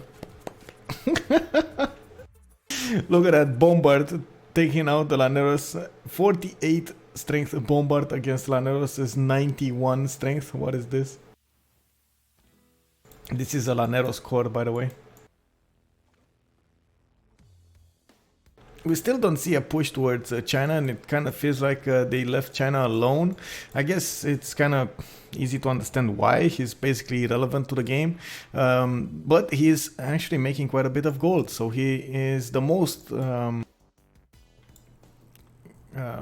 to say, he's making the most gold from all of the pyramid team with 94 gold in the bank, 100 science and 42 culture, and it looks like Nerevan is the next one with 51 gold. Actually impressive that Archetype didn't go that gold heavy. Usually Germany does make a lot of gold, but like taking out his traders was an amazing feature here. Only 15 gold a turn. England did manage to catch up with 134 gold on her part, his part, and looks like we got Dimitri losing 17 while Vladimir is losing 1. Both of them have quite a lot of gold in the bank, so they should be fine for a lot of turns here. And it looks like slowly but surely we got Persia on the back foot. He's probably gonna start losing cities left and right. Well, actually, is he? What? Oh, okay. So this is a level 3 Cossack army with Caparison. That is the +5 combat strength versus anti-cav. And this is a Cossack corps without Caparison. He has coursers. So he's like, look at this difference. He's definitely like gonna lose the battle against the pike and shot. He's a core also. But this one is gonna be equal to the pike and shot, and the pike and shot is not a core. So I don't really like those numbers. And I don't think Vladimir likes them either. How is Victoria on 250 science? Well, he did lose his free inquiry golden age. He's in a dark age right now, actually. And one thing that I do want to note, before losing his golden age, the free inquiry, he started spamming campuses from all over his cities, building campuses from each city, and getting the buildings in them and everything. That's how he made it here, as you can see. And this was actually a point of discussion with other members of the community here. Sometimes you do see England players trying to maximize the science output that you can get from free inquiry and going for harbors / commercials. Well, it's not ideal. Because what happens when you lose free inquiry, right? You're still gonna need those campuses, you're still gonna need the science. So it's better to go harbor into campuses for later in the game.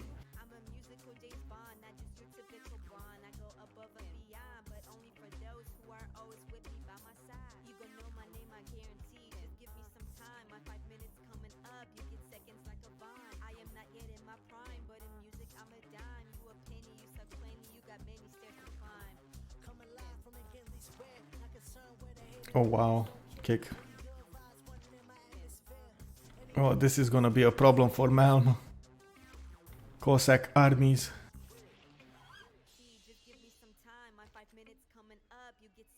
One thing that can totally demolish the pike and shots are especially field cannons. Just look at the damage. 87 on attack against 78 on defense pike and shot. That's definitely a good result there with the field cannons. He just needs a lot more of them.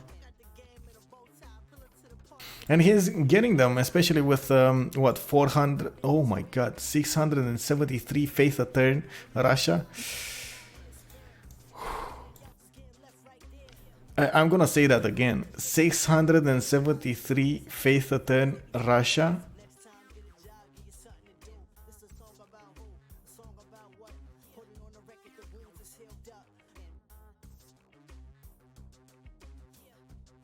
I mean, that's impressive on its own, man. That's like 2 units of the Renaissance kind per turn. Well, it's I guess it's accumulated because of his one per Tundra tile, 1 faith per turn, 1 faith per Tundra tile. and then you have the lavras, and then you have the buildings in the lavras, and not to mention the cities. I think he has, yeah, there we have it. He has La Venta, Vatican City, and Armagh, so 3 religious city-states, all of them with 6 envoys, I mean.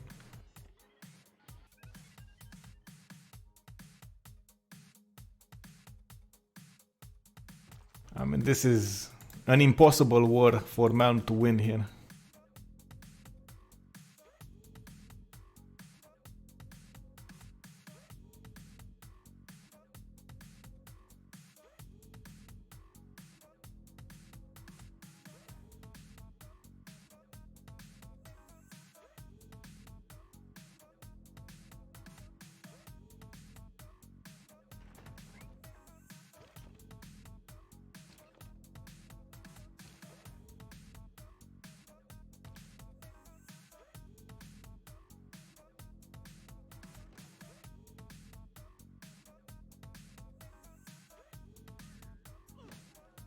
I also don't see that amazing German spawn of culture here. He did get that Machu Picchu, and I really like that, with the theater squares next to it, but he kind of stopped getting those. Why is he making cuirassiers? Not sure what he's... Oh, it looks like he's trying to go for tanks? No, bro, tanks cannot push laneros. Bro, no. He's giving up the defense in the culture department? No, bro. Vladimir is 70 points out of 58 in tourists. He also has a lot of points in the great musicians, bro. You gotta make those projects. Archetype. Don't do this, bro. Is Archetype thinking that Russia's expansion with military is actually gonna stop him from getting a culture victory here? That's not gonna happen. I mean, he's even, look at this, he's even making theater square projects. He's getting more of those amphitheaters in 2 of his cities, 2 projects, 2 theater square projects, more temples, more theater squares. Getting Saint Basil will give him a relic as well, not to mention extra culture from those Tundra tiles and adjacency for the theater square. He is gonna get... let me see. Where is he? How much? 276 culture a turn. Okay. Where is he? Natural history. So he just got... Where is it? Where is natural? Wait, one second. I hear stuff bumping into each other. Okay, there we have it. No, Lanero's pushing in. Lol. Okay, now that I got that, let's check out what's happening here. So I was wondering what is happening in Russia.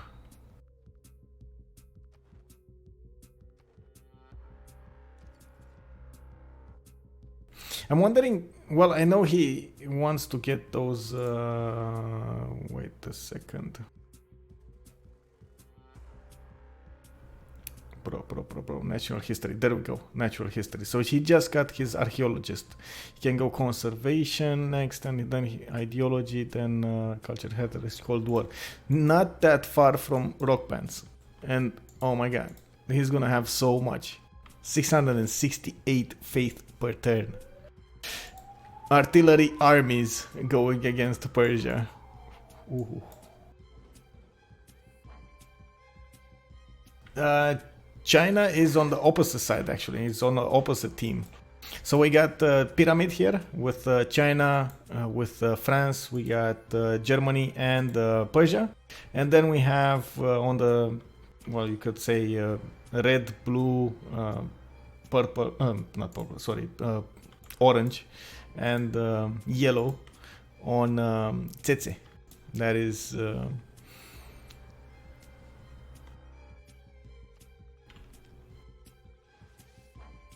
No worries, man. No worries. I don't think he even needs that many relics. I mean, the only thing that he's gonna get a relic from is Saint Basil Cathedral here. And as far as I know, China does have the religion for reliquaries. So he's Yeah, he wouldn't give up his relics. 10 turns away from finishing that. This is really good. Really good.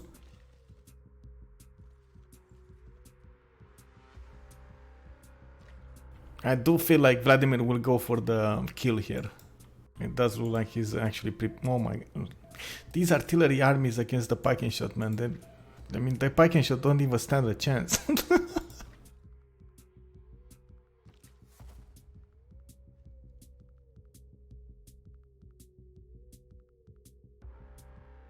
Enough faith. Oh, yeah.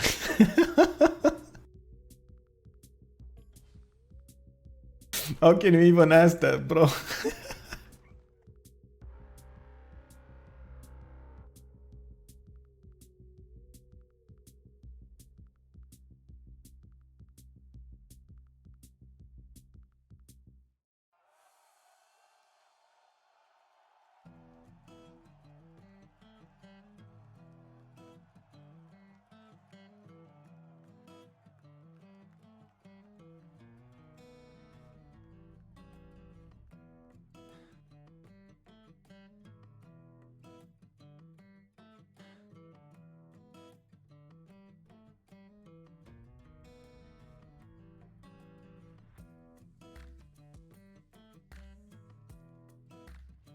Oh, this one? You mean going for that safe side? Where is he gonna settle? Here, I guess, next to Eye of the Sahara? Okay. That could be a possibility.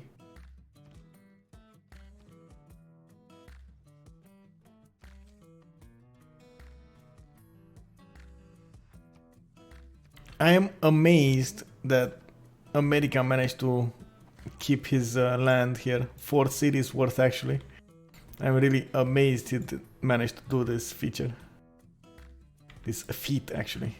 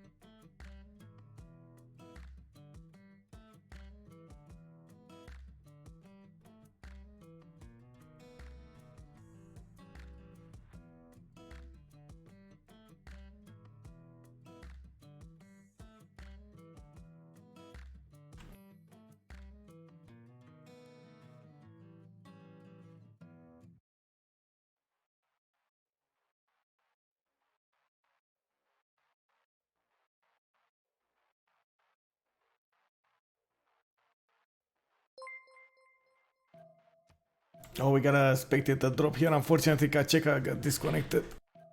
Hey, PD Celeste Nev, thank you for the follow, bro. Welcome. Spasiva. Oh, I'm still waiting for this Russian push with the artillery armies on Persia. We'll probably see it soon enough, and I'm having a ball here watching. By the way, we were talking about Sandro Games earlier in the CivPL main chat, in the general chat right now. He's asking us how can he enable stereo on his headphones, and I'm like, what?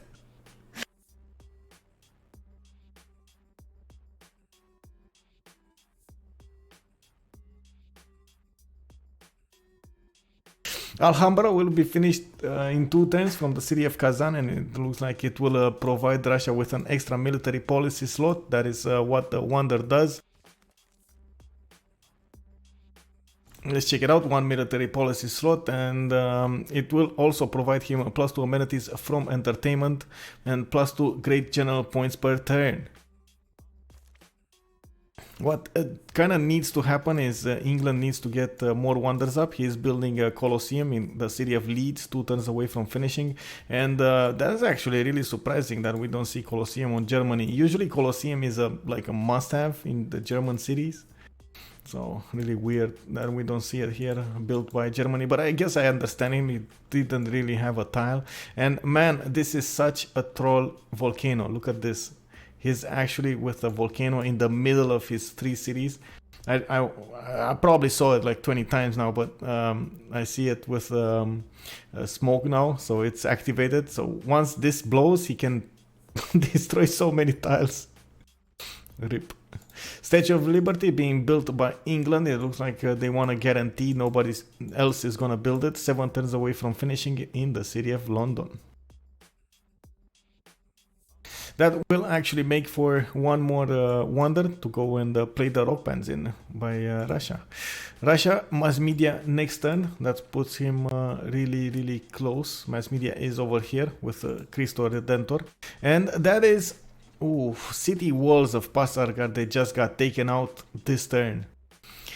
2 artillery shots or 1 artillery? I think it was 1 artillery. Oh my god, 1 artillery army shot. Kick W. 112 attack strength unit against walls that are 63. It's gonna look at this damage. Just look at this damage, man. It's taking out the city in 1 turn. He just needs to like shoot it once more and then put in a Cossack and that's it. Place it in. Introduce it into the city. Insert it.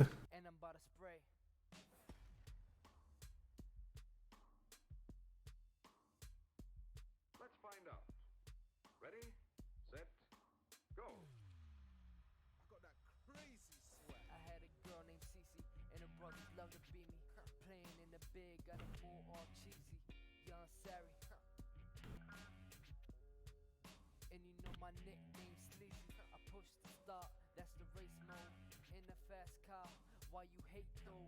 You hating on success, cause I'm blessed in the city where only brings stress.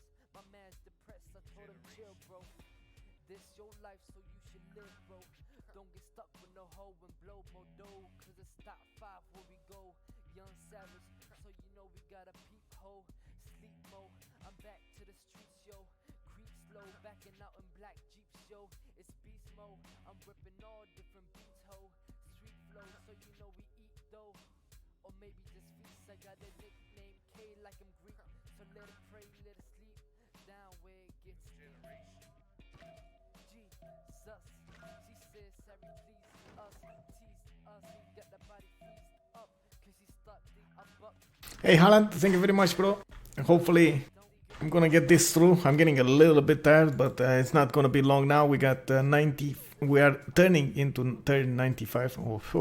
Moving into turn, loading the turn 95. And oh, look at this walls. Oh my god, he's gonna take them out this turn. Check this out. He just got steel walls with 225 fortification out of 300, and look at these artillery armies taking down the walls again.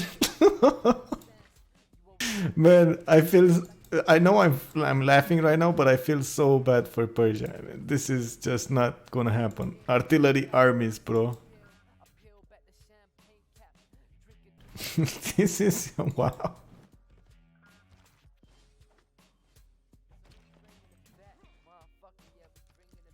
You gotta give it to Malm though. He put up a really good fight against Russia. Although, I mean, another reason that Russia is banned most of the time. If you do, oh my god, tank armies. Oh man. Oh man. These are. Let's check out their strength against something. 109 tanks. Oof.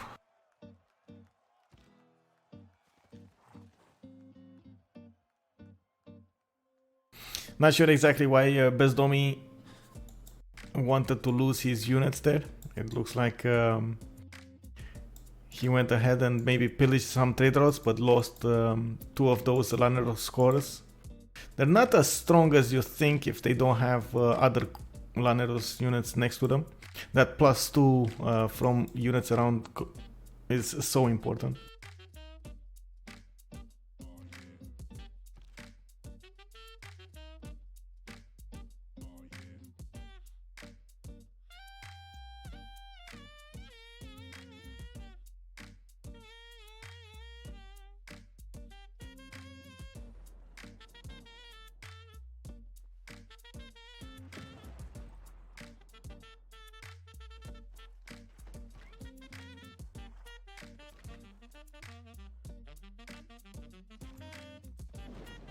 And that is the capital of Persia gone, deleted from the map. He also lost the unit that wasn't in the encampment. I believe there was a field cannon in there, or did he move it here? He might have moved it actually. I did see something on the right side here. I was focused on the screen here, but not sure. We're gonna see. Usually when you take out a city that has an encampment, you do kill the unit in the encampment as well. That feels like a bug, but it is what it is.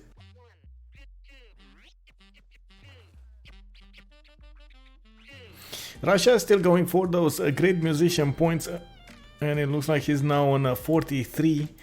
He was making quite a few of those projects and still going at it. Look at that. Bolshoi Theater, 7 turns away from finishing. He did get his wonder in the north part of the city there. This is Kilva Kisivani. And 4 turns away from finishing the St. Basil Cathedral in Yaroslav. More amphitheaters are being finished in the other cities, and he's actually going to finish another Theater Square Festival project next turn. Oh, Russia could actually get... Oh, get this, bro. What is this? Get the relic. Why is he not getting it? Did he... Oh my god. Why? Oh, I guess he wanted to... Why so? I don't know. He could have used that relic a little bit. Let's check out on the victory screen here. We got him on 233 tourism a turn, over 300 culture. Russia definitely in the lead. We have him 22 tourists out of 71. Germany is putting a fight here with 70 tourists of his own. He also has on attack 73 tourism a turn, and starting to get quite a few of those tourist domestics. Making Theater Square projects from the main cities now. It looks like he is gonna need to defend on the west side as much as possible, and at the same time get his game going here.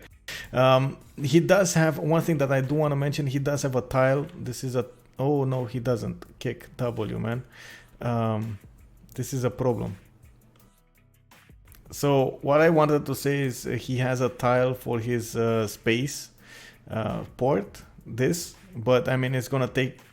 This will flood in the second sea level rise. I'm not sure if they're gonna finish the turn by then, but yeah, he might get flood barriers by then, and I guess he has this one that's not gonna flood, so I guess he still has one. He's gonna need to get that antiquity, so it doesn't work if you don't get that antiquity site. Yeah, no, there are no NPC players in this game. We got all players, 4 versus 4 format, and this is in a tie break situation after the group stages of the CWC. On one side we got Pyramid, that is that you can see here, Yort, Archetype, Nerevar and Malm, featuring China, Germany, France and Persia, really experienced players from the CivFR community. And on the right side we got Victoria being played today by Alpha Male. Well, you see Lanero here, but his actual name is Bezdomi, playing Simon Bolivar. We got Dimitri playing Rough Rider Teddy, and Vladimir going for Russia today. It looks like Russia is slowly, actually faster now, but it's gonna kill off Persia, taking down another city this turn.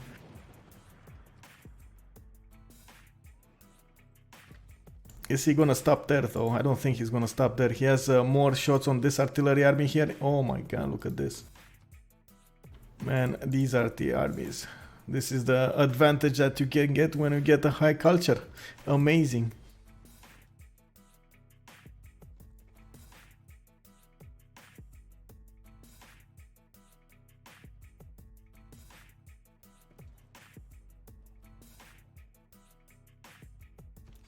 Oh, he's gonna lose a tank. He might lose a tank actually. I should use that phrase.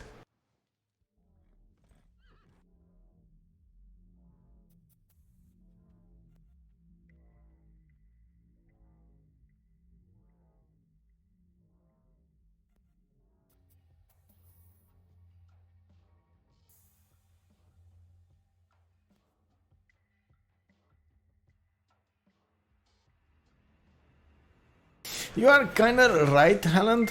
Russia did sorry, France did stop his attack, but to be fair on his side, he didn't really have any choice. When those Laneros came onto the scene, he was going up against a 97 strength unit on defense. That's not easy to push, even with France's +9 or +17 or whatever it is, which he still didn't get. No, never mind. He did get his spy to level 2, which is giving him that +9. Look at this, +9 internal on opponent's movement. Amazing, just amazing, crazy.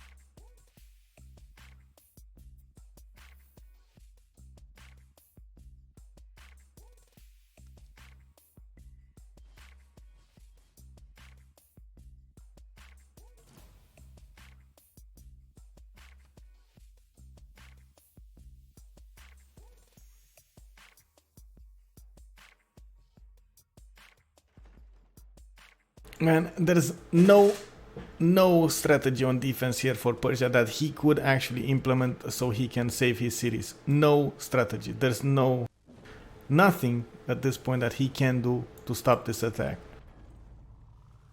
The culture difference, the science difference between him and Russia has gotten to a point, not to mention the amount of units that Russia can put onto the field, and the buy with faith is just so impressive. It's definitely not gonna be an easy thing for Persia to do here. These spiking shots are amazing to withstand attacks from cav units, but once you attack them with any kind of ranged unit, they just melt. Like, look at this damage. You got a 99 field cannon army that just totally one-shots the spiking shot, right? On defense. This is unbelievable. They do a little better against the tank corps, but still not enough. But they do stop the Cossack corps. That's one thing they do. Or Cossack armies.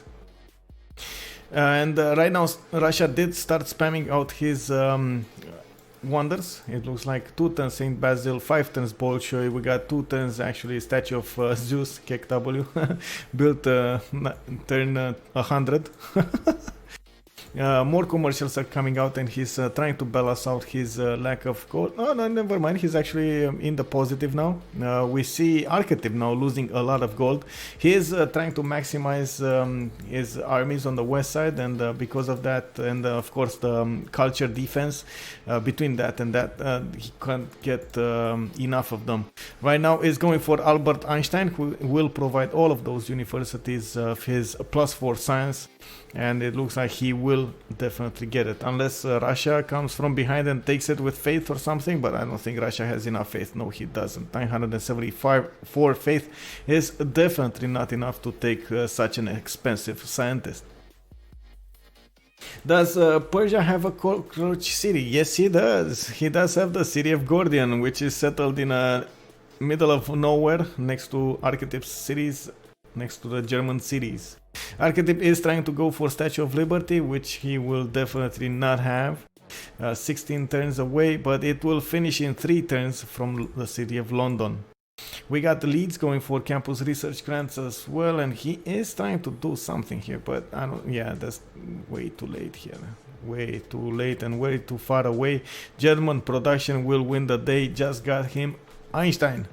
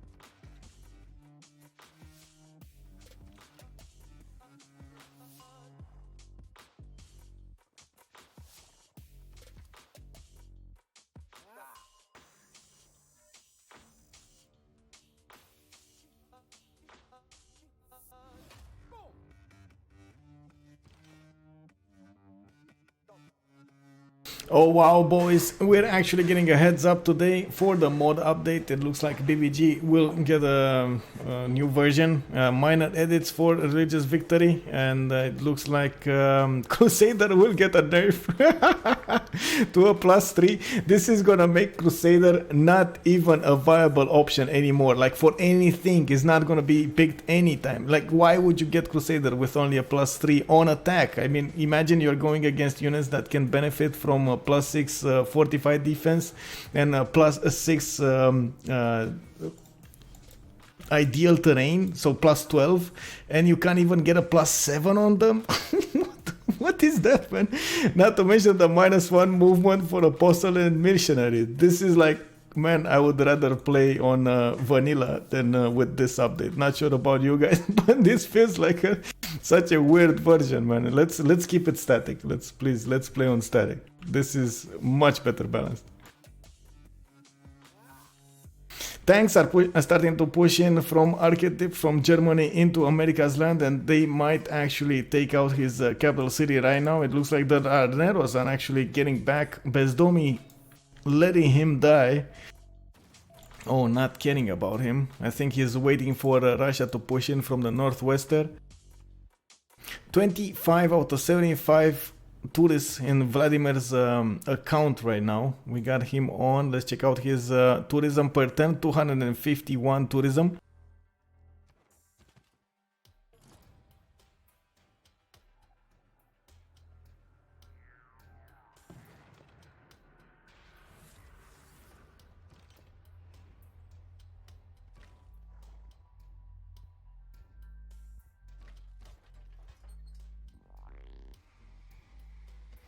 Attempt to, I mean, that's not, no, sorry. That's not attempting to salvage anything. This is just being hard-headed about the change being bad. I mean, bring back the condemn button. That's what it needs to happen here. Find another solution and don't take out the condemn button. What is this?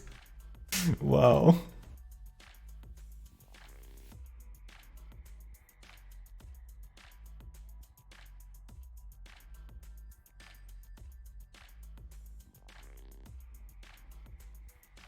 Okay, there we have it. Statue of Zeus has been finished, and we do have one more turn for Saint Basil from the city of Yaroslav. St. Petersburg is building Bolshoi Theater, that is the capital city, in the capital city of Russia, giving him one more slot of the music kind. Not to mention he's about to get the musician. That is, oh my god, expensive musician, 535 points. Is he gonna finish a project here? I don't see it. Oh, never mind, he is gonna finish a project in 2 turns. Also, he does get another great artist work there, and oh, he's gonna run away with tourism quite fast here. On a defense, Archetype on only 159 culture. I don't think he can put up with as much as Russia is going on offense. One more city will fall this turn from Persia. It looks like Parsa will be taken out next turn. Sorry, next turn I said, yeah, next turn. But Germany, instead of defending Persia, is going on the offensive against France, who definitely can stay alive behind the mountains over here. That, as you can see, he's just moving the borders, the defensive borders. Like at this point, Dmitry, all he needs to do is just stay alive until Russia gets the win. There's no other way. And unfortunately, instead of going for the culture defense and full on going for the culture defense, Archetype is going on the offensive right now. And because of that, he is actually going to lose this game. Unfortunately, Pyramid don't have a second runner-up for the culture department. And as we can see in the defense screen here, we got Archetype 3 times as more as any of his closest allies.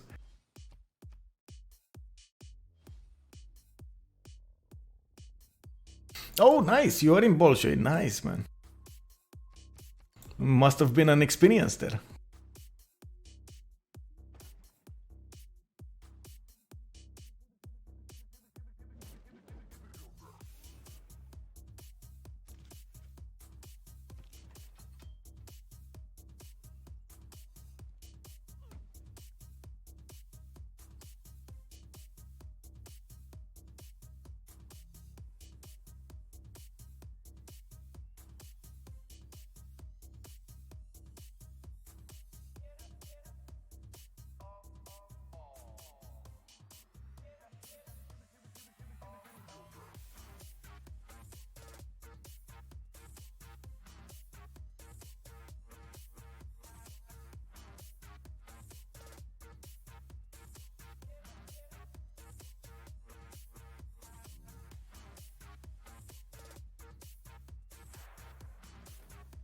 Okay, so I guess it's gonna be a last move here from Archetype to take this city. I don't see him taking it, or maybe it's gonna be Nerevar, not sure, but it looks like they're positioning units around that city.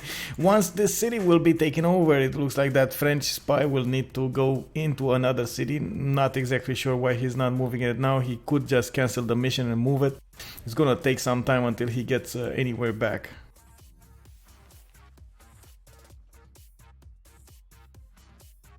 City of Parsa, come on, let's go, boys. Take them out. No more movements on those RT armies yet. Did they just get promoted? I think they did, right? Plus 10 combat strength against city defenses. Oh man. Who is getting Statue of Liberty? It will definitely be England. Already built it, I think. Yeah, he did. Look at that. Statue of Liberty has been built in the city of London.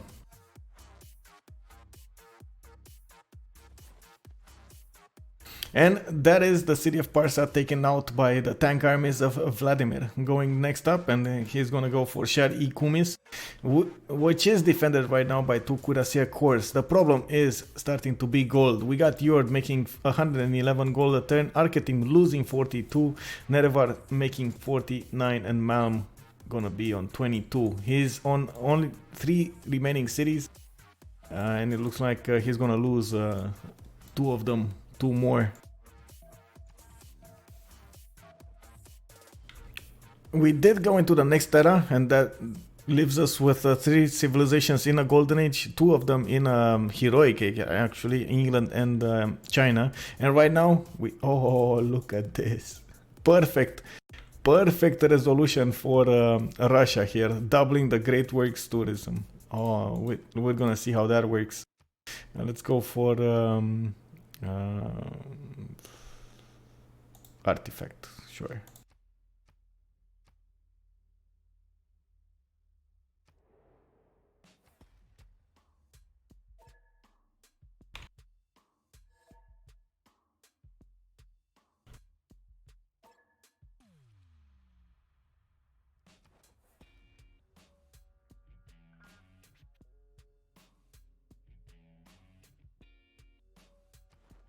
It doesn't look like anybody will get the Diplo victory here. We got Victoria with 7 points out of 20, and on the other side we got Archetype with 5 points out of 20. The only victory condition remaining right now for Pyramid Team is space, so a science victory. The city of Aachen, that is the capital city of Germany, has a lot of production, 151 production in that city. That is impressive, but will he actually get the science for it? Because you do need an extreme amount of science to especially counter culture victory, which is right now happening. 355 culture a turn, 26 out of 79. He's almost a third of the way there in the domestic tourist department, and I don't really fancy Archetype's chances of getting there. He needs to defend. He went bottom 3 instead of going for his chemistry for research labs and rocketry, of course. So it's gonna take him a while to actually move back onto that 3. Let's check it out. He's actually going. Oh no, he's going for. Oh no, that's a dead end. He's going for synthetic materials here. Kick. Rip that.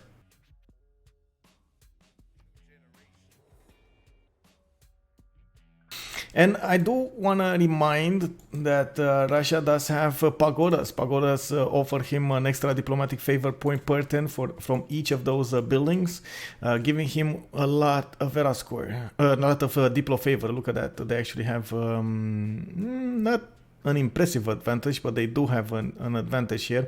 Yort is on 300 and we got Vladimir on 337. I think the main differentiator being not all of the players got those diplomatic square buildings built. Yo. Roll steady. Yeah, China 49 culture. Unfortunately for him, at the beginning of the game, he did not spawn with a stone tile near him. That actually... Oh, look at this. Gran Colombia is pushing in with RT armies as well. Oh, this is gonna hurt.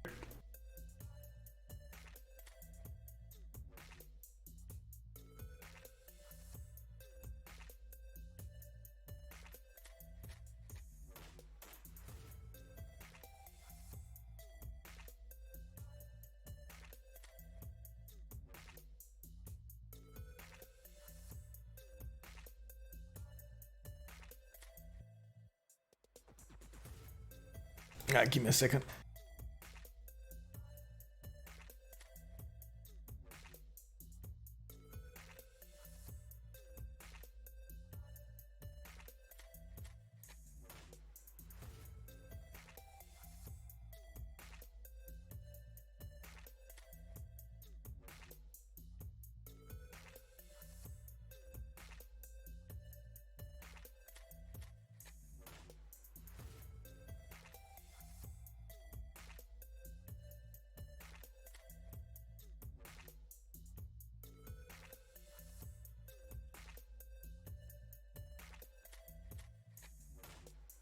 And still nobody took the city of France.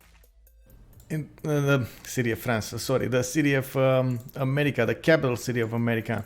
I don't think there was any danger of someone taking it back, and I guess they were feeling that extra 100 Diplo favor from flipping a city back to its owner, or liberating, I should say. England going for a heroic age will allow him to go for 3 of those amazing bonuses, Heartbeat of Steam being one of them, plus 10 production from towards Industrial Era and later Wonders, not to mention the Campus District Science Adjacency bonus provides production as well. Always a good thing to have. Russia pushing in from the north is gonna start smashing into Germany's units, not to mention getting those tanks.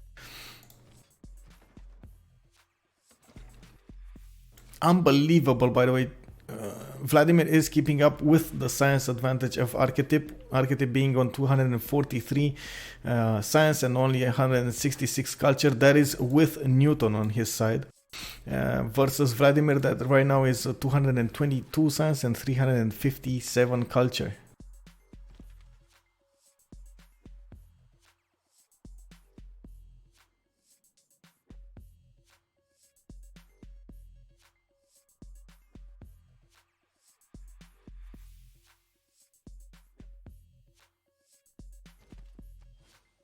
Another great musician just got recruited by Russia, Sebastian Bach being the name. And it looks like music is the game. Look at that. He did finish, he will finish Bolshoi Theater. He did finish St. Basil in the meantime, and all of those tiles just got one extra, of the cities, of course, just got one extra production, one faith, and one culture each. Just look at this. Amazing. Rock bands are starting to pop from Russia's cities, and we're probably gonna see them. Oh, look at that spam. 1, 2, 3, 4 rock bands in one single turn. All of them will probably go into England's land over here, and he's gonna start playing them as soon as possible. That means 32 tourists out of 82 will start transforming into 50 and then 80 and then win. We're gonna see him win this really fast. There is, at this point, there is no way, no chance for Archetype to make up this difference.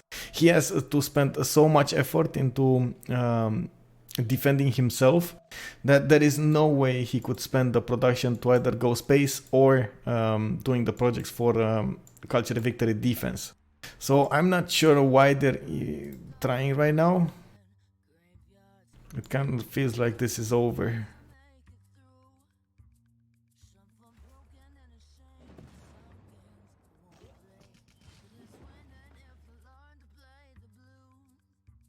We had an amazing start, I have to say this. Nerevan did really good against America on the offense here. They kind of lost focus at some point, waited for more tech America did manage to get his footing back and defended the city with the help of Grand Columbia, which I mean, it wasn't ideal, but it did buy time for Russia. And I think the main problem here was leaving this side exposed. Persia just got, well, there is that expression, got caught with his pants down. And it was his capital city and his second city that just got caught there. Or actually, no, this was the second city, the third city, which is really unfortunate. Those Cossacks move extremely fast. They upgrade fast. They move fast. They do everything really fast. So whenever you know that you're close to fighting them, you do need to spam those units around your cities.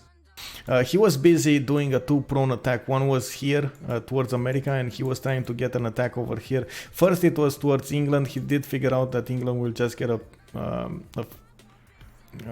how to say, caravel and stop that attack, and then he tried to go against Novgorod. There were too many Russian units there, so basically nothing happened.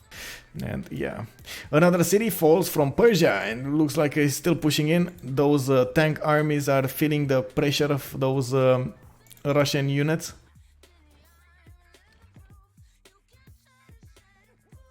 Hey there, Liege, and welcome. Bonsoir. A little resume of the game. Oh man, I just literally did that. So at the beginning of the game, we did have a quick takeover of America's cities. So America spawned here. He did get a city over here. Once he planted it, 6 enemy units went around it, took down that city, putting America on the back foot since then. He did try to forward settle towards France, this city, the city of Baltimore, and then lost it to France. France pushing in with some German support. This was the main action going on here. On the west side, we did have a small skirmish between Russia and Persia. They did spawn quite close to each other. St. Petersburg over here, Persia over here, Pasargade. And they did fight a little bit with some horses, with some archers, with some immortals, you know, the whole shebang of the classical era / ancient era.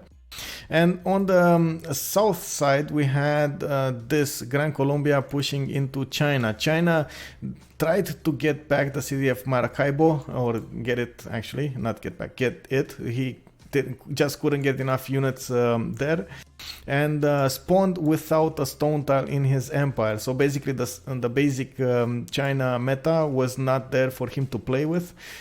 He couldn't get his religion, he couldn't get the divine inspiration, couldn't get the monumentality, and it was a rolling ball after that. France did maximize the output of damage that he could have against the enemy. Did manage to take over without much support the American capital, but got stopped in the second city because of America's upgrades. He managed to get to crossbows, and yeah, that was enough time for Grand Columbia to send a few Laneros and stop the attack dead. It went dead for quite a few turns here, like more than 20 turns. In the meantime, when that was happening, Russia did manage to get a lot of faith per turn. We're actually right now having him with 771 faith a turn. He did make an attack, a surprise attack, buying those Cossacks and attacking the city of Susa and the capital city of Persia really fast, while all of the army of Persia was stationed over here, half of it, and over here another half of it. So no unit from Persia was actually defending this tile, even though it was right next to Russia's borders. And that attack was successful. As you can see, slowly but surely from that moment on, Malm was on the back foot. We did have England on the coast here, just simming away, getting the science, getting the boost for his team, not to mention the gold for his team. Right now going for actually research labs, and he didn't actually make any units.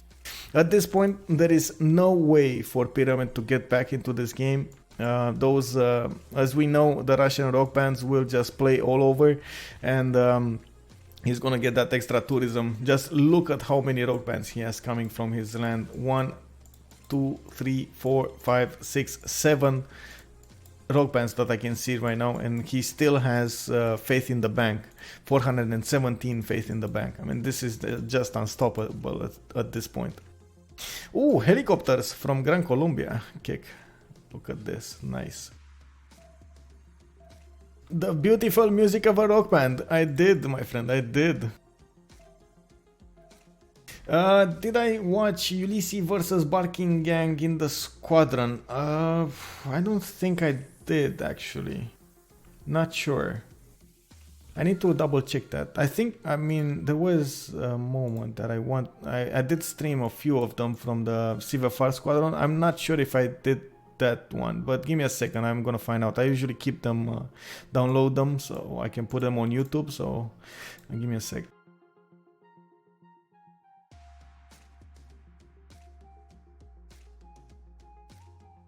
I did not. I only saw Ragnarok versus Baba Yetu and Pyramid versus Baba and versus Ragnarok. I did not see Barking Gang. Barking Gang, yeah, no.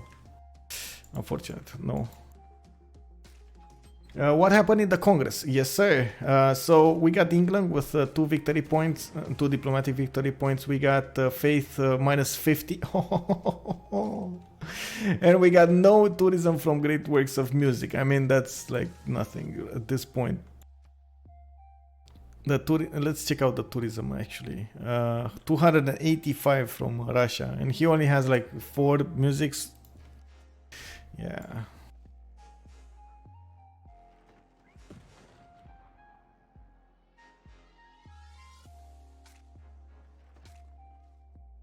I must say this, tomorrow there will be an amazing game being played by Ulysses and Pyramid. And it will be in the Lotaro Squadron.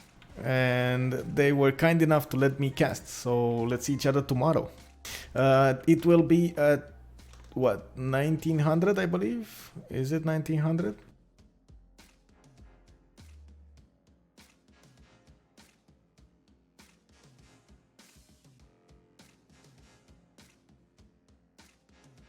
It is 1900 GMT.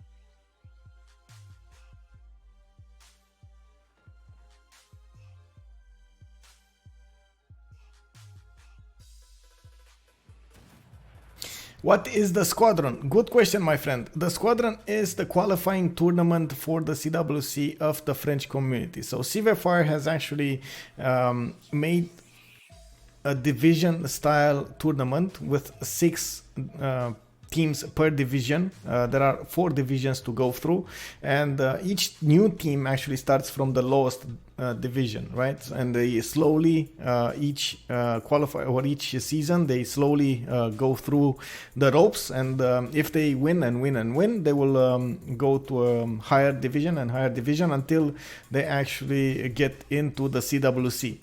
The same we will try to do the same in CPL. Right now we do have the qualifiers which will need to start. They named this tournament the Squadron. It was actually started way before the CWC was invented or implemented, I should say, and it had quite a lot of success there in the community.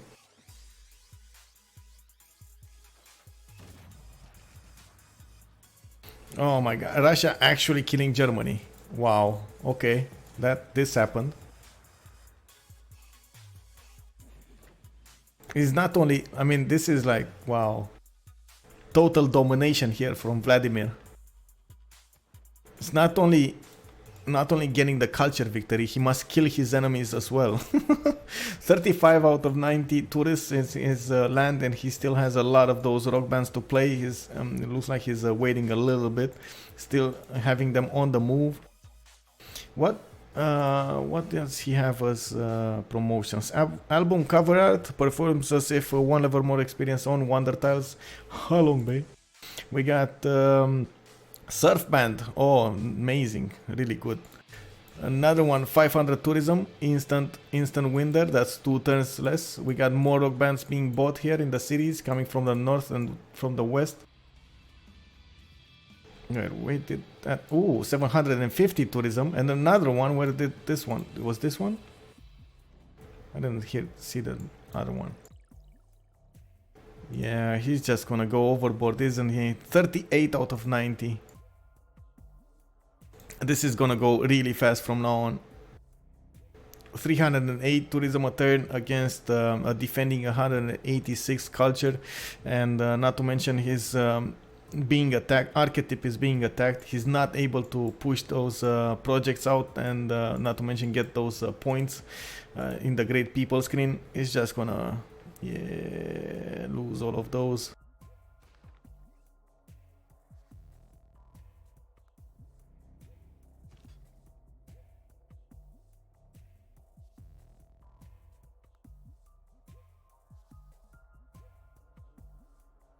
Oh, nice! I actually got informed by Ogothi. He was telling me about the Z event that you're going tomorrow. Nice charitable event, man. Good job there. I'm really hoping it's gonna help a lot of people. Ooh, and there goes the Chinese capital. Xi'an got taken over by Gran Colombia. Right now, 2 capitals are in Tsete's team, and we might actually see this be taken over. Will it be taken over next time? Let's see. There's no unit that can come from the northeast, and he only has a tank and a pike shot that can actually take it. Don't really think that's gonna happen though. Hey there, Ali Shark. Welcome, man. What do we have here more? So, what happened in the culture victory? 41 out of 91. Another 3 tourists just got recruited in the, by Russia. Oh wow, Yort pillaging his own tiles here. He's not gonna get his capital back. Oh, rip.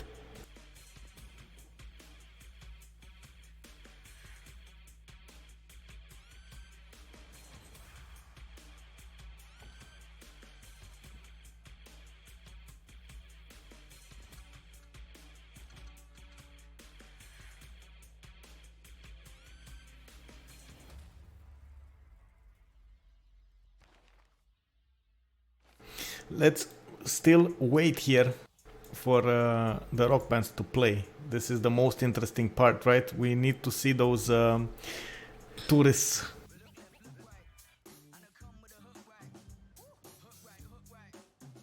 He got killed by Russia. Oh, 2,500 tourism in one single play. Wow. That was easy.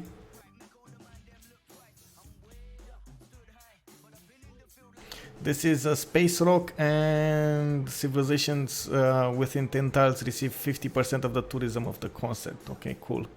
We also have another 2-1 roadies and arena rock here. Oh, never mind. He does have a entertainment complex. Nice. He needs to get this here.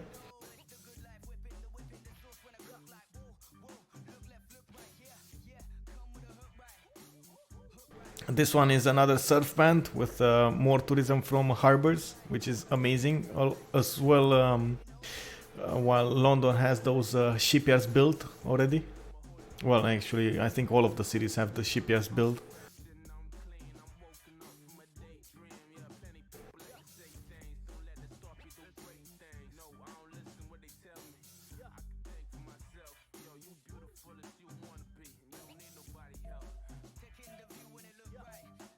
Radio next turn from Vladimir that will allow him to get those broadcast centers built in his land, giving him more musician points, not to mention allowing him to get more introduce more of these musics. Not that it will make a difference for 14 more turns until the next Congress when that option actually goes off the table. Right now they are blocked from giving anything. No tourism from great works of this type. Music. You could argue that it doesn't really make a difference at this point. So many rock bands, not to mention promoted rock bands, is not even funny, right? They also are going for space. It looks like England with his production is gonna go for those spaceports. London has, let's check it out, 115 production. Well, definitely you can't say it's the same as Germany's production. Germany has 120. Oh, wait a second, he went down a bit. Kick. That's bad, man. Oh, this blue. That's why you know that volcano was laughing that it could actually destroy everything. Well, it did.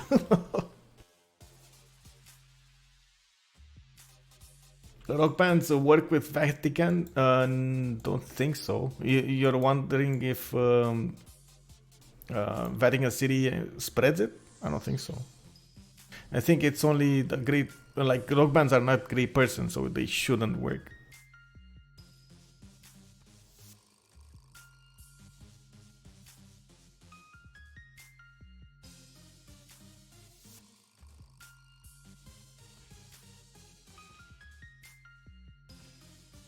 Come on, let's see these play.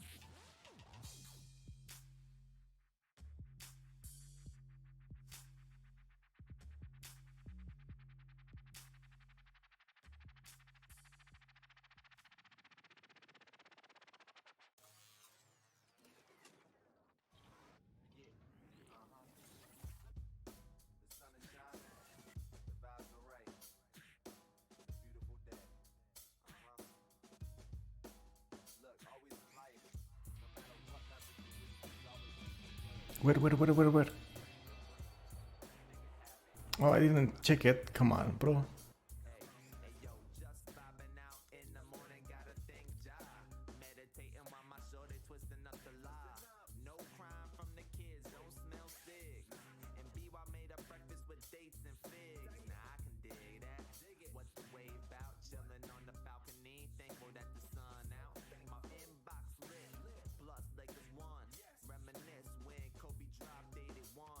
Let's check out what's happening in the culture victory. 53 out of 93, just past the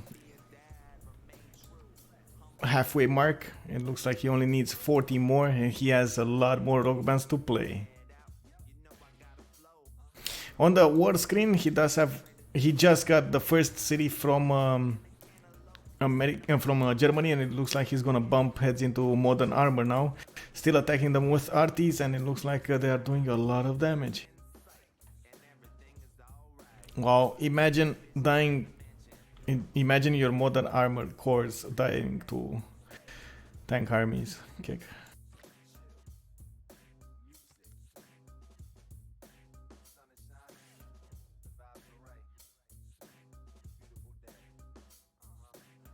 Oh, was it near Leeds? 3000? This one? Oh, look at this. He needs to play it. Come on, bro. Halfway there. Come on. Let's go.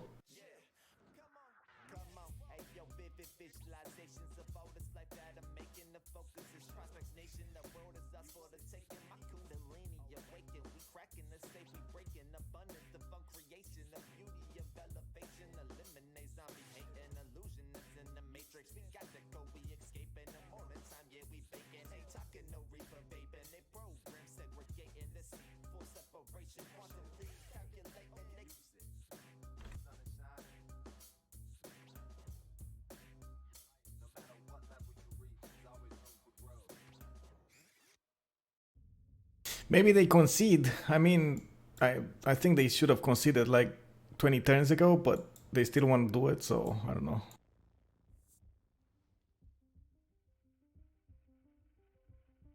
Oh, he's building even Potala Palace. Why? Is he actually trying to go for it? Oh, he's there. I mean, having 12 out of 20 points, he still puts them 2 congresses apart from winning. Diplo victory here. It's still achievable. It's, as far as I know, there is a 150 turn limit for the games, so yeah.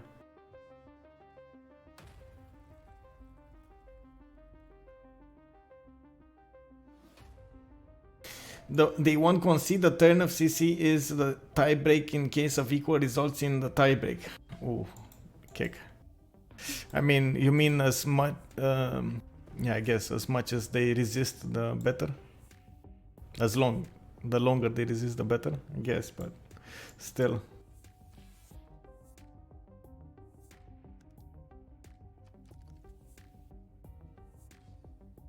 Oh, he played this. What is this? Oh, come on, bro. I move away from it a few seconds. Oh my god, look at that. 58 out of 93. Just got 5 tourists that turn.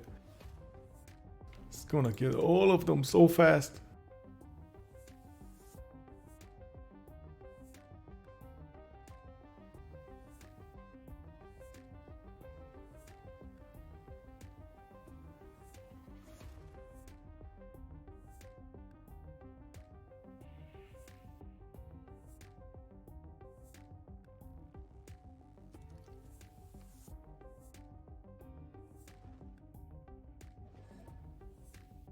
And another one.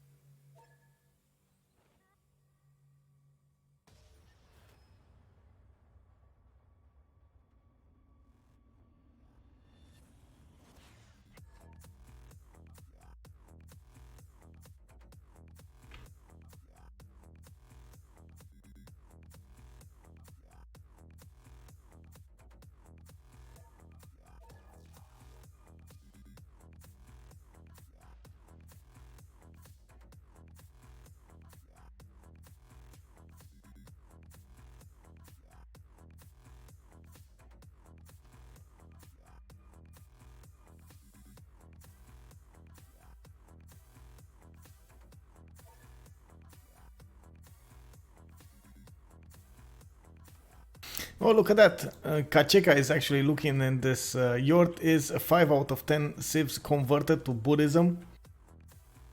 Kick. Is he actually gonna see this? Are they gonna see the writing on the wall here?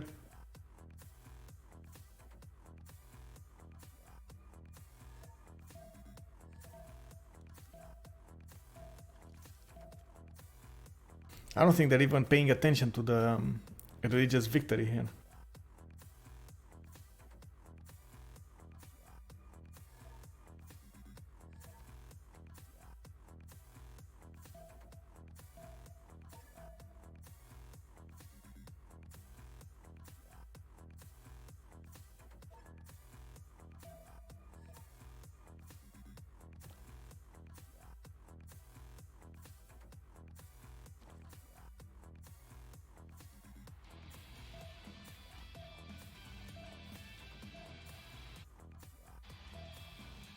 Oh, there we have it. Oh my god.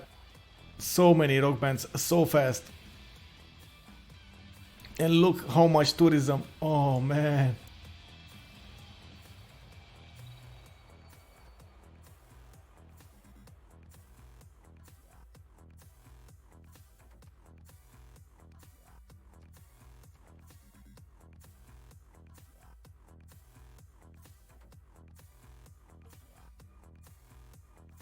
A poll for MVP. Okay, let's do it.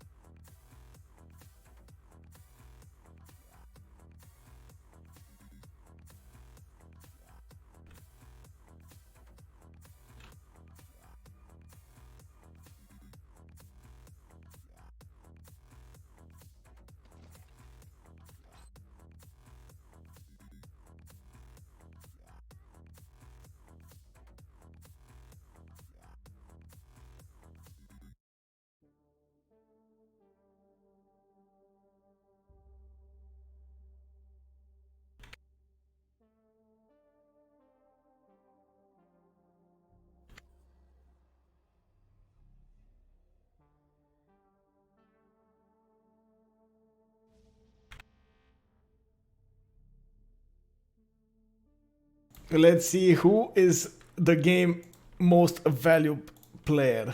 We have Vladimir, Russia, of course, going for that culture victory. We got Archetype, Germany, who is doing his best to withstand the Russian attack. We got Dimitri on America, who put up so much on this attack.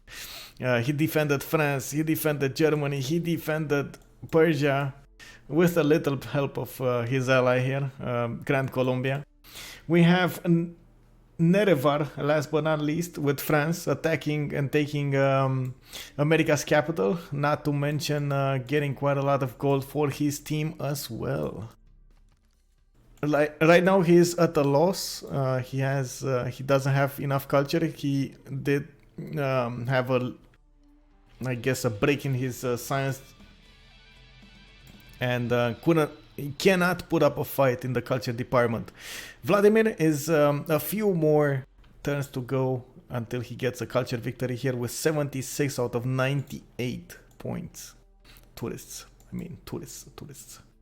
What do you think? Who do you think is the game MVP? Do we have Vladimir? Do we have Dimitri? Oh, look at that. Already 9 votes in Dimitri. I'm gonna put another one there. And by the way, I did not forget the all-out famous Kick W, man.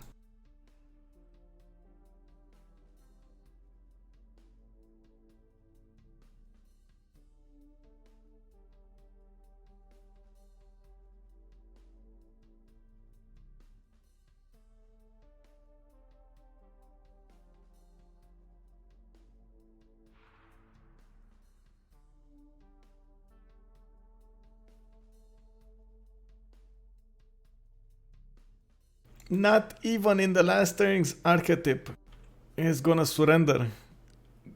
Getting those theater square festivals from all of his cities right now, actually.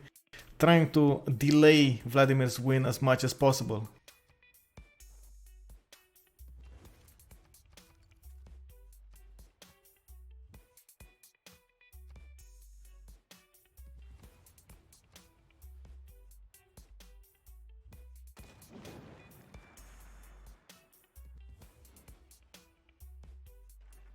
Slowly but surely, China is dying to Gran Colombia. Gran Colombia pushing in with a modern armor, artillery armies, and it modern armor armies actually. Ouch, that's gonna hurt. And it does open up the land towards Marseille.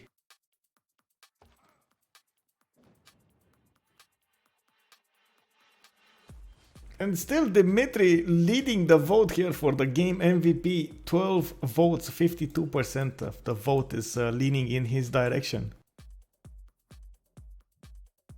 Fighting against 3 other players, against 3 other amazing civilizations. We got Catherine de' Medici, the Black Queen, on one side, Germany on another, and Persia, who, well, we only see remnants of Persia's cities here that are taken over by Russia. 522 culture for Vladimir. And we hear those. I hear them. Let's 8,000 tourism from one single rock band kick.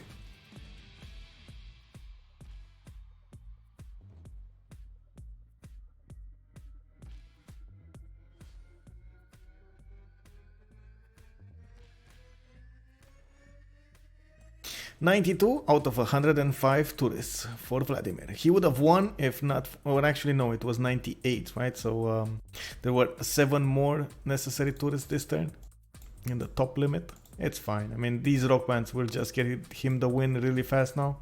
I don't think we're gonna make it to the next Congress, actually. It's like we're 3, maybe 4 turns away from winning this. From someone winning this, I mean.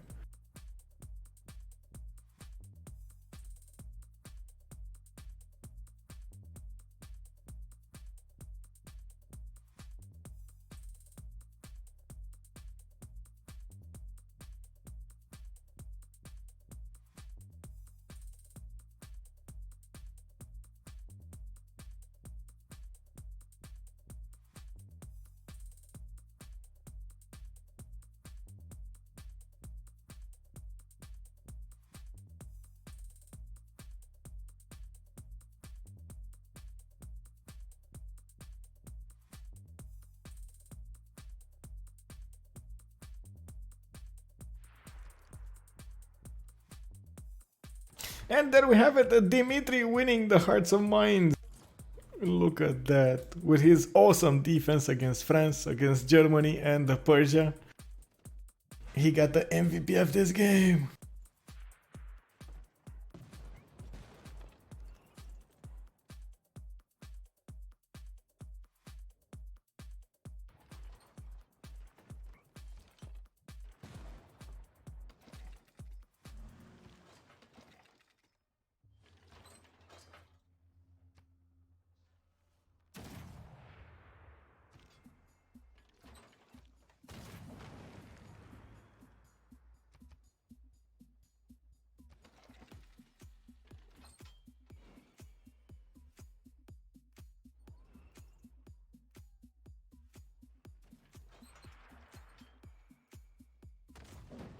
First city of France falls to Gran Colombia, and it looks like they're going for the kill here. They're gonna go for Parex. I think that's the idea, getting that domination victory, snatching the capital. They do have 2 capitals captured. They need 4.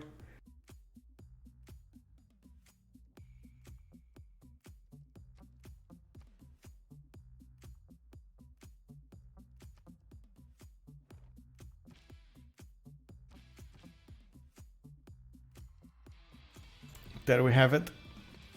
Another one plays and another one plays, and oh my god, I just clicked on the wrong button there. And another one. Oh, that's only 1200. Okay.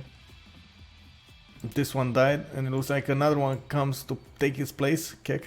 Lol. I don't see more tourists though. How is he on culture victory? Tourism 479 on offense. Okay, 530. Oh, environmentalism next turn. It's gonna explode. He did get the city of Magdeburg. We were watching this earlier, and it looks like he's gonna push in through France as well, not minding anything. France is starting to get his Guard Imperial Corps, but those only work on his own territory, on his own continent, so they work over here. They don't work on another continent, so that's kind of feels bad.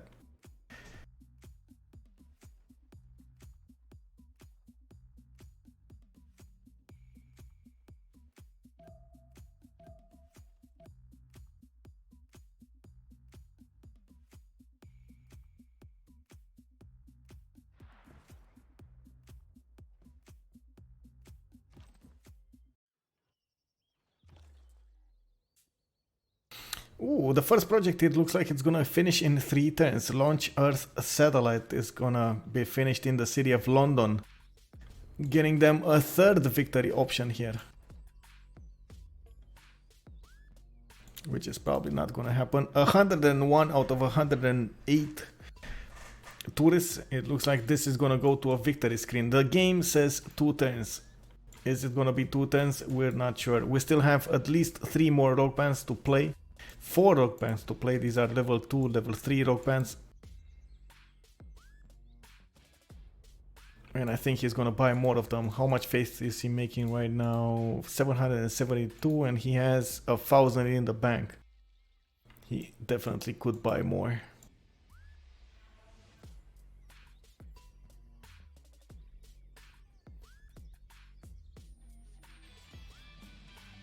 Oh, changing the rhythm here, playing the rock bands first and then attacking. Okay. Okay, this was a weak roll. All of it was a weak roll, weak turn, I should say.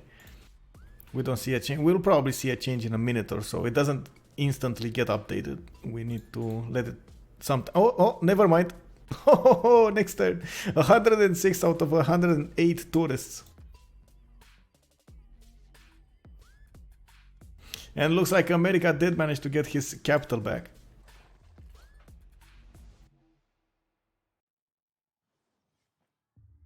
More projects will finish next turn from Germany's main cities, and it looks like he gave up the defense on the west side, just trying to delay as much as possible Vladimir's win. Is that gonna be a thing? Not sure. He just got today, right now on this turn he got environmentalism.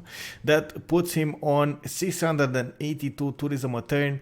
He should not be that far away from getting his computers. I'm actually surprised he's going for economics, that is over here, instead of going directly for the top 3. Is this the prerequisite? Wait a second. No, it's not. He needs it for chemistry, but not not computers. Bro, go computers. Well, I mean, he has the win anyway, just saying.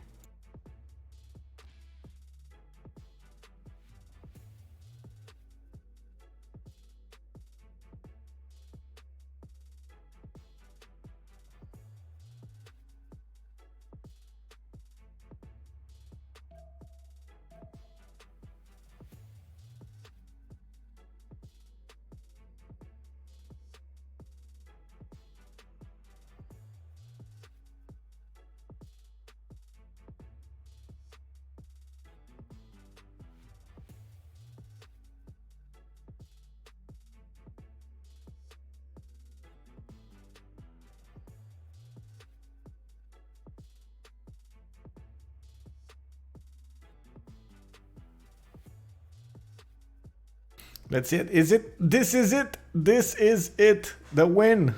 The culture victory screen. This is it. Russia, Tsetse gets a win. Turn 100 and something.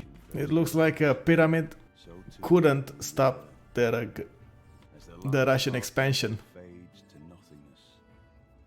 GG. Culture victory here. Amazing gameplay, by the way. So guys, this was it, the first game of this week and of this weekend, of course. Tomorrow there will be another, and we're gonna have Sunday another. Tomorrow we will have, let me actually check the time schedule here. We have TBD versus CC at 6 p.m. on Friday. And we have on Sunday at 1 p.m. GMT Pyramid go against a TBD. Tomorrow, I don't think I can get the TBD versus CC game, but I will definitely stream a game, and that is Ulysses against Pyramid. Thank you very much, CWC Feros, for the follow, bro. Much appreciated. And the game that I will stream will be at 1900 GMT, that is 7 p.m. GMT. And again, it will be from the qualifiers for the CWC. It is their the CivFR Squadron tournament, and hopefully it's gonna be an amazing game. We also have Liege and Malm that are gonna play from the Z event. That is the an event created by streamers. Or that gathers a lot of French streamers, not English streamers. I'm sorry, I cannot take part of it. It is to get as many donations as possible for a certain, I'm not sure exactly how to say it. I guess for a hospital or for the to help people or a disease or something like that. It got amazing attention in the last few years, and again, big props to Leech and Malm for doing it, and also to the organizers. I don't know that many of them, so I only know Leech and Malm. I'm sorry, not that versed in the French community. Let's see each other tomorrow, 1900 GMT. If you wanna be aware of when I'm gonna stream, you just can follow this channel or come into my Discord. It is down below in the charity, that's the word. Yeah, charity events, that's the word. And if you join my Discord, you're gonna find a channel. It's called Upcoming Games. That is where I try to get as many games as possible in the same channel from different tournaments that are going on in the Civilization 6 communities. By the way, T's, with the T's accent, because we got the CWC, we got the CivFR Squadron. We're gonna have a 2v2 tournament next up from CivFR. We're gonna have the CPL qualifiers for the CWC, not to mention, I understand, in the CivRus community that is led by Kacheka, we will have another tournament. Not sure exactly when it's going to start, not sure of the format. I just was like it went through my ear, near my ears, that we're going to see a tournament there. So really big things happening around here. If you guys want to know about them, just pay attention to the streams, see the channels, and look at the announcements. Thank you very much for the follows, for the support, not to mention the subs and everything, and the comments. Amazing, by the way. I really thank for everything that is going on in the chat. It's amazing to see the interaction, and it helps me at some point give you the right information at the point that you want to have it. And let's see each other tomorrow. I'm gonna take a break now. I really need to sleep. It's like 2 a.m. here and I still have a scheduled meeting with the admins in an hour. So I need to take a break, maybe go for a walk or something. And go back to work. See you guys. See you tomorrow, and have a good one. Bye bye bye bye bye.